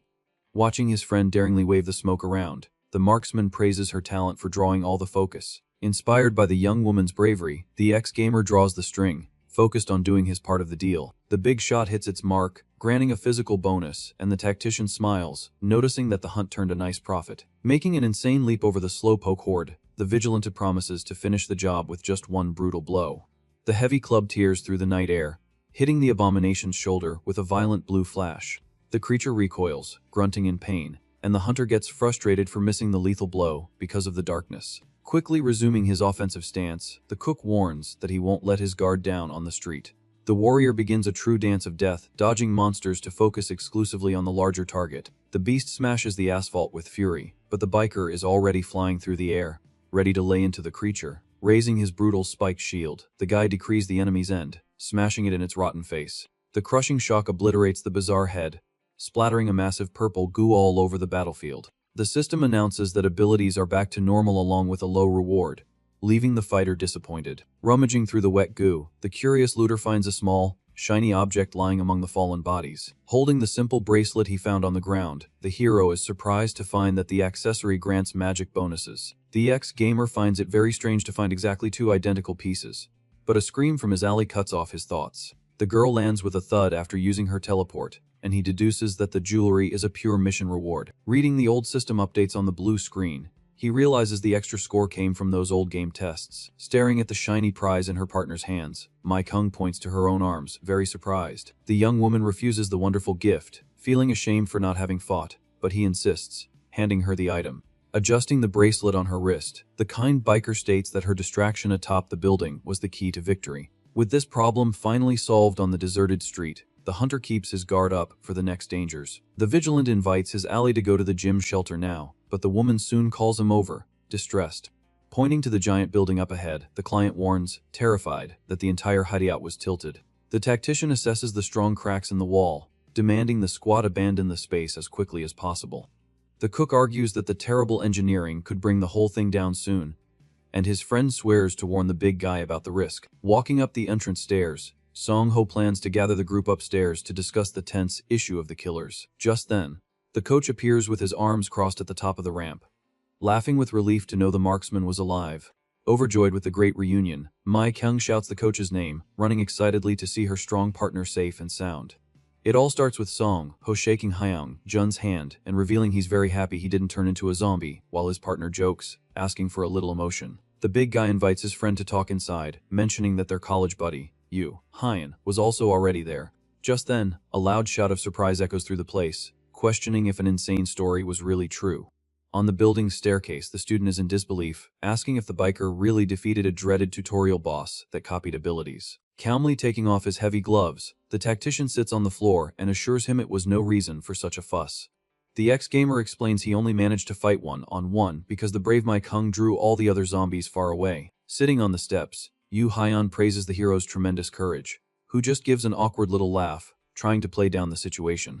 Changing the subject, the coach questions why they didn't get any reward items, remembering they only received that ebony club at the beginning. Confused, the muscular man grumbles that they haven't found any safe spots or places without the presence of the rotten abominations. Explaining the mechanic, the veteran points out that the tutorial's difficulty adjusts to the player's level and demands much stricter requirements to drop prizes. To confirm his theory, the strategist asks directly if any of them earn points without having to annihilate monsters. The college student confirms excitedly, remembering that his points went up right when he helped the coach push away a persistent zombie. Song Ho quickly deduces that reality has adapted the rules, rewarding players who manage to escape a large horde or help allies in danger. Clapping her hands as she understands the logic, the client notes that it's become much easier for peaceful awoken to score points, and her friend fully agrees. Putting the rewards topic aside, the group leader turns and gets the coach's attention to start a new conversation. Without beating around the bush, the marksman asks what the coach's special ability is,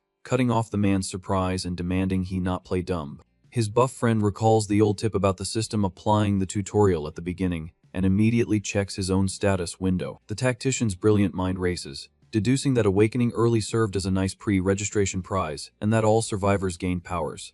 Covering his face with his hand, the guy finds this whole absurd adaptation of the universe to be complete madness. If the basic rules of the apocalypse could change in the blink of an eye, he tensely accepts that his extensive knowledge of the old game wasn't absolute. Looking at me, Kyung sitting quietly, the leader gets super curious, trying to guess what's going through the mind of the girl, who got no items from the mission. Flexing his muscular arms with pride, Hong Jun reveals that he got a nice physical enhancement that greatly increases his strength and agility. Summoning a small green frog in his hand, the student says his class is a puppet master, and he can see and hear through his magical creations. The doctor winks, confirming her teleportation, forcing the cook to accept that the mood required him to reveal his power too. Biting his finger, completely torn by the cruel doubt, the ex-gamer ponders the consequences of spilling the beans about his dimensional rifts there. Looking at the small team chatting, illuminated by the flashlights, the guy feels he could finally let go of all his old lies. But the big worry tightening his chest was exactly how this trio would handle such an absurd and unequal advantage. While the client was getting the big guy's attention, the masked hero blamed his own suspicious personality for freezing up when it was time to open up. Fearing his partners would feel envious of his safe comfort in the other world, the strategist decides to keep everything secret and stick to the original plan. The hunter declares that his big secret will only be revealed to completely trustworthy friends who can keep up with his insane growth rate. Looking at his own gloved hands, the tactician takes the floor, telling the group that, as expected, he had also awakened. Deciding to be a bit more bold with his lie, the guy invents that his current power is the great ability to predict attacks. The student's jaw drops at the revelation, stating with amazement that the hero would never get ambushed in his life with that lethal power. Downplaying the fabricated strength, the warrior lessens the impact by saying he only sees the monster's attack road as a faint, anticipated shadow. Quickly changing the subject of that dangerous conversation, the biker directly questions what the gym team's next steps would be.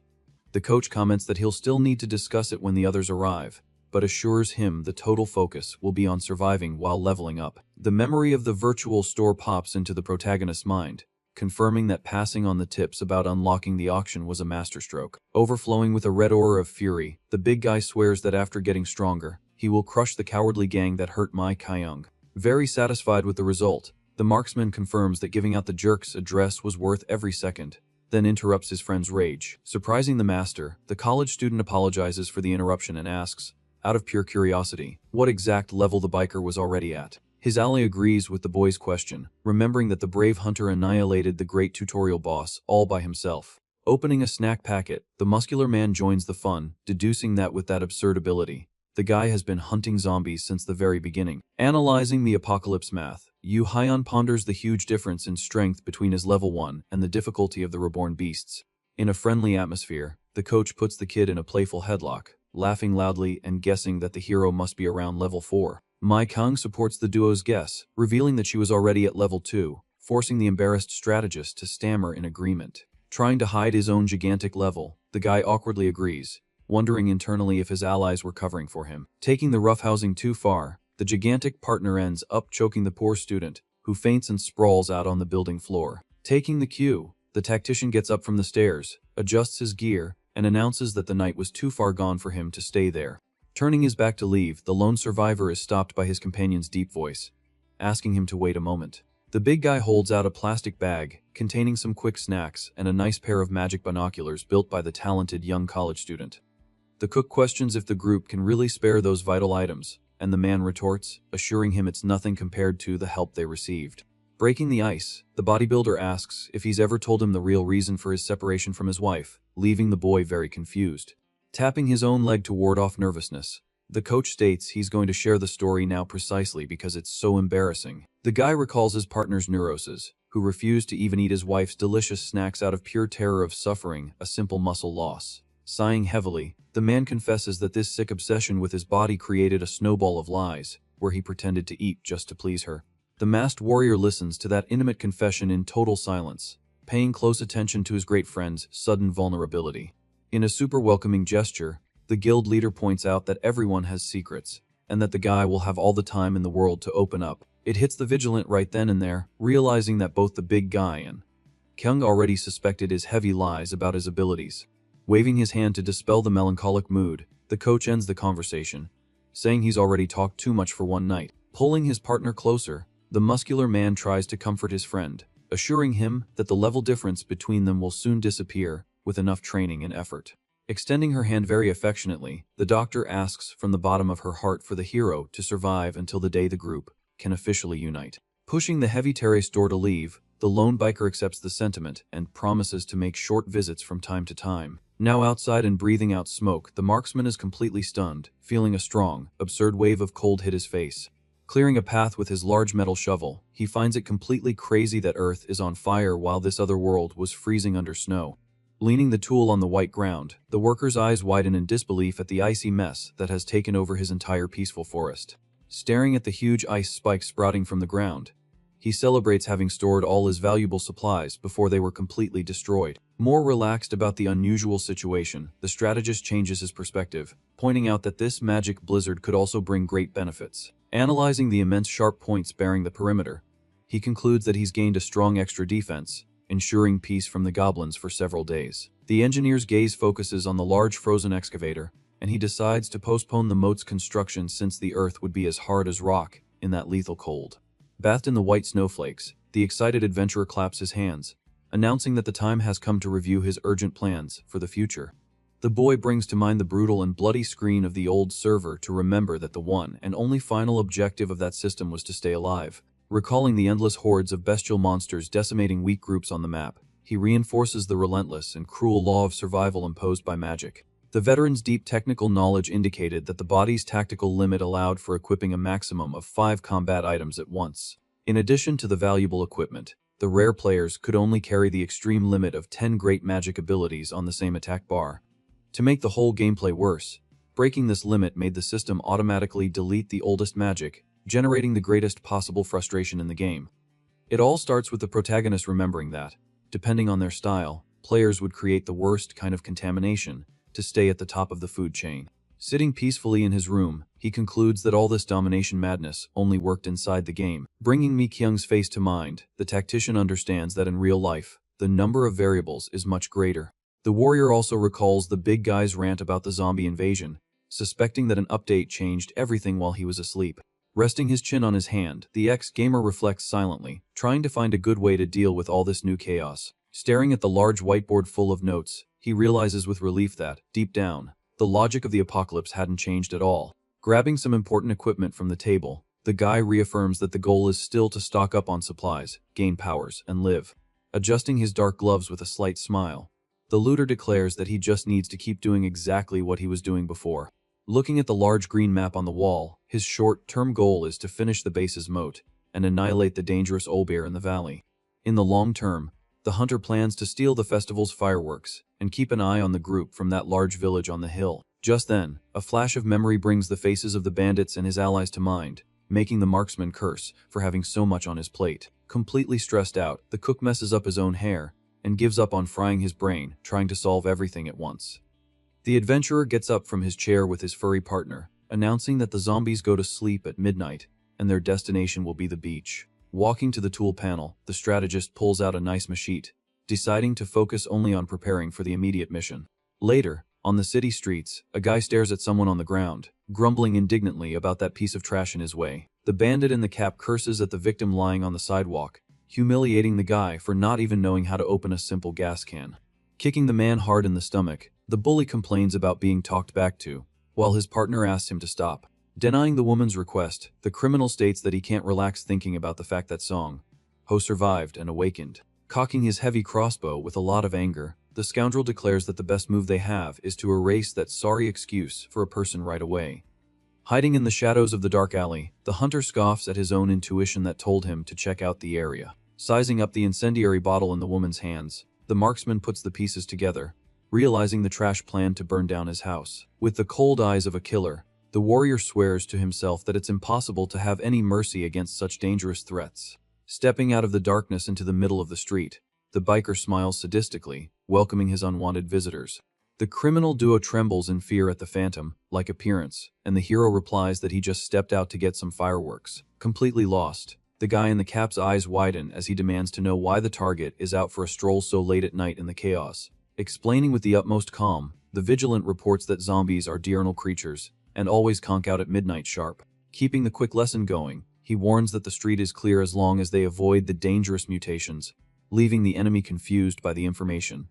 Aiming the crossbow straight at the hunter's chest, the delinquent cockily states that a player would need to be level 7 for those monsters to appear. The cook laughs, praising the enemy's research, and then reveals that since he's only level 5, those beasts don't spawn on the map.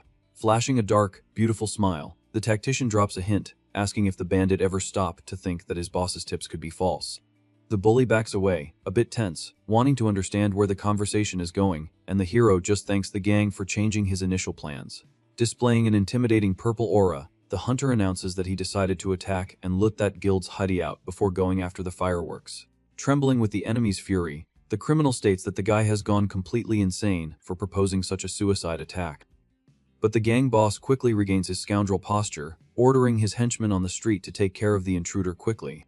The looter doesn't waste time with a useless fight and takes off running down the dark asphalt, leaving the criminal duo far behind. Suddenly, a disgusting bone crawler plummets onto the asphalt, startling the leader, who screams in desperation at the creature's appearance. Sprinting to escape the danger, the bandit glares at the warrior's back, cursing the hero with all his might. A frantic chase begins on the abandoned street, with the bandits and monsters trying to catch the fast protagonist. Firing a powerful electric arrow into the enemy's back, the gang boss yells, telling his lackey to focus only on the hunter. Cocking his own weapon up close, the bald marksman confirms the order and promises to end the agile target's life quickly.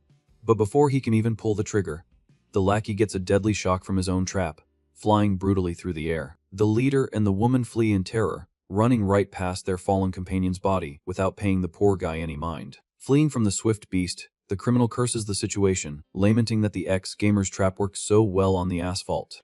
Out of breath and losing steam from the intense run, the guy in the cap despairs, asking what the heck just happened there.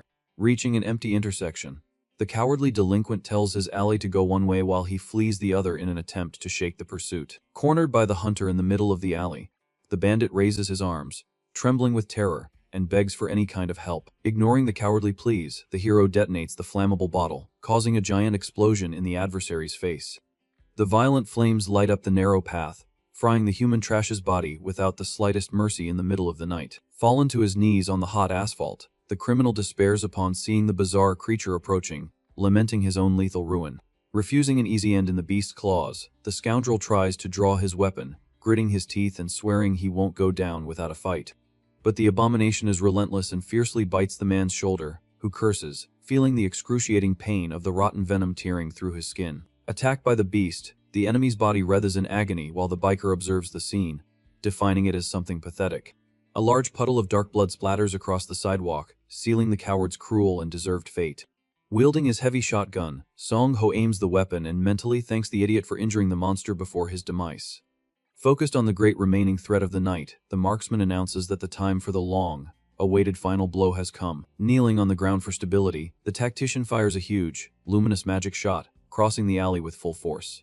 The impact hits the beast's chest squarely, but the hunter notes with frustration that the target only staggered instead of dropping on the spot. Seeing the creature leap at him with blind fury, the vigilant deduces that the ammunition disintegrates much faster in real life. Without losing his cool in the face of the charge, the guy cocks the gun again, promising to pump it full of lead until that thing stops breathing. The beast's body falls lifeless right next to the bandit's corpse, while the human steps on the creature's head, confessing that this brings no peace.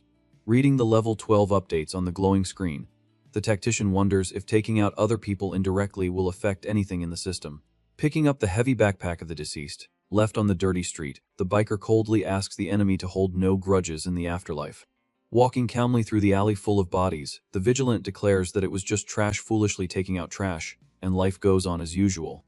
The sun begins to rise, illuminating the destroyed city as the looter strolls with his little wolf after completing the raid on the bandits' hideout. Sizing up the cases of beer at the other guy's HQ, the cook deduces that the sucker would have been gone soon even if he hadn't done the dirty work. Now at the abandoned beach, the wonderful duo finally secures the much-desired gigantic stock of fireworks from the event. Holding a large explosive sphere in his gloved hands, the ex-gamer praises the absurd size and impeccable quality of that bomb. Using the magical sense of smell of his four-legged partner, the human gains a gigantic advantage, stealthily tracking any danger in the area.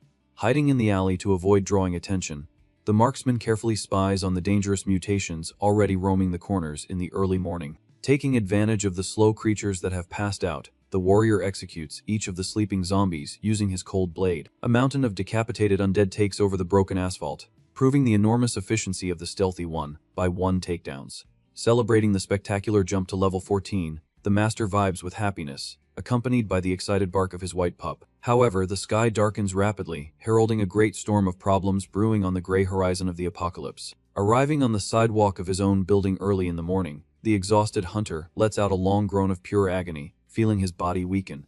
Leaning completely drained against the edge of the magic portal, the tactician grumbles that all this great success came at an unbearable physical price in the end. Tired of the manual labor, Song-ho grumbles that transporting all the heavy supplies twice in a row is a very tedious task.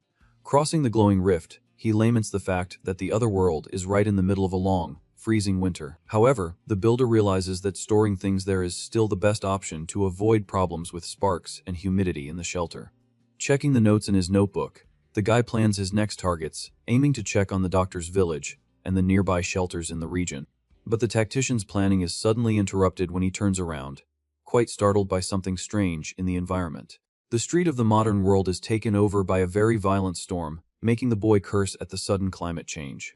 As a strong typhoon hit the earth for 2 straight days, the worker had to focus entirely on the machine to dig his moat. Piloting the heavy excavator, he deduces it would be too risky to try to do this job on the hard, frozen ground of the magic base. The manual labor continued quite intensely under the storm until another full day passed in the survivor's harsh routine. Admiring the enormous finished hole around the property, the ex-gamer swears on his life that he will never do such a tiring crazy thing again. Back in the other world, the weather finally helps out a lot, and the thaw season begins to melt all the accumulated snow in the woods. The large ice spikes that served as natural defense begin to drip water and slowly crumble around the stone base area. Bathed in the beautiful sun hitting the clean terrain, the base's owner breathes a super sigh of relief, feeling that the climate has become habitable again. With a good stretch in front of the dimensional rift, the hero declares that complaining about difficulties gets you nowhere. Watching the storm punish the zombies in the modern world, he knows very well that the awoken are still trapped because of the downpour. Walking calmly through the woods, the strategist tells himself that the exact time has come to move quickly to the next stage of the plan. Following the dirt trail accompanied by the little white wolf, a very random thought ends up crossing the tactician's brilliant mind. Analyzing his powerful rifle in hand, he recalls that firearms were completely broken inside that old game. And the real reason for this tremendous imbalance in power was something very simple that any veteran would understand right away. The marksman points out that this weaponry was only released after the rust plague had already passed, but Dingo suddenly runs off into the woods. Hiding stealthily in the bushes with his weapon aimed, the hunter adds that the arsenal could only be obtained by farming on the map. Gently petting his furry partner, the master praises the pup's skill for always finding the perfect spot for the takedowns. Checking his tight pulse, the guy is sure that his own tracking perception has also increased significantly thanks to the magic watch he wears. With his evolved terrain sense mapping the entire forest area in blue, the intruder deduces that this great advantage must be the reason. Oblivious to the hidden danger in the woods, the giant owlbear beast snags a fish in the river, proving it didn't even notice the human's presence nearby. Keeping his finger firmly on the trigger of the heavy rifle, the marksman mentally confirms that he has 15 rounds ready for the lethal shot. The ex-gamer aims very carefully, knowing he'll need a lot of damage to take down a monster as absurdly resilient as that one. Locking his sights on the furry beast, he calculates that he'll need to land at least 7 clean shots using his anti-corrosion ammunition. In an extremely silent move, the warrior cocks the weapon, lamenting the terrible fact that he won't be able to replenish this lethal stock. Focused on not wasting a single shot in the hunt, the tactician declares that maximum efficiency is a true obligation in this takedown. The explosive shot tears through the silent forest and hits the huge owlbear's shoulder squarely with brutal violence. Feeling the sharp pain of the surprise shot, the gigantic beast enters a pure state of fury, overflowing with a very scary red aura. Greatly surprising the marksman, the wild beast takes off at a sprint, preferring to try to flee rather than fight the lethal danger. Taking advantage of the furry target's desperate escape, the warrior fires more quick shots, demanding the big monster not waste any time. The magic bullets catch up to the fleeing beast, piercing its heavy flesh and drawing a shrill roar of pure agony from the blinded creature. Giving no quarter in the insane hunt, another strong impact blows off the owlbear's arm, which screams desperately, feeling its own life slipping away. Annoyed by the cowardly pursuit, the giant turns its head to face the marksman, who smiles, satisfied to have a face-to-face fight there. The abomination's eye glows with animal hatred, as the hunter declares with great coldness that they will settle this today with bullets. Keeping his sights locked on the enemy, the hero lets out a super confident smile, cursing that weird creature with heavy irony. Consumed by a great murderous rage, the beast roars loudly and charges with full force toward the human, ready to tear the invading threat to pieces. The strategist doesn't lose his cool and verbally activates his magic shortcuts to quickly summon his stored equipment. A blue flash takes over the guy's hands, confirming that the items from the subspace pocket materialized perfectly in the dense reality. Holding the heavy objects in his bare hand, the survivor strikes the lighter, lighting the fuse of the round explosive without any hesitation. Using his body weight to his advantage, the tactician hurls the giant bomb through the air, aiming exactly at the path of the furious abomination in the woods. As soon as the large trap flies free, the boy already shouts for his third magic slot, pulling a flare straight from the invisible inventory. The improvised bomb detonates, creating a huge explosion of light and fireworks, forcing the hero to raise his heavy shield to protect himself immediately. Blinded by the strong burst of fireworks exploding right in its ugly face, the beast panics completely, thrashing about unable to see anything. The cook scoffs at the stunned target, stating that not even a strong creature of that level can escape the simple biological weakness to light. Without giving the target any chance to try to recover, the intruder launches into a very aggressive leap, activating his fourth magic slot again. Flying swiftly through the air toward the blinded monster, the Vigilante pulls out his huge, noisy chainsaw, ready to finish the job. With a completely cold and focused look, the ex-gamer demands with great anger that the abomination disappear from his valuable valley once and for all. The rotating blades tear through the beast's neck without any mercy, spreading a true waterfall of blood as the creature groans in pain.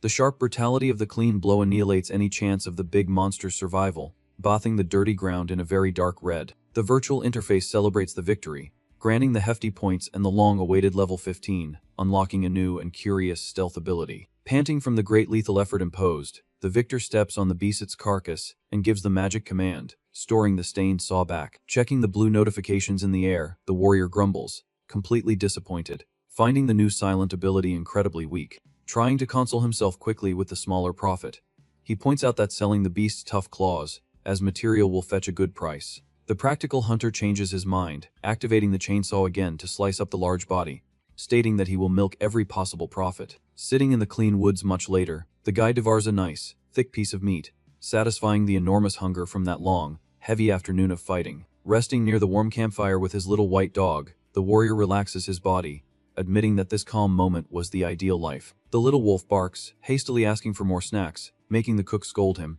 indignant that he's hungry after devouring 5 fish. But the owner's heart soon melts, and he tosses a big fresh fish for the starving pup to wolf down without a second thought. Petting the cute animal's fur, the tactician asks the little guy to grow up very fast, so the two of them can execute good aggressive tactics together. Watching the pet play with a dirty stick, the guy notices with surprise that the little creature has really been growing and gaining more muscle mass. Dusting his hands, the human gets up, stating that with a full belly, they can get back to their usual heavy work. Standing in front of the illuminated purple magic barrier, the ex-gamer says that the top priority now is to explore the unlocked auction house. Staring intently at the floating system screen, the veteran notes with satisfaction that the shop's look is exactly the same as the original version. The shock hits hard when he glances at the fine print and flies into a rage seeing that the high transaction fee has suddenly doubled in value. Cursing the system's financial ambition, the user clicks on the digital panel, stating that the new 10% charge was a blatant rip-off. But the buyer's fury drastically changes to a state of pure, total shock as soon as the illuminated auction window fully loads. Reading the sale items on the first page, the strategist freezes, unable to believe that some lunatic had already listed an ebony club there. Breaking into a cold sweat with the strong revelation, the boy tells himself to calm down, realizing the competition was much more brutal than he imagined. The tactician's logic points out that if the veterans awakened with ready-made combat skills, it would make sense for them to be at higher levels. Without wasting time on unnecessary doubts, the agile hunter presses the purple magic button, buying the excellent ebony weapon at the first chance. Investigating the comments section of the mysterious anonymous seller, the ex-gamer focuses on the suspicious text, trying to uncover the guy's real identity. The ex-gamer calmly stares at the screen, stating he already has a good idea who the mysterious seller is. In that old survival game, keeping one's identity a secret was a highly valued tactic in the community. Because of this, the system allowed users to even change the gender and voice of their personalized avatars. Aside from the global chat that showed names, it was impossible to find out any information about others unless they told you themselves. Even in this absurd new reality, the protagonist deduces that the guy's same striking personality must have remained strong. Walking through the open terrain, the tactician grumbles that the big problem with veterans is that they never follow the game's normal path. Reading the bizarre logs on the screen, he notices the guy's habit of always putting a mysterious code at the end of his sentences, just to get attention. Without wasting time, the boy opens the virtual chat window to initiate direct contact with the eccentric target. Very naturally, the buyer sends a simple sigh to test the reception on the other side. The stranger replies instantly, asking who it is, and introduces himself with the very peculiar nickname, Rabbit Princess. Playing along immediately, the strategist adopts the code name, Jibap Lover, to keep his own identity hidden. The delay in the response makes the hero think the veteran must be suspicious of something about this sudden approach. But soon the panel lights up with a weird laugh, and the guy claims he's been waiting a long time, believing he would make contact. Just then, the seller drops a bombshell, asking if the protagonist was with the president, since he'd been spreading those flyers. Sitting comfortably, the big guy comments that he didn't want to reveal his own abilities right away, as that would be too risky. Reading the message, the ex-gamer fully agrees that exposing one's skills for no reason is pure suicide, and is happy they think alike. But the big guy surprises him by breaking his own rule and asks if the buyer wants to know his big secret, just like that. Completely taken aback by the direct approach, the boy plays it cool, accepting the offer since they'll be teaming up anyway. The revelation is heavy, as the veteran claims his ability is infinite resurrection, as long as he has points to spare in the system. As if that weren't enough, the guy even lists his absurd level 17 stats, full of points in strength and various resistances. Excited about the information exchange, Rabbit Princess demands to know the tactician's abilities, leaving him quite cornered in the conversation. The immediate refusal to share his secret catches the seller by surprise, who doesn't understand why his partner is holding back after all that. Using a good excuse, the survivor explains that he has major trust issues and doesn't talk about his powers even with close friends. To not lose the alliance, he assures him it's not a lack of faith in the veteran, but that he'd prefer to talk about it in person first. Agreeing to the condition without any fuss, the other user quickly asks the buyer to take another close look at the system's auction house. Noticing the sudden update to the store, the hero freezes, unable to believe what just appeared listed in the virtual market right in front of him. A very rare magic metal ring was for sale, and the veteran knew an item like that was worth its weight in gold at the beginning of the apocalypse. Proud of his own find, the big guy says he scarred the entire neighborhood for that ring, and is offering the piece for just 10 measly points. The ridiculous price leaves the tactician's jaw on the floor, questioning how the guy had the nerve to give away something so precious for such a pittance. Full of good intentions, the fighter tells him to just accept the offer, stating that he needed to show sincerity to gain his trust. Recalling the past, the boy admits that their partnership in the old game was always very strong from the beginning of their chaotic journeys. The duo used to lie in the grass to rest after extreme hunts, forming an unbreakable bond of pure camaraderie. Even with all this favorable history, the ex-gamer confesses he wasn't expecting to receive so much unprompted kindness in the real world. Accepting the super valuable gift with gratitude, he decides that the only right response to that is to return the sincerity in kind. Without beating around the bush, the hunter lists the monster's rare claws and some nice smoked fish in the system for a very symbolic price. On the other side, the brute goes crazy for the excellent goods, and the tactician remembers that he always loved these specific items. Drooling over the new weapons, the veteran asks if the creatures have already appeared in Busan, but the protagonist cuts him off, saying it's a fruit of his power. Giving everything as proof of mutual trust, the hero earns a huge compliment from his partner, who is amazed by the fair trade. With the business concluded, the strategist says it's no problem for the guy to travel to the city so they can meet up. However, he makes a comical demand, begging the big guy to wear real clothes and stop saying that annoying catchphrase all the time. The veteran agrees through tears, promising to change the bizarre phrase and only walk around naked when he's not near his great partner. Finalizing the very productive negotiation, the brute finally devours the roasted fish, having a decent meal after some tough days. Chewing the tasty meat in the darkness of his messy hideout, he realizes the violent typhoon outside is finally starting to lose strength. A ray of warm sunlight invades the room through a crack in the window, illuminating the warrior's face as he stares at the daylight, completely focused. Wielding his bat firmly under the bright light, the ripped man deduces with great excitement that this sudden calm was a divine sign. Full of admiration, he even entertains the insane idea that his survival partner might have become a true god in this apocalypse. Without thinking twice about the consequences of the height, the brute shatters the window glass and leaps straight into the danger-infested street. The impact of his landing is brutal, crushing a zombie's head on the asphalt with the force of a true meteor falling from the sky. Using his disproportionate strength, the fighter grabs the monster by the legs and smashes its fragile body against the ground with unstoppable fury. Stomping on the threats in his path, he advances with single-minded determination, with the sole objective of finding the old friend who helped him in that critical moment. The muscular warrior spins a corpse in the air like a top, creating a devastating blow that sends the other zombies flying away in an instant. Blasting through the destroyed city in nothing but his underwear, he lets out a thunderous laugh, showing he has no fear of that grotesque horde. But the great excitement is quickly cut short when he stops running in the middle of the avenue and tries to figure out which way he should go now. Looking back, the lunatic discovers he's made a full circle and ended up right back at his own building, proving he had a terrible sense of direction. With the absolute end of the storm that ravaged the earth, the undead return to wandering the streets, following a flying paper airplane. The small toy flies over the broken asphalt, catching the creature's attention, while the group of survivors adapts to the new reality. Thanks to his new level 5, the skilled artisan can finally manipulate his magic items over much greater distances in the area.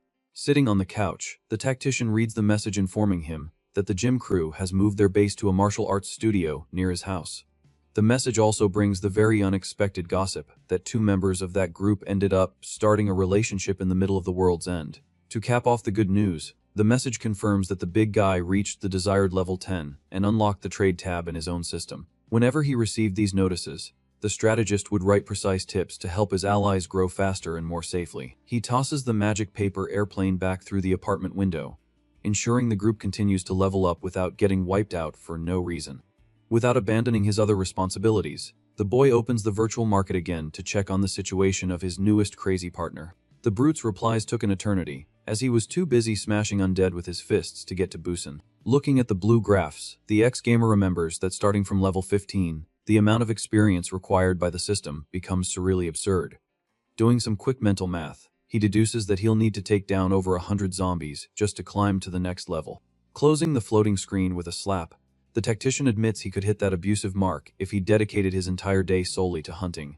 However, the cook gives a confident little smile, knowing he has much more practical methods for dealing with that cursed difficulty curve. Stretching out in the middle of the living room, the survivor states that he has numerous urgent commitments and can't become a slave to combat. After crossing the dimensional portal to his safe base, the boy stops in front of the huge metal door, doubting something very important. Inspecting the shiny blade in his hands, the intruder questions the curious little creatures to understand the real power of that magical tool. Shocked by the major revelation, he directly asks the giant beetles if they themselves forged the valuable rare metal knife. Bringing raw gold ores to the trade agreement, the human thought the heavy lifting would be done in some hidden workshop in the woods. Crouching near the little monsters, the improvised blacksmith questions in shock how simple round beetles have the anatomical capacity to forge weapons. In immediate response to the boy's big question, one of the colored insects pulls out 2 tiny forging hammers, proving they are ready for the job. The boy hands a golden coin to the beetle and tells it to try creating something with that material if it can. Very excited by the payment, the little monster grabs the piece and starts hammering the metal using its tiny tools. With a dazzling flash, the insect proudly holds up the small, newly forged knife made from that single coin. Holding the delicate item, the protagonist is surprised to see that the magical creation ability actually worked. But he questions why the critter made such a rough and crooked mithril blade if it has the ability to sharpen things so well. Immediately, the beetles start crying and trembling in the corners, leaving the human completely clueless about their exaggerated reaction. Asking them to stop the drama, the tactician tells the little monsters to draw the problem on the whiteboard for him to analyze. Without wasting time, the insects quickly fly to the board and start scribbling the drawings for the big explanation. Observing the final art on the wall, the ex-gamer understands that the goblins were beating them up and preventing them from making decent weapons. With the mystery solved, he wants to know exactly where the nest of those oppressive monsters is. Using its own little knife, the beetle points to a green map it drew, indicating the exact location of the enemy territory. Satisfied with the valuable information, the boy promises he'll go there soon to clear the area. However, he emphasizes that the little monsters also need to do their part in the deal and work properly from now on. Seeing the critter's excitement in agreeing to everything, the human even suggests burning the goblins' bodies for them if they want. Before sealing the deal, he asks if the magic blacksmiths can accept a special creation request right off the bat. Excited about the new productive alliance, the strategist proposes that they maintain a good friendly relationship in the future.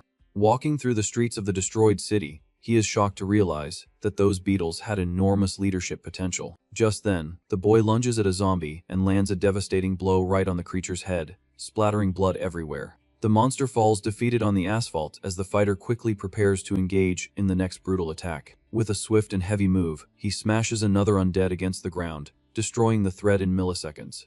Dealing with common enemies that have become much stronger than normal, the hunter continues the massacre through the block. Delivering precise and lethal blows, the protagonist takes down several zombies who are trying to surround the abandoned street. One of the creatures shrieks fiercely and tries to attack the survivor by surprise with its sharp claws. But the ex-gamer dodges smoothly and lands a solid punch on the monster's nape without the slightest difficulty, taking out those stinking threats almost out of pure habit. He shatters the last zombie of the group, clearing the area. Looking at the landscape just ahead, the tactician's jaw drops at what he just found on his path. He notices how the architecture of that luxurious condominium was completely different and fancy compared to the rest of the neighborhood. Standing in front of the imposing gate with his wolf, the boy admits he would never have set foot in a place like that before the apocalypse. While his pet sniffs a corpse stretched out on the asphalt, he wonders if Cyan would still be alive amidst that chaos. Considering that other acquaintances without powers also survived, the hero keeps his hopes up of finding the woman safe. Looking at the giant building, he remembers that people in contact with the Awoken are not affected by the zombie spores. Because of this system rule, the protagonist wasn't afraid that his acquaintance had turned into a slimy monster. His real concern at that moment was precisely the strategic location of that luxury condominium. The place was stupidly close to the golf course that belonged to the other survivor who was crazy about absolute control. On top of that, the building was also dangerously close to the government shelter, which made the situation on the map much worse. This proximity turned the village into an ideal spot for groups to gather and cause huge conflicts at any time. Climbing the elevator shaft hanging from a rope only proved that this was the perfect environment for bad things to happen. Reaching the dark floor, the boy leans on the metal edge and pulls himself up with considerable physical effort. Panning on the floor next to his wolf, he comments that a normal person would be completely exhausted just from climbing that high. Observing the rope tied securely to the pillar, the tactician immediately deduces that the trap was Cyan's own handiwork. Walking cautiously down the empty hallway, the intruder wonders in which of those units the woman might be hiding. Stopping in front of the right door, he knocks lightly on the wood, trying not to make too much noise on the floor. An irritated voice sounds from inside, complaining that she had already warned him countless times to arrive at the agreed time. The resident opens only a defensive crack and questions why someone would show up in a place crawling with killers on the loose. Upon recognizing the boys' and the dogs' faces, she is completely surprised and lets out a sigh of pure relief. Confused by the sudden visit, the woman asks what brought the ex-gamer to this dangerous end of the world. The boy replies that the world is made of trades, and that he only came there to collect the money for the medicine. The joke gets a weak laugh out of her, but the protagonist quickly cuts the banter and asks about the killer story. Knowing the explanation would be long and complicated, she opens the door completely and invites her ally inside. As soon as the hero and his wolf sit on the comfortable living room couch, the survivor begins to vent about everything she had been holding in. Cyan spoke very quickly and with extreme precision, barely giving the guy a chance to interrupt the chaotic story. Listening intently in the dark, the strategist makes a quick mental summary to piece together the scene. Near the temporary shelter, 3 different groups had peacefully divided the territory and were trying to coexist. But suddenly, a much larger gang appeared in the area, with at least 10 members full of bad intentions. This new group proposed opening the government shelter ahead of time to brutally divide all the stocked supplies. When the other 2 leaders refused the suspicious offer, the mood heated up very quickly, and the situation got out of control. A mysterious person attacked mercilessly in the dark, plunging a bloody knife into a member of one of the rival teams. A truly brutal killer emerged from nowhere in the middle of the mess and began eliminating people who opposed the plan. Analyzing the number of controlled followers, the ex-gamer deduces that the leader causing the problems must be the suit, Quan. The fact that the villain made a friendly offer instead of forcing obedience indicates that his control ability has limitations. Thinking strategically, the boy decides he can't directly involve Cyan in this risky mess. He comments that the so-called killer appeared right after the other teams rejected the deal, making the connection very obvious. The smaller teams suffered heavy losses in the slaughter, while the controlling leader's group remained completely intact. With his hand on his chin, the tactician questions why they would want to break into the shelter early, if the place would open on its own later. To confirm a crazy theory, he asks directly if the resident's awakening power is really focused on healing. She shows her hand glowing with a green energy and confirms that she can close minor wounds, but can't perform miracles. Excited by the golden information, the protagonist explains that support Awoken have a very difficult time hunting alone. Unlike the fighting classes, they earn points by helping allies but can't level up aggressively. This harsh system rule leads the boy to deduce that the mysterious suit is also not a front-line combatant. Soyeon is surprised by his perfect logic and agrees that having followers doesn't mean having raw physical strength. Fitting the last detail into place, the ex-gamer states that the villain needs area of effect weapon materials to level up faster. Leading a gigantic group brings the weight of feeding many mouths, which makes the rush for supplies quite understandable. The woman points out that the intruder is about to meet his own teammates and needs to leave to get organized. But he denies the meeting, stating that he has other priorities first, leaving her confused by the sudden refusal. Soyeon sighs with relief and confesses that her group is a bunch of idiots, justifying her initial bad mood when opening the door. The doctor points out that this type of person prioritizes only their own basic needs. The tactician responds over the radio, admitting that this is a problem, but assures her that everything will be fine. With a serene look, the ally defends that deep down, they aren't such bad people. The ex-gamer straps on his own backpack and asks what her next steps are now. The woman backs away, stating the situation is dangerous with the enemy team there, but he reassures her, promising to just observe from a distance. Petting little Dingo, the hero deduces that the zombie hordes are preventing the rival gang from joining up. Without beating around the bush, he hands her a huge, yellow, luminous stone as a housewarming gift. The hunter explains that the item serves as a candle and tells her to break the stone in half if the glow gets too strong. Soyeon sees the play immediately, concluding that the boy had already unlocked the magic shop to have that. Walking with his little wolf, he agrees and swears that if everything goes well, he'll pay back his medical debt with plenty of interest. Far away, the focus shifts to the large concrete dome of the temporary shelter in the middle of the city. The suit, Kwon, sits casually in an armchair on the street, asking his henchmen how the purification was progressing. The lackey quickly reports that the killer eliminated another member of Team B during the afternoon. To top it off, the criminal informs him that the survivors moved the supplies, and the cleanup of that area would be finished soon. The mob boss asks about Team A, receiving confirmation that they haven't made any strange moves yet. Satisfied with the report, the suit orders the death of one more member of that group, and the henchman supports the tactic. The mobster questions the exact location of the targets, but the lackey laments not having been able to track them all individually. However, the man in sunglasses reports that they spotted the woman from the group leaving her house heading towards the plaza.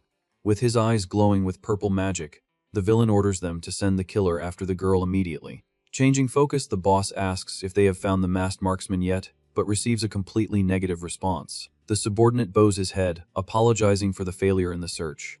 Annoyed by the team's incompetence, the criminal grips the arm of the chair with great force, while cursing under his breath.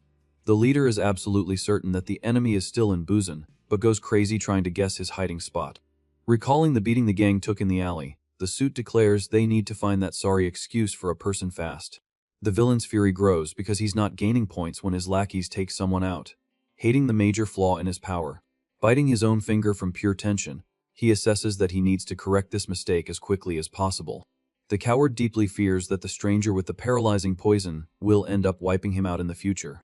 To make matters worse, he imagines the other regional leaders mocking him if he doesn't reach level 15 by the date of the big auction. Completely frustrated with his own situation, the mobster curses loudly until he's called by his partner. The group of criminals proudly displays a furious, tied-up zombie they just captured for the boss.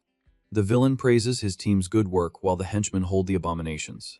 Without the slightest bit of pity, the mobster throws an incendiary bottle straight onto the asphalt. The homemade explosive lands right at the feet of the group of tied-up infected who can't escape. A gigantic blaze instantly engulfs the monsters, roasting the beasts in a brutal fire trap. The magic screen confirms his advance to level 9, and the leader stares at the flames, calculating that there are only 6 levels left. Assuming a command posture, the suit tells all his subordinates to pay close attention.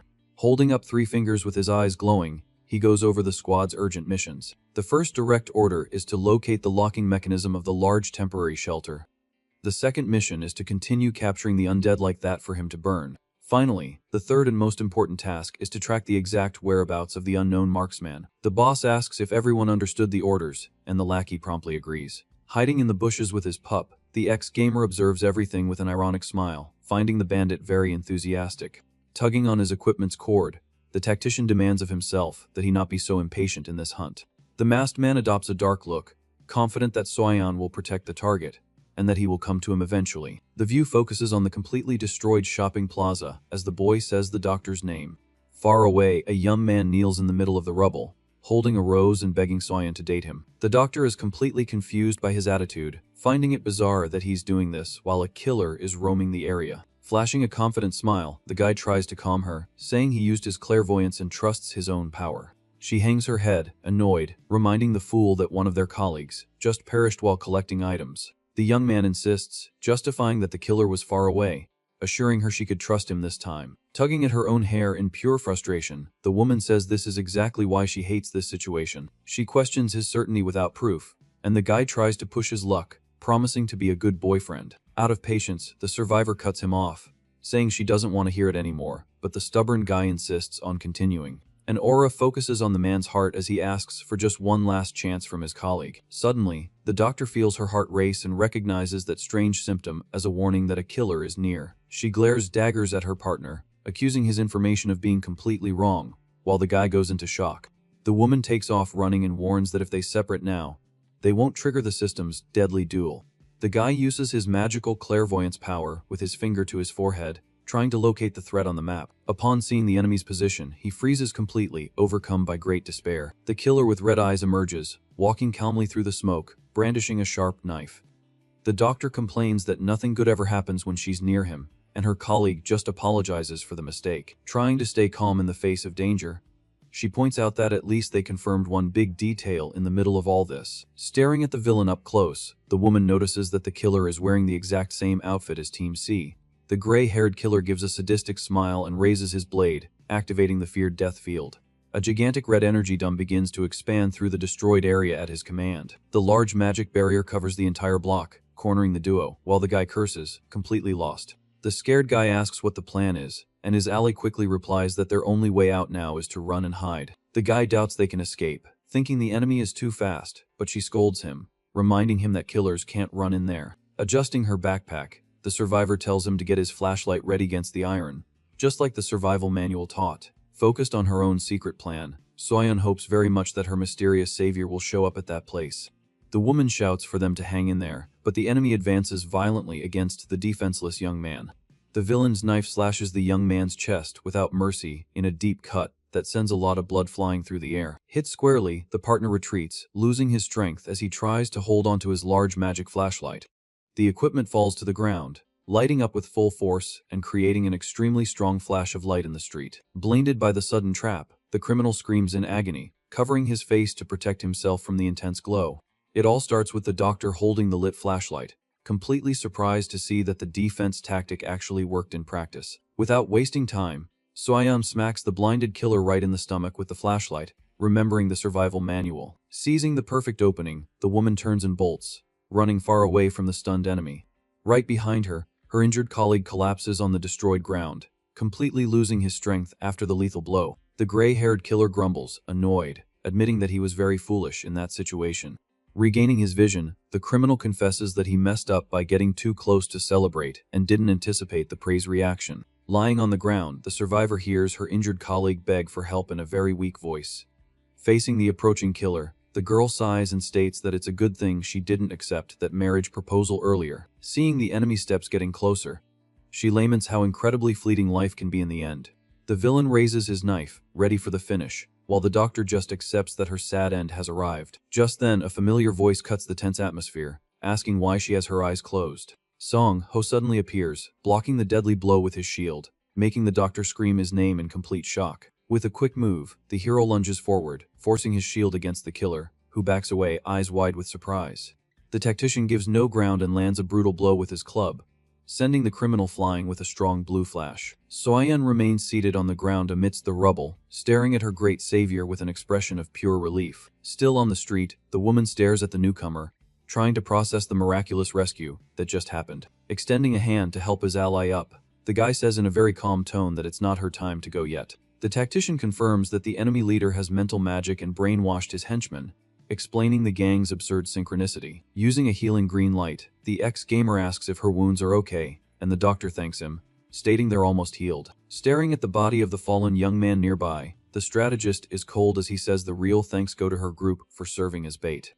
The survivor laments the tragic passing of her teammate, but the biker cuts the mourning short, warning that there's no time to think about that now. Shifting focus to the enemy, the hunter explains that taking down a killer with high regeneration and durability at this moment is impossible. Soyan asks, very worried, if this means they're out of options, and the hero agrees that normally, that would be the truth. Observing the isolated killer on the street, the protagonist explains that the death field was created precisely to force an encounter with the aggressor. Even if the killer perishes and the barrier disappears, the zombies form a wall blocking the exit, but he reveals there's a bug in the system. Pointing to the surrounding structures, the hero asks if his ally has any idea why he led her to this exact location. The view focuses on the top of the structures, where the tactician reveals the existence of a suspended walkway perfectly connecting the two buildings.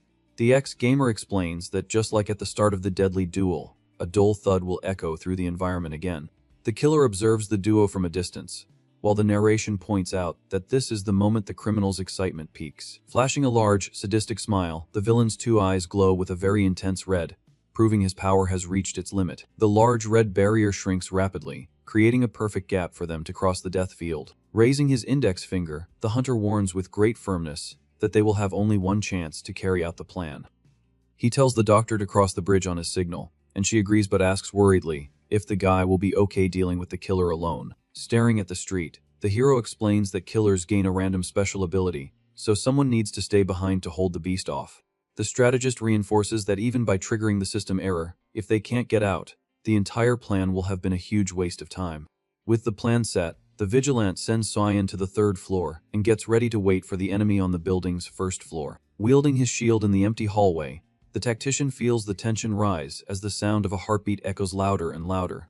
Assuming a combat stance, the warrior calls out to the enemy, challenging him in a completely defiant and fearless manner. Suddenly, the ex-gamer gets very confused, feeling the target's strong presence near him without being able to see anyone there. With a violent crash, the killer simply destroys the concrete wall, invading the hallway in a brutal attack. Song Ho hastily raises his shield to protect himself from the flying debris, cursing the terrible luck he just had. Emerging from the dust with a murderous aura, the killer reveals that his special ability was to phase through walls. Without wasting a single second, the criminal lunges forward and brings his knife down in a slashing blow, tearing through the air with great force. Using his quick reflexes, the tactician dodges the charge by throwing his body to the side, narrowly avoiding fatal damage. The enemy's heavy blow leaves a red trail in the wind, while the biker ducks, assuming a defensive base on the ground. Taking advantage of the gap in the enemy's movement, the experienced hunter swings his heavy club from the bottom up. The weapon deforms the air and hits the killer's head squarely, generating a strong explosion of blue energy from the impact. The criminal's head is thrown back by the brute force of the blow, but the expression on the target's face remains completely blank. Completely unscathed, the killer cracks his neck bizarrely, showing that pain has no effect on his body. The tactician admits he was already expecting this due to his hours of gameplay, lamenting that this level of damage doesn't even tickle the rival. Blocking a furious charge with his shield, the hero points out that the brainwashing has left the killer acting like a mere aggressive zombie.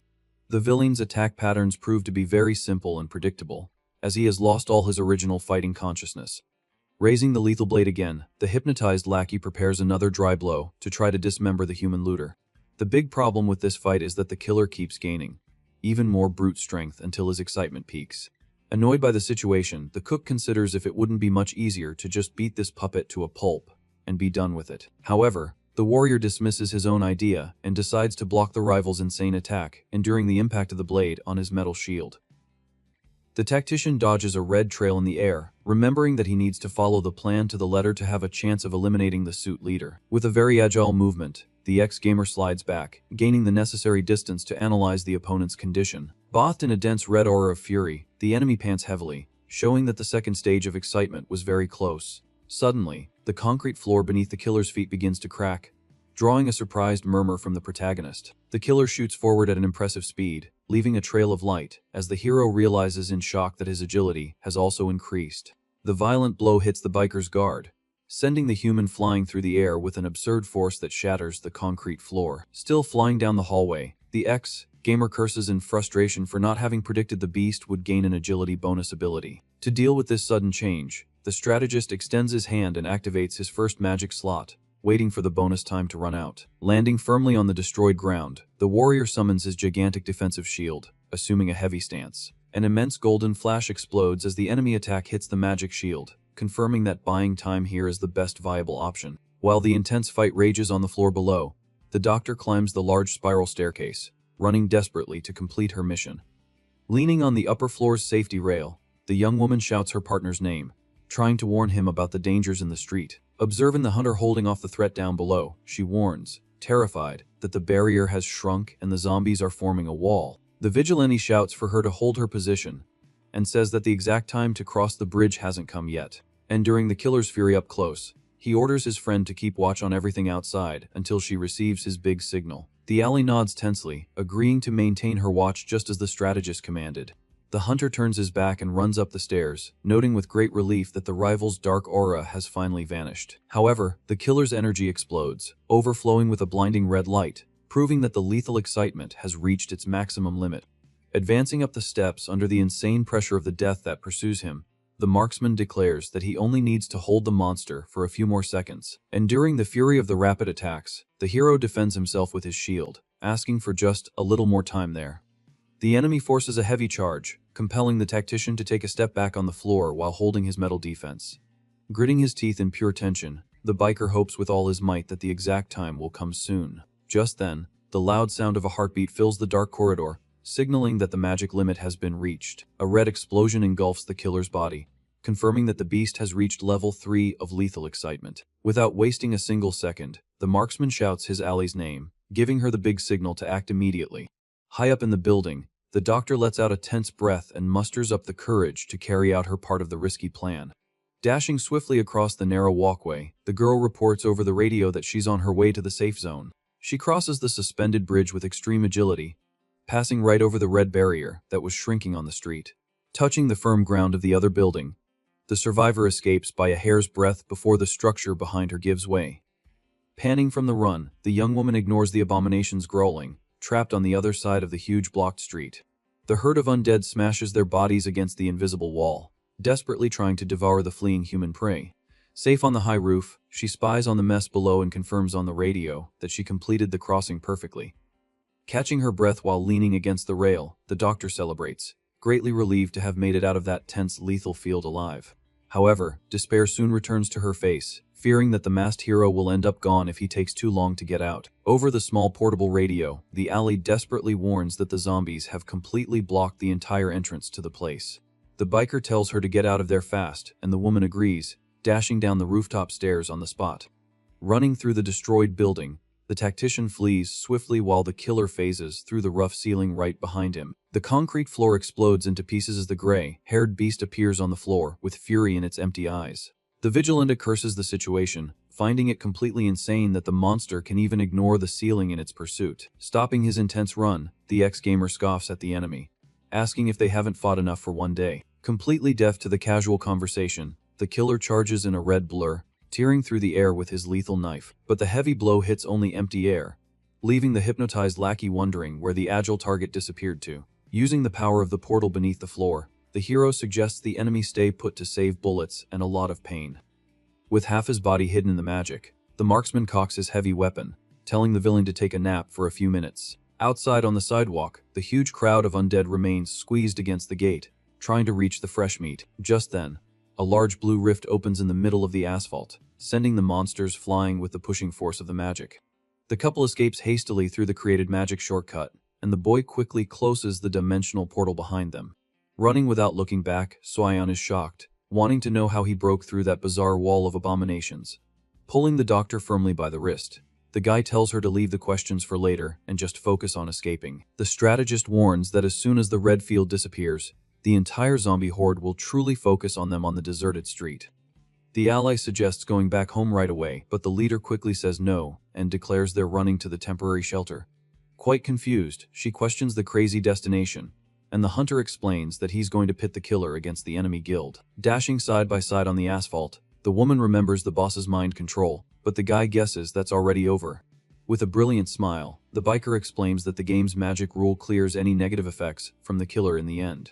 The doctor connects the dots, stunned by the meticulous plan made from the beginning, and the hero praises her sharp intelligence. With a completely sadistic look, the tactician reveals his cruel intention to save the shelter and turn that gang's life into a living hell. Keeping a firm pace on the run, He defends his own philosophy that fighting evil with pure evil is a just thing to do. Far away, the brainwashing breaks, and the gray-haired lackey regains consciousness in a state of total shock. Staring at his own dirty hands, the poor technician has no idea why he's holding lethal knives while standing there. Terror takes over the man's confused mind when he notices his entire outfit was stained with fresh red. However, this harsh despair is short-lived, as old memory fragments invade his head like lightning. Horrible memories of him slicing up innocents and acting like a relentless monster appear extremely clearly in his frightened mind. Clutching his face in great pain, the man screams as the exact image of the one responsible for all this takes shape in his memory. The smiling face and purple eyes of the suit, Kwon, appear as the great demon that controlled his body. Foaming with pure rage and betrayal, the lackey bellows loudly, accusing the mobster of turning him into a blind killing machine. In the middle of the destroyed street, the gray-haired man grips his knife as beautiful fireworks light up the sky. Gritting his teeth with great hatred, the technician curses his ex-boss for forcing him to live a hell while he was casually farming in the plaza. With his mind focused on pure revenge, the killer stomps firmly on the dirty ground, telling the sorry excuse for a person to get his own neck ready. Making a great, agile leap over the rubble, fury blinds the man, who swears to collect that great, cruel blood debt. In another dark corner, the duo carries the tubes, and the doctor hesitantly asks if that whole party with the fireworks was vital. The tactician confirms with great seriousness that making noise is the goal, as the enemies would be on high alert now. The boy's genius was precisely aimed at stressing out the suit, so he wouldn't realize he'd lost his monster's leash. Passing on the tactical tasks, the hunter tells his ally to watch the perimeter and praises himself before disappearing to ambush the leader. Hiding behind the low wall, Swayan makes a finger gun and smiles, finding great amusement in the perfect punctuality of the falling target. Bathed in pure, dark resentment, the ex-lackey plummets from above like a lightning bolt, aiming straight for the stone plaza. With a murderous and terrifying look on his face, the tactician's lethal weapon rapidly approaches to annihilate the lying traitor. In the large plaza, the suit rests comfortably, surrounded by henchmen, completely blinded by his own disgusting ego that consumes him. Without any warning, fury tears through the night air as the gray-haired man descends with his lethal little knife, seeking the villain's rotten life. The mobster's violet eyes go wide, completely caught off guard by the brutal attack tearing through the starry sky. The heavy thud of the blade smashes the stone plaza with violence, forcing the mobster to roll hastily to avoid being diced. Breaking into a cold sweat on the dirty ground, the criminal stammers in desperation, questioning how that henchman escaped and found him hidden there. Trying to quickly impose magical authority, the boss raises his glowing hand, telling the technician to disappear before he deeply regrets it. The killer tells the trash to shut up and summons the feared death field, wielding the little knife stained with fresh blood right there. Staring at the red grate rising in the area, the suit curses lost, while the ex-lackey mocks the guy's great slowness. Mercilessly decreeing the end of the line for the cowardly liar, the technician charges like a bull, ready to plunge the metal.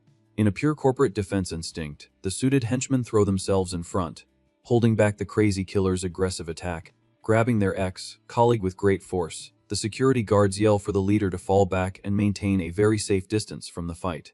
Before the gang can escape the plaza, several swift arrows appear, tearing through the barrier and embedding themselves directly in the defenders' chests. The gang boss clicks his tongue in frustration, watching his loyal shields fall and finding the whole thing a very dirty trick. Observing the great murderous rage on the attacker's face, the mobster concludes the obvious, realizing the brainwashing has broken. With the death field locking down the entire plaza, the villain accepts that there's no way to escape and use his mental powers from a distance. Flashing a beautiful psychopathic smile on the spot, the suit turns the tables, deciding to take out the beast and steal all the points for free. The leader bellows violent orders, demanding the remaining henchmen smash the target to the ground, not letting a single muscle move. But the force of vengeful rage is unstoppable, and the gray-haired man dishes out liberating punches, shattering the annoying bandit's glasses. It all starts with the enraged suit, Kwon, humiliating his former lackey for still being a mere pawn and calling his own henchmen brainless idiots.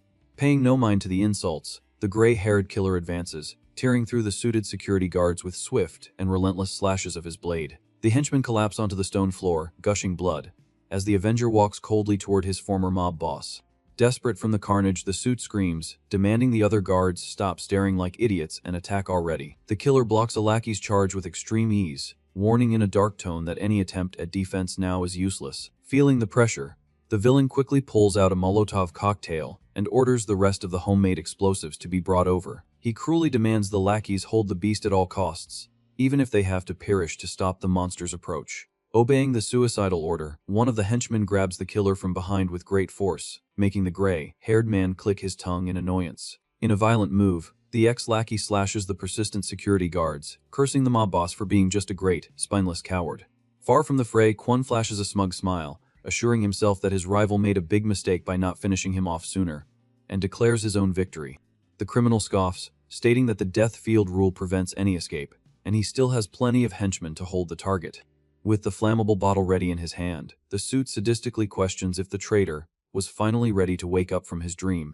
The villain hurls the bomb with all his might, pointing out that the enemy's great failure was blindly trusting the powers of a simple killer. The bottle shatters on the asphalt, creating a strong explosion right at the target's feet, while the gray-haired man ironically questions if that was really a mistake. Bathed in the intense flames, the killer remains standing and completely unshaken in the middle of the blazing fire, proving that pain has no effect on him. Completely engulfed in flames, the ex-lackey states that he's unfamiliar with that word, revealing he had already accepted his own demise from the beginning of the confrontation.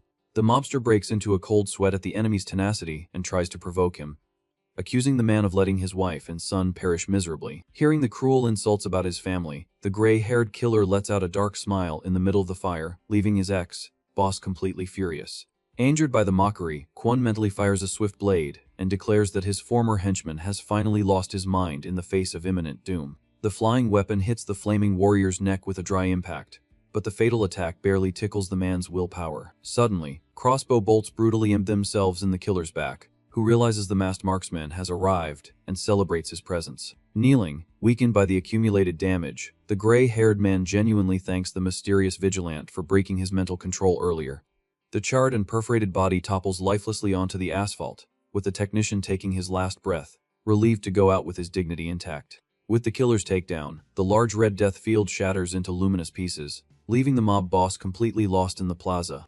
Clenching his fist in pure hatred, the suit curses the fact that someone cancelled his lethal hypnosis and still stole the takedown points right under his nose. The villain's realization finally hits as he processes the arrows, his eyes widening in despair as he deduces that the unknown marksman was right there. Sweating coldly and completely terrified, the criminal whips his head around, trying to find the dangerous biker hidden in the shadows. The mobster screams, demanding the filthy rat show himself, but doesn't waste time and immediately bolts, scrambling to save his own skin from certain doom. Being swallowed by a strong magical escape beam, the coward swears revenge, promising to tear the masked hero to pieces at their next encounter. The chaos ends, and calm takes over the street, with Song-ho and Soo Yeon walking peacefully, agreeing that it was a very long day. Chatting on the sidewalk, the doctor says she's moving out of the village as soon as possible, as staying there would only shorten her precious lifespan. Being very grateful, the woman bows and reveals she has numerous questions in her head, but focuses only on thanking him from the bottom of her heart for the rescue. The masked hunter lowers his hood and responds with great humility, assuring his ally that the heroic rescue was absolutely nothing. The guy confesses that without her perfect surveillance, the escape would have gone very wrong. He then tells her to ignore Team C, leaving the doctor confused. With a slight smile, the strategist points to his own head and guarantees, out of pure intuition, that the criminal gang will self-destruct soon. Now in the comfort of his safe base, the protagonist takes off his shirt and decides to take 3 full days off to treat the bandages on his own body. The ex-gamer grumbles that the intense fight against the killer left him completely wrecked, but points out that this mandatory rest won't be useless. Staring at the luminous panel in his room, he celebrates reaching level 16, which unlocked a valuable life tracking ability, and focuses on checking his loot. The cook flashes a big smile, investing 300 points to buy a coveted and lethal orichalcum long knife from the Magic Systems store. Taking advantage of his free recovery time in the Green Forest, the tactician dedicates his sunny afternoons to setting traps for small boars. Browsing the system's forum, the warrior tracks the conversations of other survivors and discovers an absurd location dominated by goblins in the north. On the second day of pure peace, the dedicated craftsman sits on the floor and perfectly repairs his strong, cracked shield with the help of his beetle team. With his defense brand new, he sends his agile white drone flying through the dense woods to map the enemy terrain without risking an ambush. The aerial footage shows the green area, and the brilliant pilot manages to precisely identify the exact location of all the little monsters' traps. Kneeling in the clean garden during the third day, the farmer harvests beautiful red bell peppers, amazed by the rapid growth of that mystical soil. As the morning of the fourth day dawns, the recovered young man pushes open the glass door to exchange daily information with the group in the city. Looking at the cold floor, the tactician freezes upon noticing that his magic paper airplane was completely still and fallen, unlike how it usually was. The guy crouches and hastily picks up the small paper letter, questioningly confused if his college friend had sent the message too early. Carefully unfolding the sheet, the ex-gamer focuses on the message, and his expression changes to one of pure shock as he reads the words written there. The curt note was from that arrogant newbie, ordering him to stop sending messages to the group immediately, and that he didn't need to reply. Crumpling the paper tightly, the cook curses the jerk out loud, finding it a tremendous farce for the guy to meddle in the team's communication. Checking the previous messages, the hero gets furious seeing the big guy defending the idiot after all the help they received. Bathed in a dark aura and with a sharp gaze, the experienced killer Seely considers going over there to eliminate that human trash with his own hands. However, the guy's large eyes widen in astonishment at his own violent thought, asking himself if he had lost his mind. Covering his mouth, panting, the warrior accepts that thinking about taking a life for such a trivial reason would make him a psychopath, just like the mob boss. Taking a deep breath on the sunny terrace, he swears to regain his composure and fulfill his old promise to assess situations coldly and without emotion. Analyzing the board, he recalls that the student had warned him about the intense leadership conflicts between the muscular guy and the cocky one at the shelter. The plain truth is that the newbie had been allying with envious neighbors to create a perfect excuse to expel the original duo from that village. In the midst of this political mess, the dedicated doctor would also become extremely vulnerable in that toxic environment, forcing the strategist to act quickly. Holding his open hand up to the sun's rays, the survivor declares that the great time for a reckoning will come, and he must remain rational. Clenching his fist with extreme determination, the hero focuses on what he can do now and states that annihilating the large goblin nest is the day's priority. Observing the enemy village from the hilltop, the master calls his little white partner, asking if he was ready for war. The little wolf barks deeply, making the hunter smile, praising the beast's rapid muscle growth and imposing voice. Turning his face to the agile, winged helpers in the tree, the group leader asks if they have completed all the tactical preparation tasks in the area. The cute little beetle holds up a very well done drawing, pointing out the confirmed presence of 3 large hobgoblins in the camp. Holding the paper reports in his gloved hand, the ex-gamer assesses the troops and confirms the sum of 18 goblins and 3 big yellow guys. The magical crew cries in terror, huddled together, and the human laughs, asking if the little ones were that scared of that number of enemies.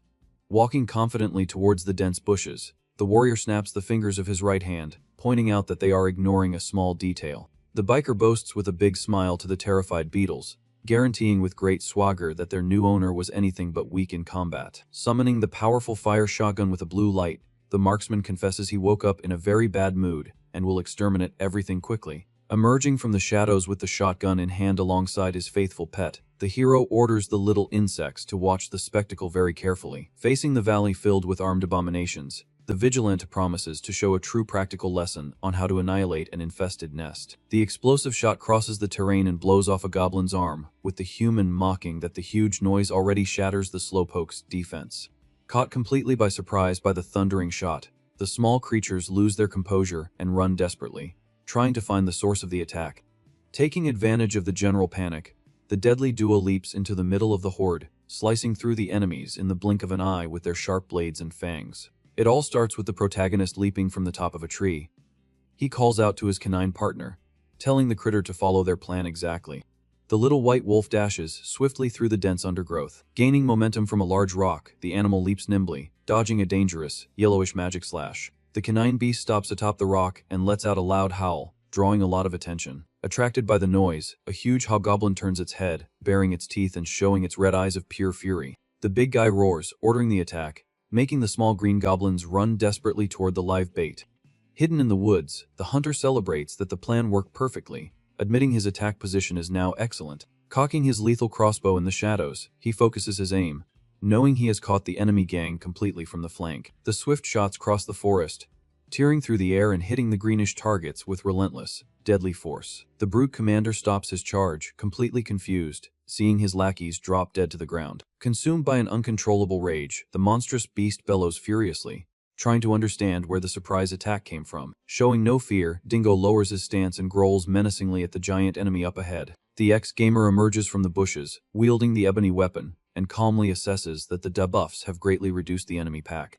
He summons his glowing magic pocket with his left hand, thinking this is the perfect moment to test the real abilities of that boss. Pulling a sharp blade from the magic, the warrior advances confidently, announcing that the real hunt has just begun. With an agile leap, the tactician brings the heavy blade down, shattering the beast's arm, which collapses to the ground, bellowing in agony. Landing firmly, the marksman lets out a long, hot breath, keeping his lethal gaze locked on the target.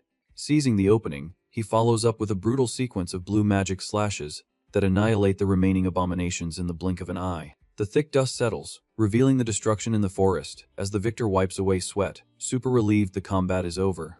Already digging holes in the dirt, the human grumbles, annoyed that cleaning up the bodies is much more tiring than the fight itself. His mood soon improves greatly upon seeing the crew of magic beetles returning excitedly with the small spoils of war. However, the system screen beeps, showing a minuscule gain of 60 points, leaving the looter quite disappointed with the meager reward. He tries to cheer up the little worker insects, telling the gang not to get discouraged and to just continue the journey with him. Arriving at the center of the enemy camp, the explorer's jaw drops when he discovers that those dumb monsters kept a large ranch full of cages. The white pup drools, staring at the exotic birds, and the owner thinks it's perfect to take the tame creatures, since the little wolf has been eating too much. Rummaging through the rest of the breeding ground, the warrior finds more venomous frogs locked up and celebrates the useful new friends for his lethal stock. Scratching his chin, the tactician confesses he expected little from that nest, but the final resource harvest ended up being absolutely huge. Crossing the portal back to the modern world, the guy suffers the blow of an infernal heat, hitting him straight in the face. Using an ice pack on his head to keep from melting, the cook complains that this absurd heat wave would definitely make the news. Walking down the dirt road, he finds it very bizarre that Earth is boiling while the other world was freezing entire lakes at the same time. Sizing up the large green plantations around him, the farmer points out that the vegetation has been growing at a completely unnatural speed. Cooling the back of his neck with the ice, the boy quickly deduces that this strange soil definitely carries some kind of hidden magical power. But the young man's gaze grows much more serious as he remembers that the harsh situation in the current real world is managing to be just as crazy as over there. Walking calmly through the open field, the ex-gamer reflects that, unlike the old game mechanics, the zombies on the streets are not respawning on their own. Tapping his finger to his face with a calculating expression, the brilliant strategist begins to formulate a grand tactical theory in his own head.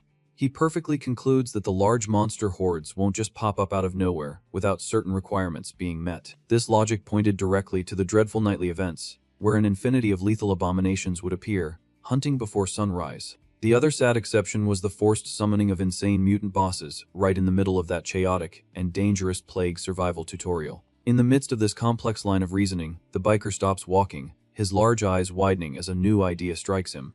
The tactician's mind races, imagining that if he built an isolated base without any undead, the feared waves of invasion wouldn't even happen there. Recalling those rare speed, run bonuses, the adventurous suspects, he missed vital details in the last update of the failed server. Arriving in front of a gigantic abandoned complex, he accepts that the prizes for events have also undergone major hidden changes. Sizing up the enormous twisted metal structures, the explorer confirms to himself that he has finally found the desired grain processing plant. Now inside the large, dark warehouse, the intruder summons his magic passage, vibrating with joy upon finding mountains of food sacks scattered around. Taking off his heavy gloves, the supportive friend plans to pass these exact coordinates to the big guy soon and rolls up his sleeves for the heist. The next morning dawns, illuminating the stone camp, where the disciplined warrior pumps out dozens of push-ups to keep his ripped body in shape. Stretching his sore muscles after the heavy morning workout, the young human declares that having excellent conditioning in the apocalypse is a mandatory rule. Donning his sturdy exploration gear, the excited hunter enters the dense woods, focused on his 3 vital daily tasks. The first goal of the day was to chat with the guild's newbie, while the second required patrolling the entire large green area alongside his cute little wolf. The adorable pet barks super excitedly, showing pure joy as it devours the plentiful and fragrant pieces of freshly served cooked meat. Resting on the ground after the hunt, the strategist opens the purple luminous panel to execute the third mission and exchange information with Rabbit Princess. However, the calm routine is shattered when he gets a huge shock, his jaw dropping as he reads the strange updates flashing on the magic screen. The ex-gamer is shocked to note that some genius user used the absurdly expensive top auction ads to create a kind of community message board. Very curious about the virtual workaround, the investigator clicks his finger on the floating window to read the huge shower of free comments left there.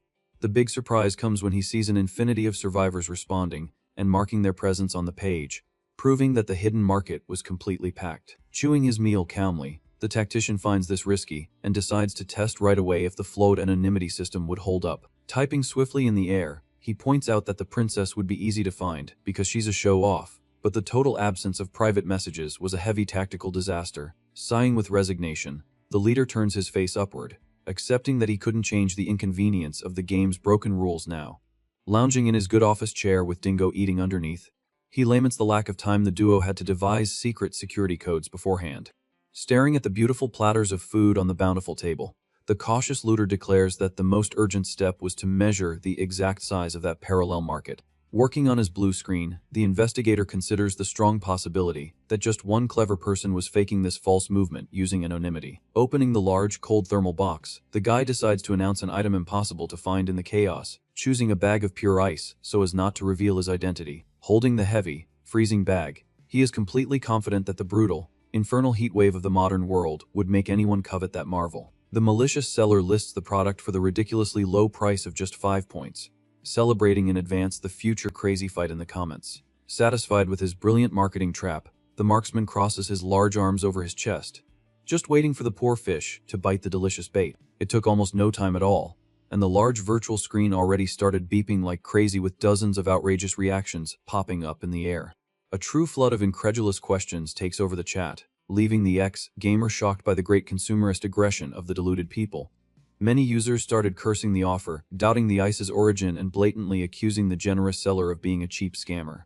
Analyzing the rich variety of different insults, the tactician excitedly confirms that at least 10 real people were active and coveting the fresh product in the dark. Quickly losing his patience, the offended cook points an angry finger, demanding the bunch of freeloaders stop with the pointless, unprovoked insults. Completely indignant at the enormous ingratitude, the worker grumbles, pointing out the immense physical effort he had to put into mine that thick ice in the forest. Trying to ignore the rude people, the guy navigates to the side and finds a mysterious purple orb listed for an absurd price, offering only a random status increase. Messing up his hair in anger at that crazy marketplace, the young man gets tired of the headache and firmly declares an end to his useless online interactions.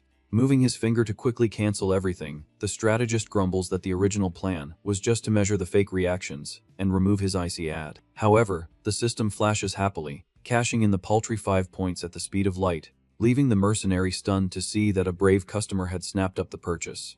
It all starts with the buyer holding the item, amazed. She's quite impressed to find that what's in her hand is really a bag of pure ice. Settled in a fancy armchair in the middle of the destroyed city, the woman presses the bag to her face. She lets out a sigh of relief, feeling the coolness. Enjoying the wonderful sensation, the mysterious woman confesses she suffered greatly from the heat. She admits she can't remember the last time she felt something so refreshing. Reading the countless messages of panic and insults on the floating system, she scoffs. The high-class lady tells the bunch of broke losers to focus on their own problems. Decided not to waste any more time on the common folk, she snaps her fingers with great style. Then, the woman tells her team to get back to the heavy work. Her zombie domination ability activates, revealing the lady's great power. Seated like a true queen, the master orders the monsters to act. Following the boss's command, one of the undead advances very violently. The creature lands a brutal punch right in a poor man's face on the street. The crushing blow catches the victim completely by surprise. Unable to defend against the impact, the guy is thrown forcefully against the concrete rubble. The horde continues its merciless massacre in the area. One of the beasts screams and fiercely bites another survivor's neck as the carnage rages on. Sitting comfortably, observing the street, the woman watches the blue screen beep nonstop. The notifications confirm the precious points gained for each takedown. With a smug smile on her face, the horde's owner boasts of her own lethal strength. She finds it absurd how easily she gains points while normal people suffer. However, a slight drop of water runs down the woman's arm. Pulling her focus from the magic screen, she turns her head annoyed, wanting to understand what happened. Holding the small plastic bag, the buyer notices the ice has already turned to water. She gets frustrated upon confirming that the valuable coolness melted very quickly. Annoyed by the item's short duration, the queen of zombies complains. Crossing her legs, she immediately questions who would have the audacity to pull a prank like that. Her sharp mind soon visualizes the silhouette of a user manipulating ice. The woman tries to deduce who the mysterious seller with creation power might be. The villain smiles maliciously and deviously. She decides it would be very interesting to try to recruit the seller to her own gang. Without wasting much time thinking, the woman raises her hand and touches the blue panel. Her finger presses the button to start a private conversation right away. With her lips forming a dark smile, the controller sends a simple "hello" in the virtual chat, wanting to test the waters very carefully. In the darkness of her room, the buyer introduces herself directly. She states in the message that she is the famous rabbit princess from the old game. On the other end of the line, Song, Ho's jaw drops as he reads the blue screen. The guy confesses, shocked, that he accidentally reeled in a big fish from the server.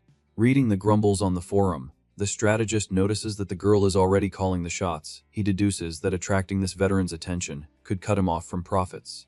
Maintaining his tactical calm, the masked hero murmurs that he'll soon find out the truth. He intends to check if this person is the tough player he once knew. The marksman sends taunts on the screen, demanding she shut up, and gets threats back. The ex-gamer smiles, confirming from her language that it's his old friend. Completely annoyed by the guy's insolence, the villain fearlessly calls him an idiot. She threatens the tactician's well-being, promising to tear him to shreds. With a nostalgic smile, the cook reads the veteran demanding quick answers in the chat. He scoffs, pointing out that her personality is still intact in real life. Even happy with the contact, the hero sighs heavily, admitting he still can't reveal his own identity to avoid attracting trouble from the curious.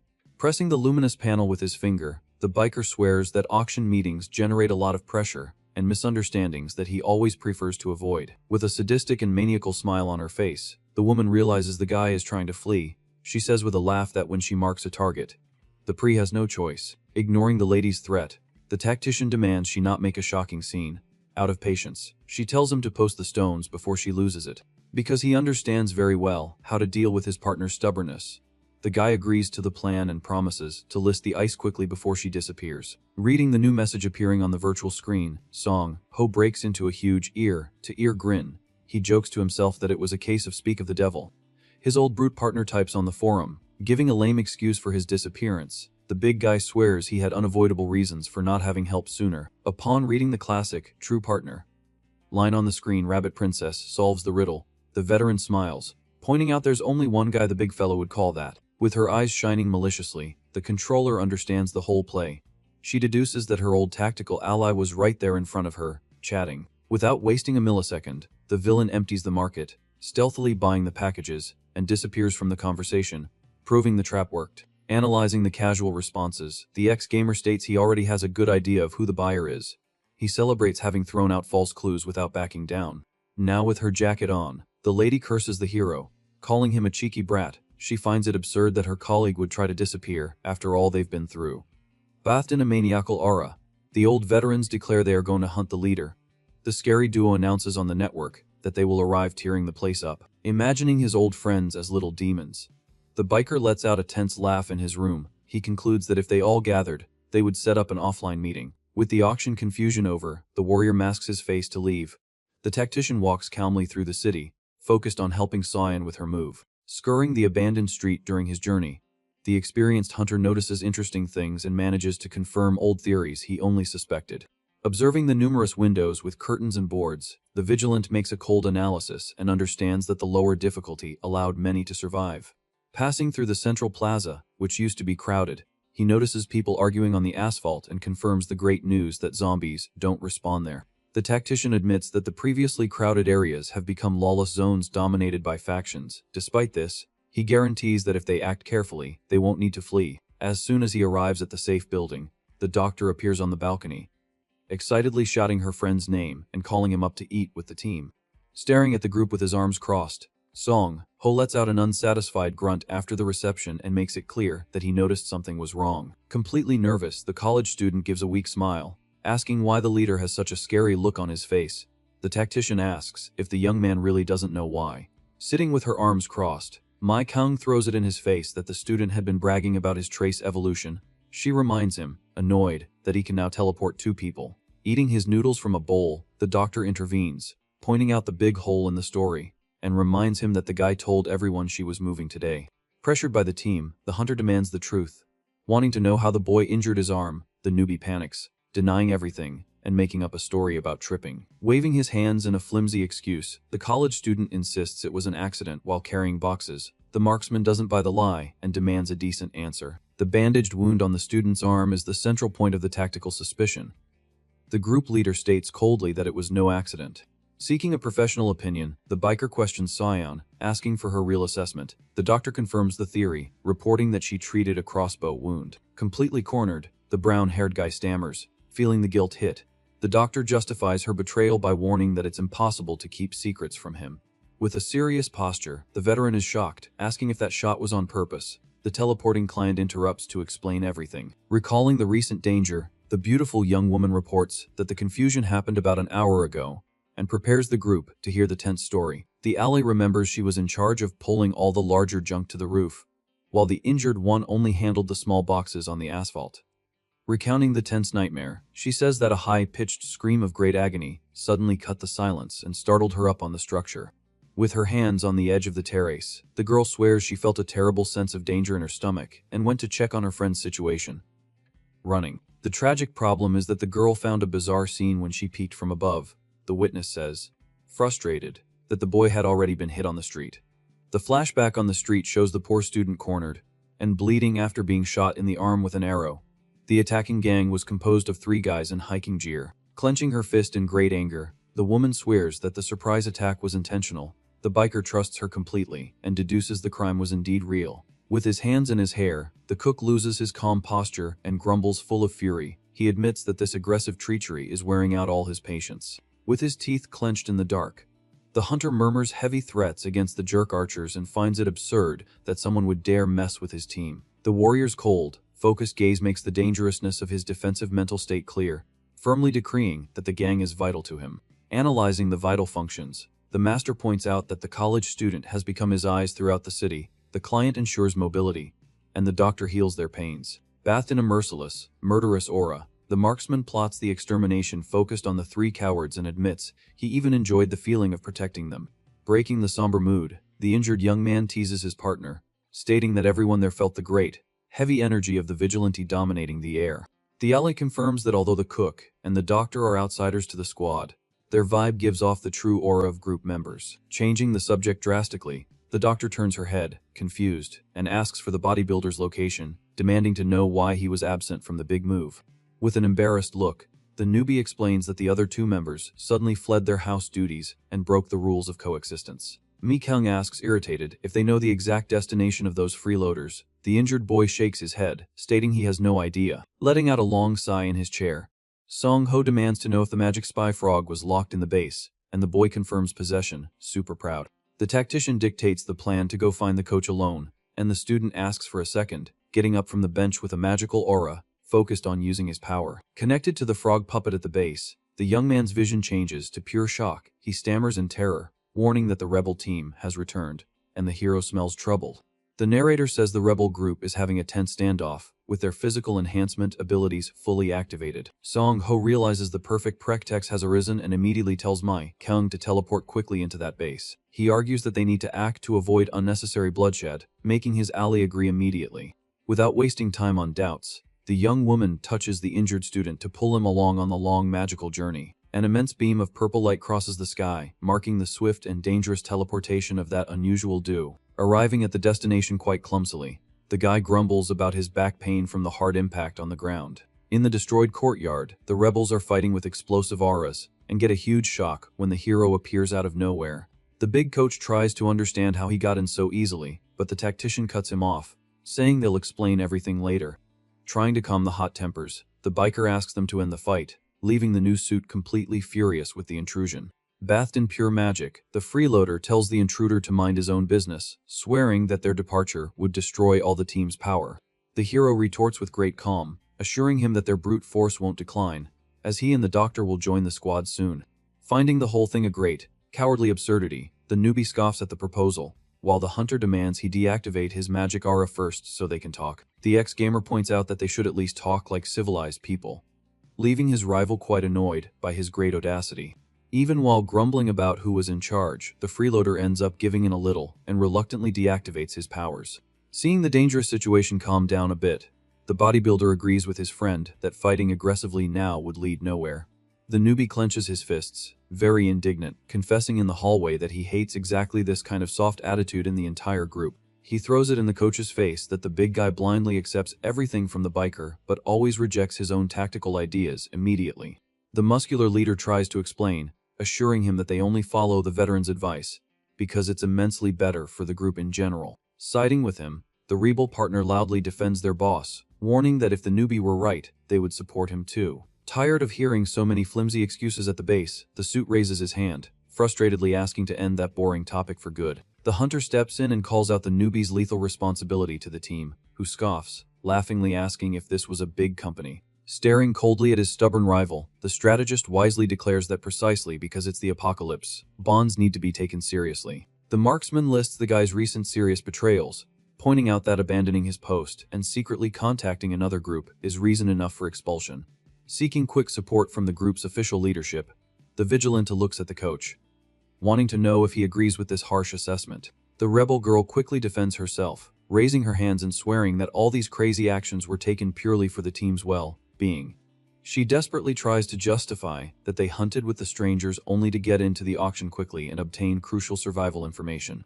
The woman insists with the newbie that it was just a brutal difference in strategy, even thinking they made a huge sacrifice for the guild's safety. Retaking the floor, the rebel defends the need to focus on the veterans, making the tactician uncomfortable as he notices her staring fixedly at him. Trying to cowardly turn the tables, she accuses the cook of acting the same way by secretly contacting the college student, but the hero immediately denies the accusation.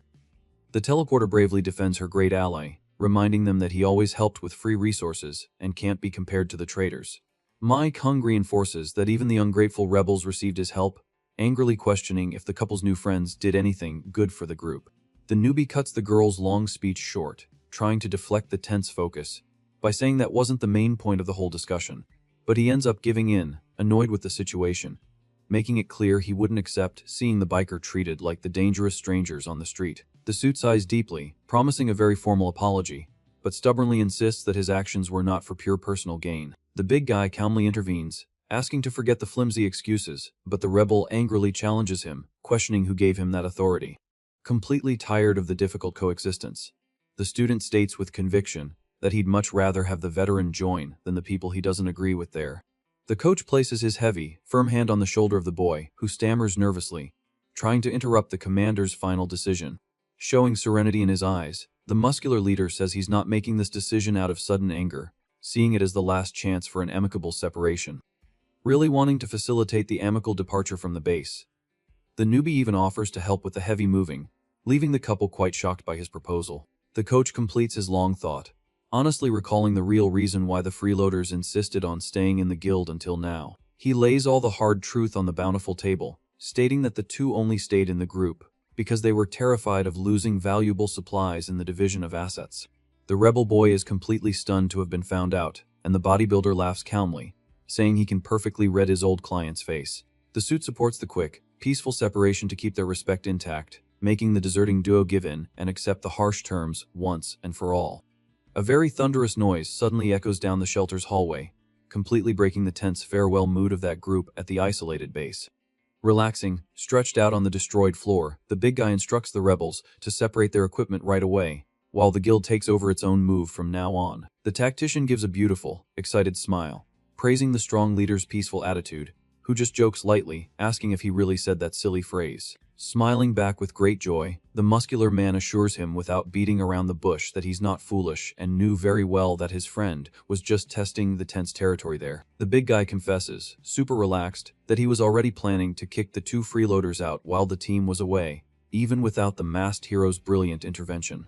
The warrior assumes a more serious posture, looking at his partner and excitedly guaranteeing that he can join the team in the future, as long as he has a lot of freedom to act. The big coach and the teleporter vibe with pure joy at the great promise, not believing that the lone veteran finally gave in to them. The ex-gamer asks for a few rare weeks to assess how the situation unfolds, leaving the duo extremely excited and fired up by the incredible tactical news. The biker very politely asks the girl to bring the doctor and the student for a big general leadership meeting, and she agrees, super excited to help.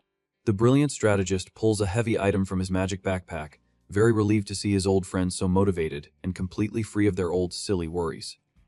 Greatly surprising the coach and the light-haired girl, the kind cook hands over a beautiful wooden box, stating he brought a great and rare gift for them. The narrative delves deep into the tactician's thoughts as he observes the ugly, chaotic scene of a devastated city, declaring that a true hell is approaching them. He intensely recalls the old, cruel slogan of the virtual survival game, pointing out once again in his head how that powerful magic system was always very hostile. The brilliant guy explains that the good material given to his partner is a detailed diary of his fights, as the real world had removed and added several very bizarre things to the map. Even with all these constant and lethal adaptations of the system, the experienced hunter knows perfectly well that the general dark flow of the apocalypse out there remains absolutely the same. The lone veteran reflects, observing the dark aura, that if there is one great and lethal certainty in the midst of all this, it is the imposing and very dangerous presence of the mysterious dimensional gates. Those immense, shining magical passages, scattered throughout the common streets, led defenseless people straight into enormous abysses and lethal hidden labyrinths in the city. In the terrible virtual game, these red rifts worked perfectly as a central point for brutal major events and terrible summonings of various lethal, bestial monsters. Sitting focused in front of his old computer at the base, the boy spent many hours reviewing all the difficult information he had saved about those ancient magic portals. He tries to align his long memory of past major animal attacks, seriously concluding that the small green monsters would make a quick, major invasion very soon. The tactician finds the game's confusing scheme very disturbing, as they offer beautiful, plentiful meat right before cowardly throwing a super, lethal enemy gang on top of them. Clicking the small mouse on the wooden table, the investigator laments in frustration that he no longer has the exact time schedule of the invasions recorded in his old digital notes. Recalling an old virtual chat, the hunter brilliantly notices that the slight change in the undead's slow posture always served as the perfect warning of the new, imminent, and bloody event. Finishing his incredible and complex survival research, the guy gets up from the large black chair, genuinely hoping that his big friend's squad prepares well. He brilliantly knows that using strong barricades are vital actions now, as the goblins actively attack their prey instead of just crawling like normal zombies. Grabbing the valuable notes left on the shining table, the hero confidently declares that he can take care of all this alone quickly if his new allies end up making a big mistake in their tactical defense. Now in his large arsenal in the clean and safe forest, the focused warrior chooses a sharp, heavy spear, aiming to permanently improve his own fighting agility with various different weapons. The very dedicated marksman repeatedly practices throwing the spear with great force and sweat, shattering the old rustic wooden target under the strong, warm, and pleasant light of the summer sun.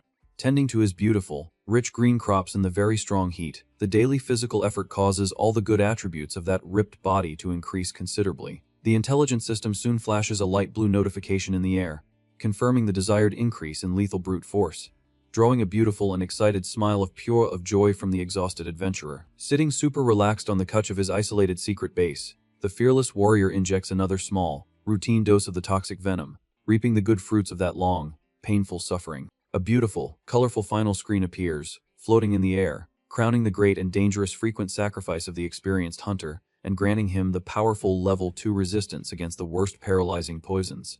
It all starts with the protagonist sitting on his couch at home, reflecting on his partial immunity to the chaos that ravaged the world outside.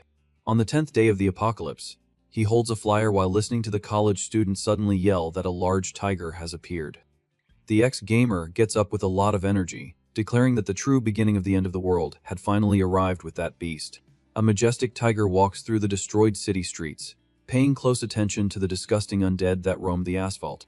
Observing everything through binoculars from the top of the building, Hyan is amazed and praises the incredible charisma of the large wild animal below. Grabbing the guy's head roughly, the coach, Han Jun, gives him a heavy scolding, asking if that was the only thing he saw. The large feline attacks the zombies with fury, tearing the monsters in half, as the big guy warns that getting close is asking to be taken out. Staring at the scary scene from a distance, the client, Mai Kyung, is completely confused, wanting to know where an animal like that came from out of nowhere. The Dr. Su Yan suggests that the beast escaped from the zoo, noting the absence of other beasts on the street to deduce that the animal population has decreased. Joining the conversation, the tactician reports that in the old game, the animals were magically summoned, but no one witnessed this happening in real life. Mai Kyung connects the dots and curiously questions if that feared animal event was modified, getting a quick confirmation that this is the guess. With a focused and attentive look, Su Yan calls the team leader by name, wanting to understand what their next survival step would be. The doctor asks directly what they should do, but the biker questions why everyone is looking at him when the coach was the leader. The big guy puts the student in a friendly headlock to justify that, apart from him, the rest of the group was assembled by the tactical marksman. Accepting the burden of leadership without complaining, the strategist agrees to take on the mission and says that this time, he will assign everyone's roles. The first stage of the grand tactical plan was to hunt the animals scattered throughout the city, aiming to secure a good food stock for the group. Going over the guild's positions, he defines that the student and the doctor will be in the rear guard, paying close attention to the destroyed surroundings. The bodybuilder would be the front line, agreeing super excitedly and pounding his strong fist, asking them to leave the heavy work to him. Finally, the hunter declares that Mi Kung is the key to everything, seriously asking if his ally could handle using her teleportation there. The hero tries to instill confidence by praising the girl's enormous potential, who accepts the dangerous mission, a bit nervous, promising to do her best.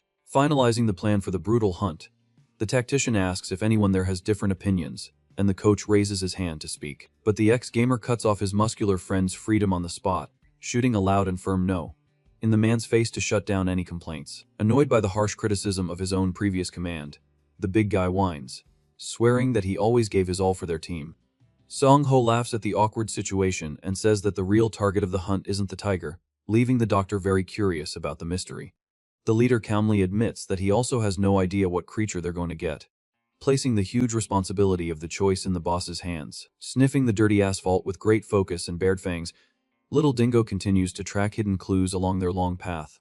The owner proudly reports that the white wolf's excellent sense of smell managed to isolate the fresh scent of several different prey in the urban area. The deadly duo of hunters steps firmly on the rubble of the destroyed city, advancing at a great pace and with impeccable tactical synchrony.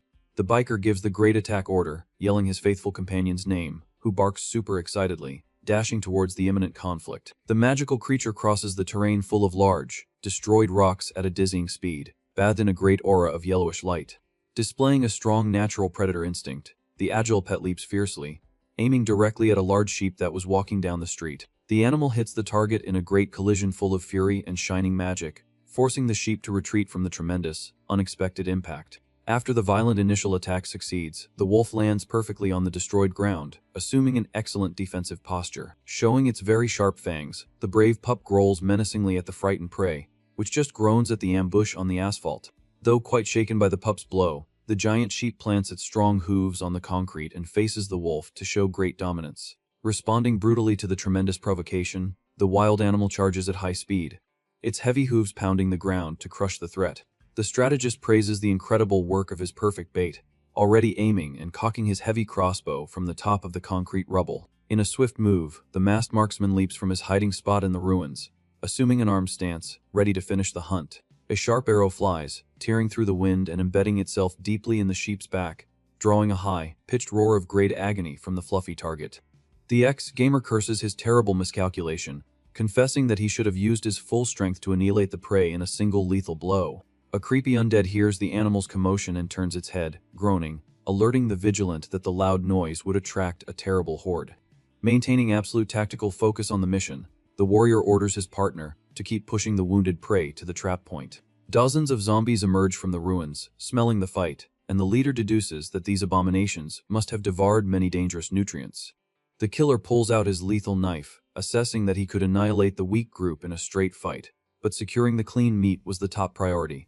Focused on saving the hunt's reward, the tactician takes off running down the street, shouting his ally's name for her to execute the magical escape plan. Quickly agreeing to the leader's call, Mai Kyung activates her teleportation magic, enveloping both her hands in a strong aura of pink light. Holding the girl's hand firmly, the biker questions her physical tolerance for the jumps, and his ally swears she used to love roller coasters. Using the beautiful, shining power to escape the tight spot, the brave couple makes several consecutive and swift jumps, flying over the immense zombie horde. Touching the safe ground of the sidewalk, the tactician cracks a small, super proud smile, praising the talented companion's extremely high magical potential. The big coach reappears, running, pulling the sheep and the little wolf on ropes, celebrating that capturing one target was more than good enough.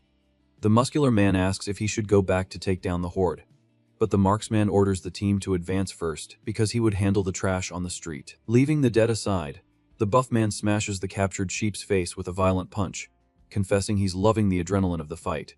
The brute's joyful moment ends tragically when a thick, lethal arrow embeds itself directly in his shoulder, drawing a scream of pain on the asphalt. The three delinquents appear, walking through the ruins, and the bearded fellow apologizes, laughing blatantly, claiming his hand slipped on the trigger. Staring at that unbearable gang up close, the marksman's eyes widen, and he instantly remembers crossing paths with them at the old camping store. Furious about the cowardly, unprovoked attack on the street, the girl accuses the criminal gang of having shot at the student in the previous confrontation.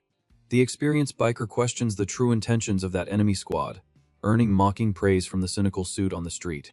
Dangerously toying with the armed crossbow in his hand, the group's leader suggests the injured team hand over the freshly killed sheep for free. Being cold in his decision under that great tactical pressure, the masked man says to leave the valuable meat aside, deeply irritating the wounded coach.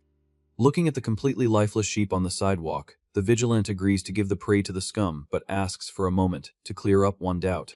The biker points an accusing finger at the doctor, wanting to find out if she had broken their long-standing agreement to rejoin that weak little group.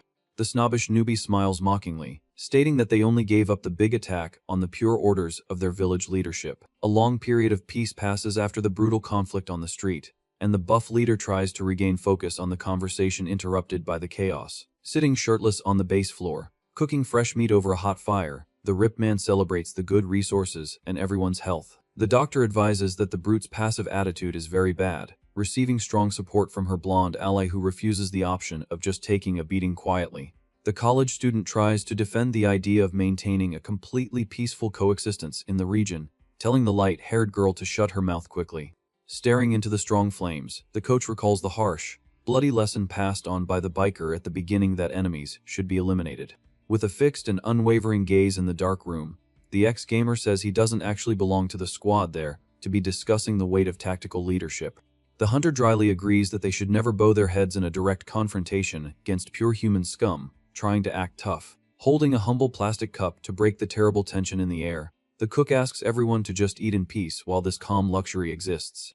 The total calm is swallowed by the bellowing, grotesque mutations crossing the large green mountains of the region, far from the old paved streets of the refuge. The twinkling lights take over the gigantic, destroyed structure of the luxurious condominium, painting the wide urban streets with a very creepy suspense. The city's natural limit is violently tested when a very bizarre purple lightning bolt crosses the debris, splitting the darkness of the polluted air for good. A strong, reddish crack tears through the wall of the demolished building, releasing a brutal glow, warning that the terrible evil dimension has just invaded Earth. On the sunny next day at the hidden base, the biker carries a lot of wood and grumbles angrily, asking why he was pulled into forced training. It all starts with Song Ho greatly praising the excellent creative work of his beetles. Staring at the variety of rare stones scattered on the ground, he wonders where the heck the critters got those minerals. Just then, one of the cute pets catches his attention, making him question if there were more treasures hidden there. Upon opening a heavy metal box, the protagonist is completely surprised and asks if this was for real. He knew he had provided the raw materials, but finds it incredible that the group had already finished manufacturing all the equipment. Observing the detailed finish made with monster claws and leather, the guy deduces that these creatures are no ordinary blacksmiths. Joking with the insects, who are startled by his shock, Song-ho questions if they might actually be dwarves in disguise. The hero then tells them not to shrink back in fear, as it was just a harmless joke from him. Spinning the new sharp dagger in his hand, the warrior decides he needs to test the real quality of that equipment in practice. Throwing the weapon with great force into the air, he begins his quick and dangerous precision test. The small blade embeds itself very deeply into the piece of wood, and the marksman is greatly impressed with the item's high performance. Right after, he prepares the pepper bomb in his hand, ready for the next tactical experiment on the list. The round explosive hits the trunk squarely, creating a dense red cloud of spicy dust in the air. The biker observes the strange smoke, a bit confused by the initial result of that magical impact. The explorer questions if the bomb's firepower wasn't too weak, while the insects retreat, very agitated. The red smoke hits the guy's face full on, making him cough up blood and cry, complaining about the intensity of the gas. Soon the strong effect really hits his lungs, and he falls backward, screaming in pure agony. Lying on the dirty ground, trying to recover from the blow, Song-ho admits the bomb is excellent, and would be fatal to monsters with a good sense of smell. Wiping the dirt from his sweaty face, the survivor declares that this technical matter was more than settled. With his confidence high, the leader extends the definitive invitation for the insects to come live with him at the base. The protagonist argues that the forest is still dangerous, the weather is freezing, and there's a lack of good, decent food for the group there. Promising a life of luxury, he guarantees that the shelter solves all these problems, and the little ones could still focus on what they love. Summing up the tempting proposal, the tactician states with a beautiful smile that it would be a huge win-win for everyone.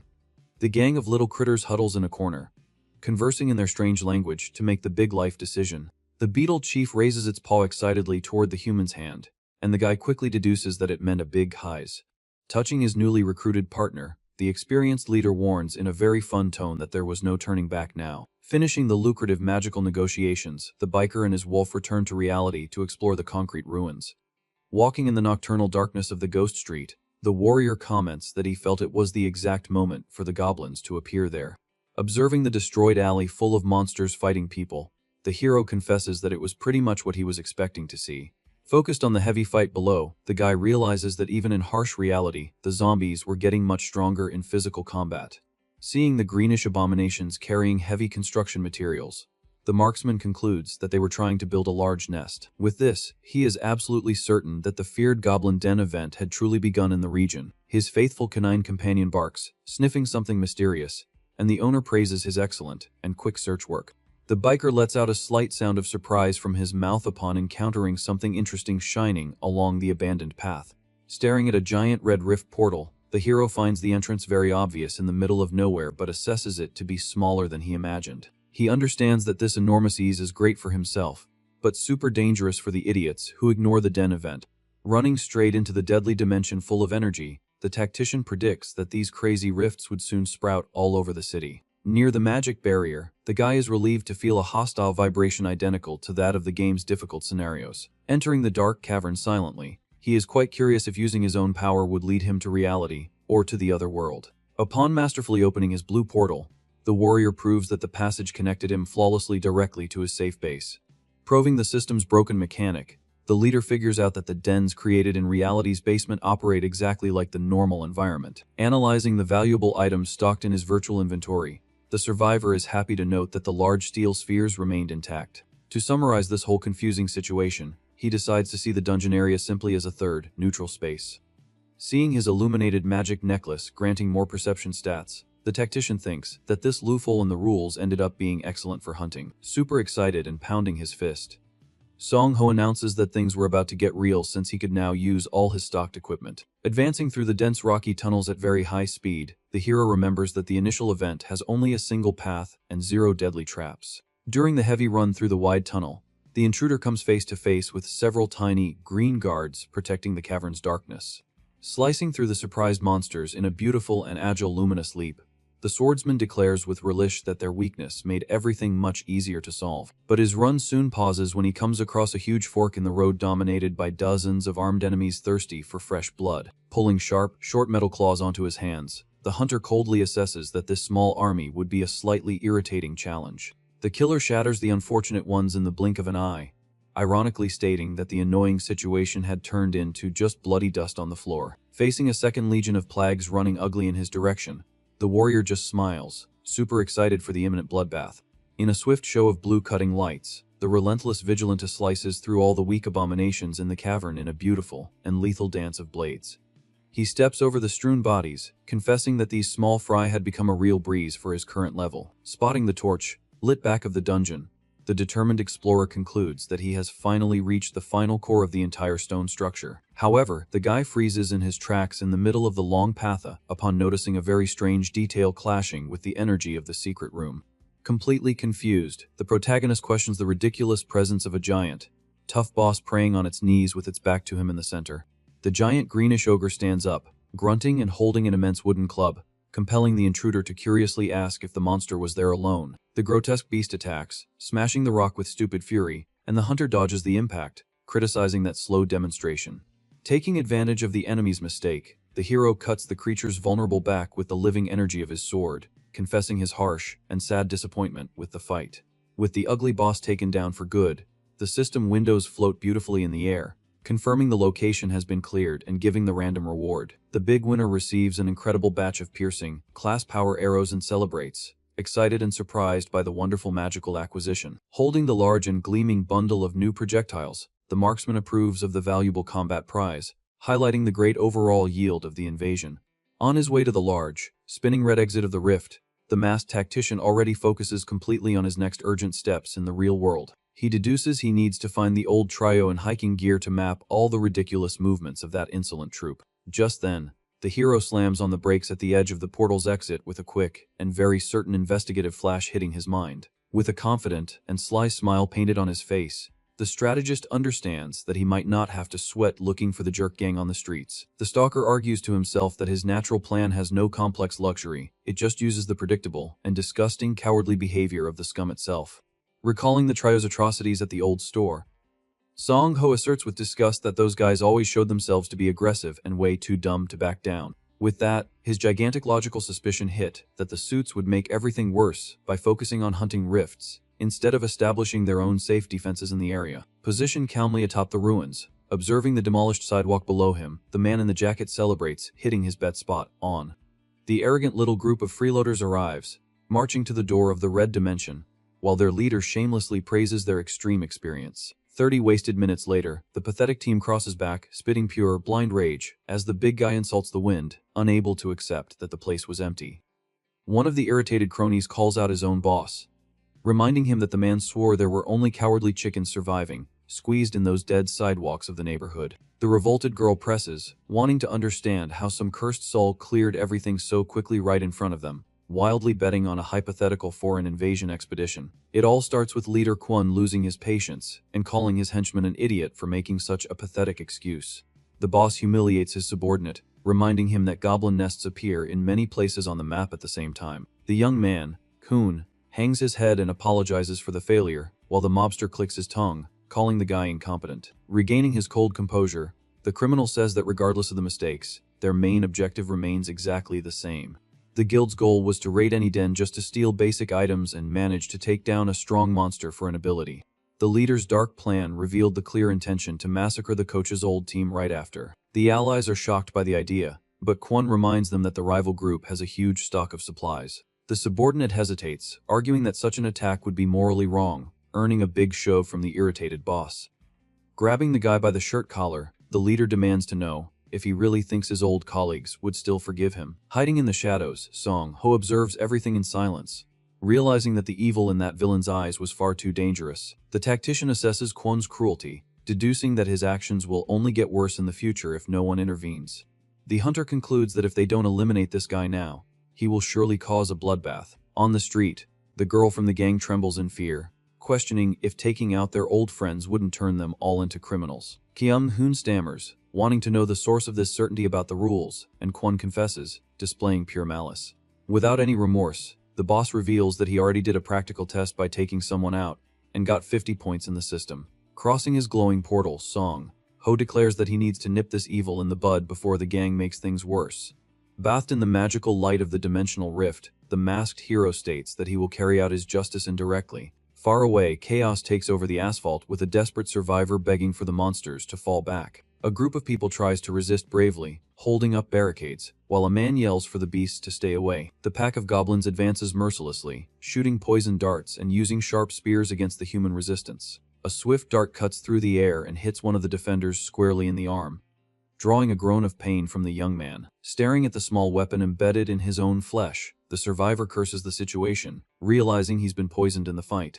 The small greenish army jumps on the wounded victim, tearing the poor guy to shreds in the middle of the street, with great savagery. Arriving at the scene of the massacre, Kyung-hoon is terrified by the absurd number of monsters taking out the innocent. Kwon says that standing around won't solve anything, and orders a frontal assault, but his subordinate tells everyone to wait. Questioning the impulsive attitude, the henchman hesitates, arguing that charging blindly into the middle of the horde would be pure suicide. Without the slightest patience, the boss uses magic to bind his subordinate in glowing chains and insults the young man. The villain reminds Kyung-hoon that he hated the old group's passivity, and now he was acting exactly like the cowards from before. Undoing the magic chains, Kwon lets out a scoffing sigh, calling his partner's change of attitude pathetic.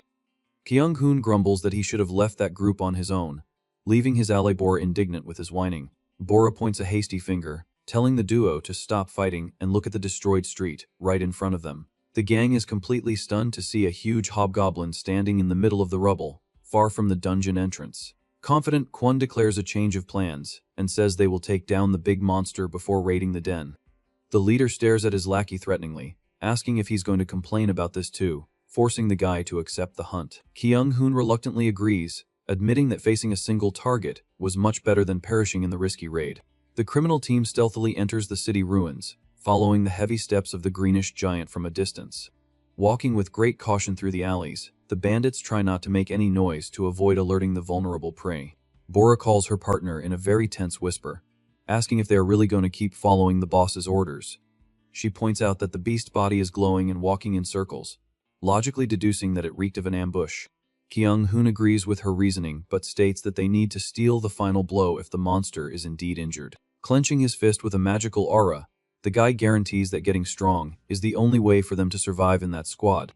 Trying to project confidence on the deserted street, the henchman tells Bora not to worry, because he will ensure her safety. Suddenly, the hurried footsteps of other people catch his attention, making the guy wonder if Kwon attacked without warning. Arriving on the asphalt, the group comes face to face with a trio of civilians messing with the monster's body, drawing cries of hatred from the guild.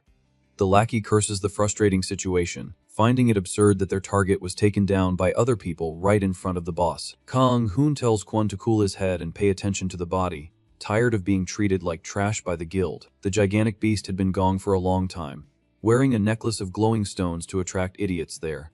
Kwon clicks his tongue furiously, admitting that if he had known about the trap, he would have used his magic to restrain the target right away. Bora lets out a scream of pure terror, desperately pointing to a human arm floating invisibly in mid-air. A spherical object falls from the darkness, bouncing right on the asphalt, leaving everyone confused about what was happening. Dropping his magical camouflage, Song Ho appears on top of the wall and replies ironically, asking what they think it is. With his hand extended towards the homemade bomb, the masked hero reveals that they were just fireworks.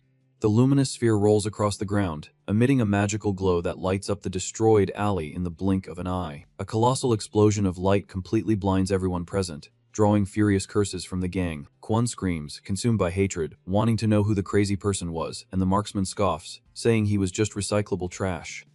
Leaping straight into his dimensional portal, the hunter wishes the guild the best of luck surviving that little game. The tactician finishes by insulting the gang of non-recyclable trash, while the noise attracts the goblin horde to massacre the blinded group. Safe in his base, Song Ho accesses the takedown forum and confirms that the trio of civilians ended up perishing in the chaos. Staring at the illuminated screens, he checks the statuses to see if Kyung Hoon and Bora managed to escape the ambush alive.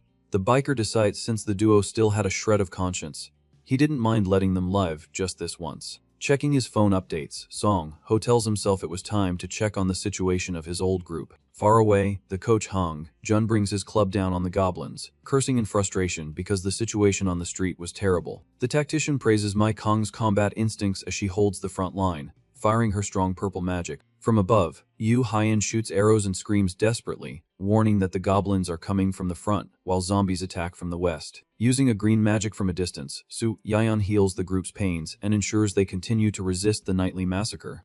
Bathed in the doctor's healing light, the guild leader feels exhaustion setting in and laments the infinite number of enemies appearing there. Facing the street completely overrun by a gigantic herd of armed little monsters, Hang Jun curses the absurd numerical disadvantage.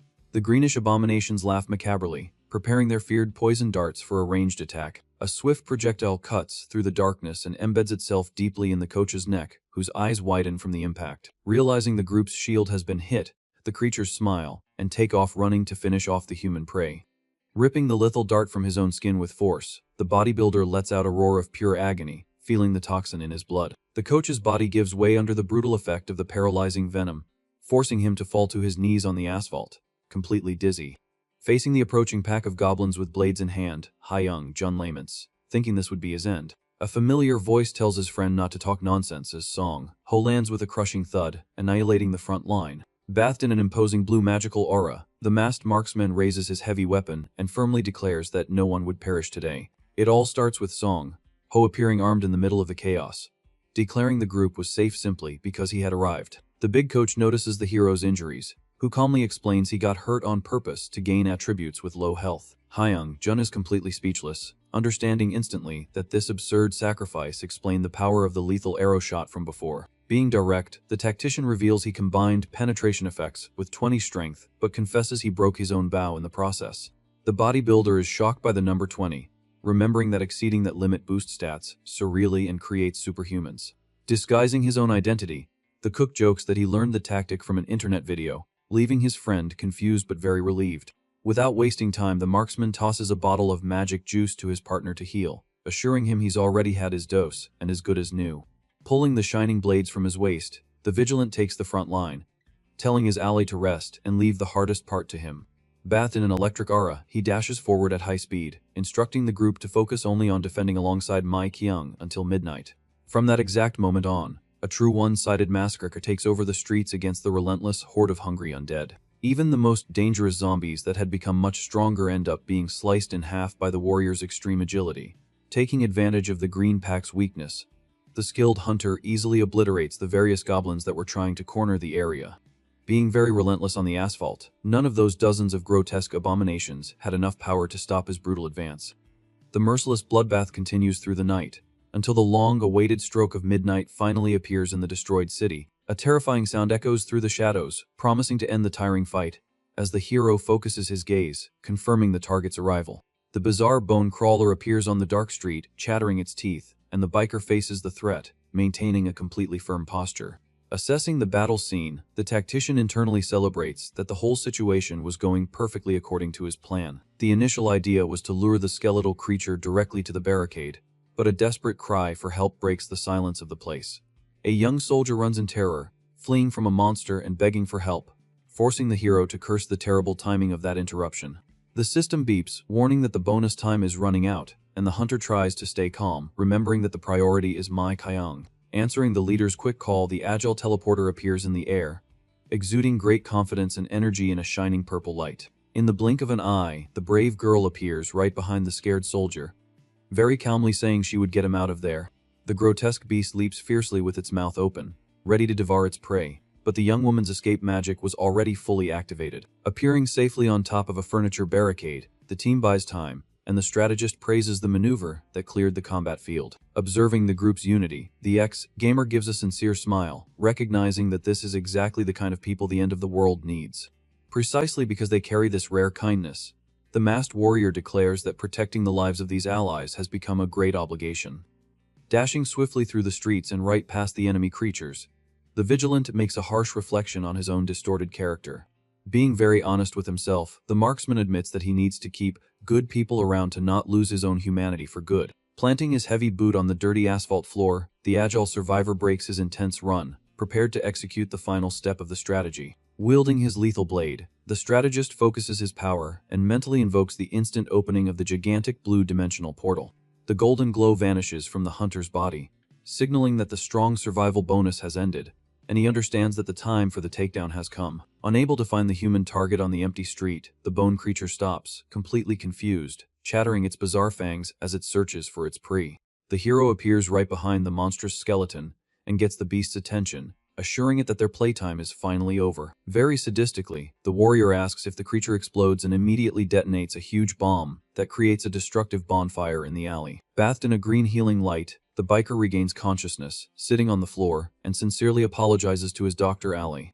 The tactician justifies the blackout by pointing to the strong side effect of his magic, and Su Yan scolds the guy, demanding to know what he's talking about. Finishing the healing, the girl jokes, stating he can use the power whenever she's around, and the hero just laughs, thanking her for the help. Interrupting the calm, the rescued young soldier appears, a bit sheepishly, asking if they could have a quick chat now. Sitting on the floor in a resting position, the young man formally introduces himself as Captain Kim Hyun Woo and thanks them from the bottom of his heart for the rescue. Sizing up the officer's physique, the ex-gamer finds his high rank strange and suspiciously questions how such a young guy got that post. Scratching the back of his neck shyly, Wu explains that his promotion had been confirmed at the barracks on the exact day the apocalypse broke out. The hunter laments the guy's sad lack of luck and changes the subject, asking directly which base the soldier was serving at before the chaos. The survivor reveals he belonged to an infantry battalion, but his official guard post was at the Grand Kori nuclear power plant. Detailing the mission, he says he was escorting employees until the fatal day, and then monitored the site, making the tactician freeze at the information. With a nagging suspicion, Su Yan points out the contradiction and demands to know why he abandoned his post to walk 40 kilometers on foot to get there. The young soldier praises the doctor's great observation, assuming a very tense posture before confessing the real reason for his escape. Swallowing hard, the soldier reveals he had to abandon his guard post in a hurry because a huge plume of smoke started rising from the plant. The experienced biker's large eyes widen in complete shock, questioning if that meant a reactor core meltdown. The captain tries to explain, claiming to be just a dumb soldier, but remembers an employee told him to evacuate immediately if he saw smoke. Interrupting the leader's panic, the soldier shows great naivety and asks, a bit lost, what exactly this core meltdown thing is. Regaining focus on the critical situation, the strategist points to the destroyed ground, saying he would explain the scale of the catastrophe simply. Breaking a piece of concrete in her hands, Su Yan finishes his sentence grimly, declaring that the radiation explodes, wiping out everything if the reactor doesn't cool down.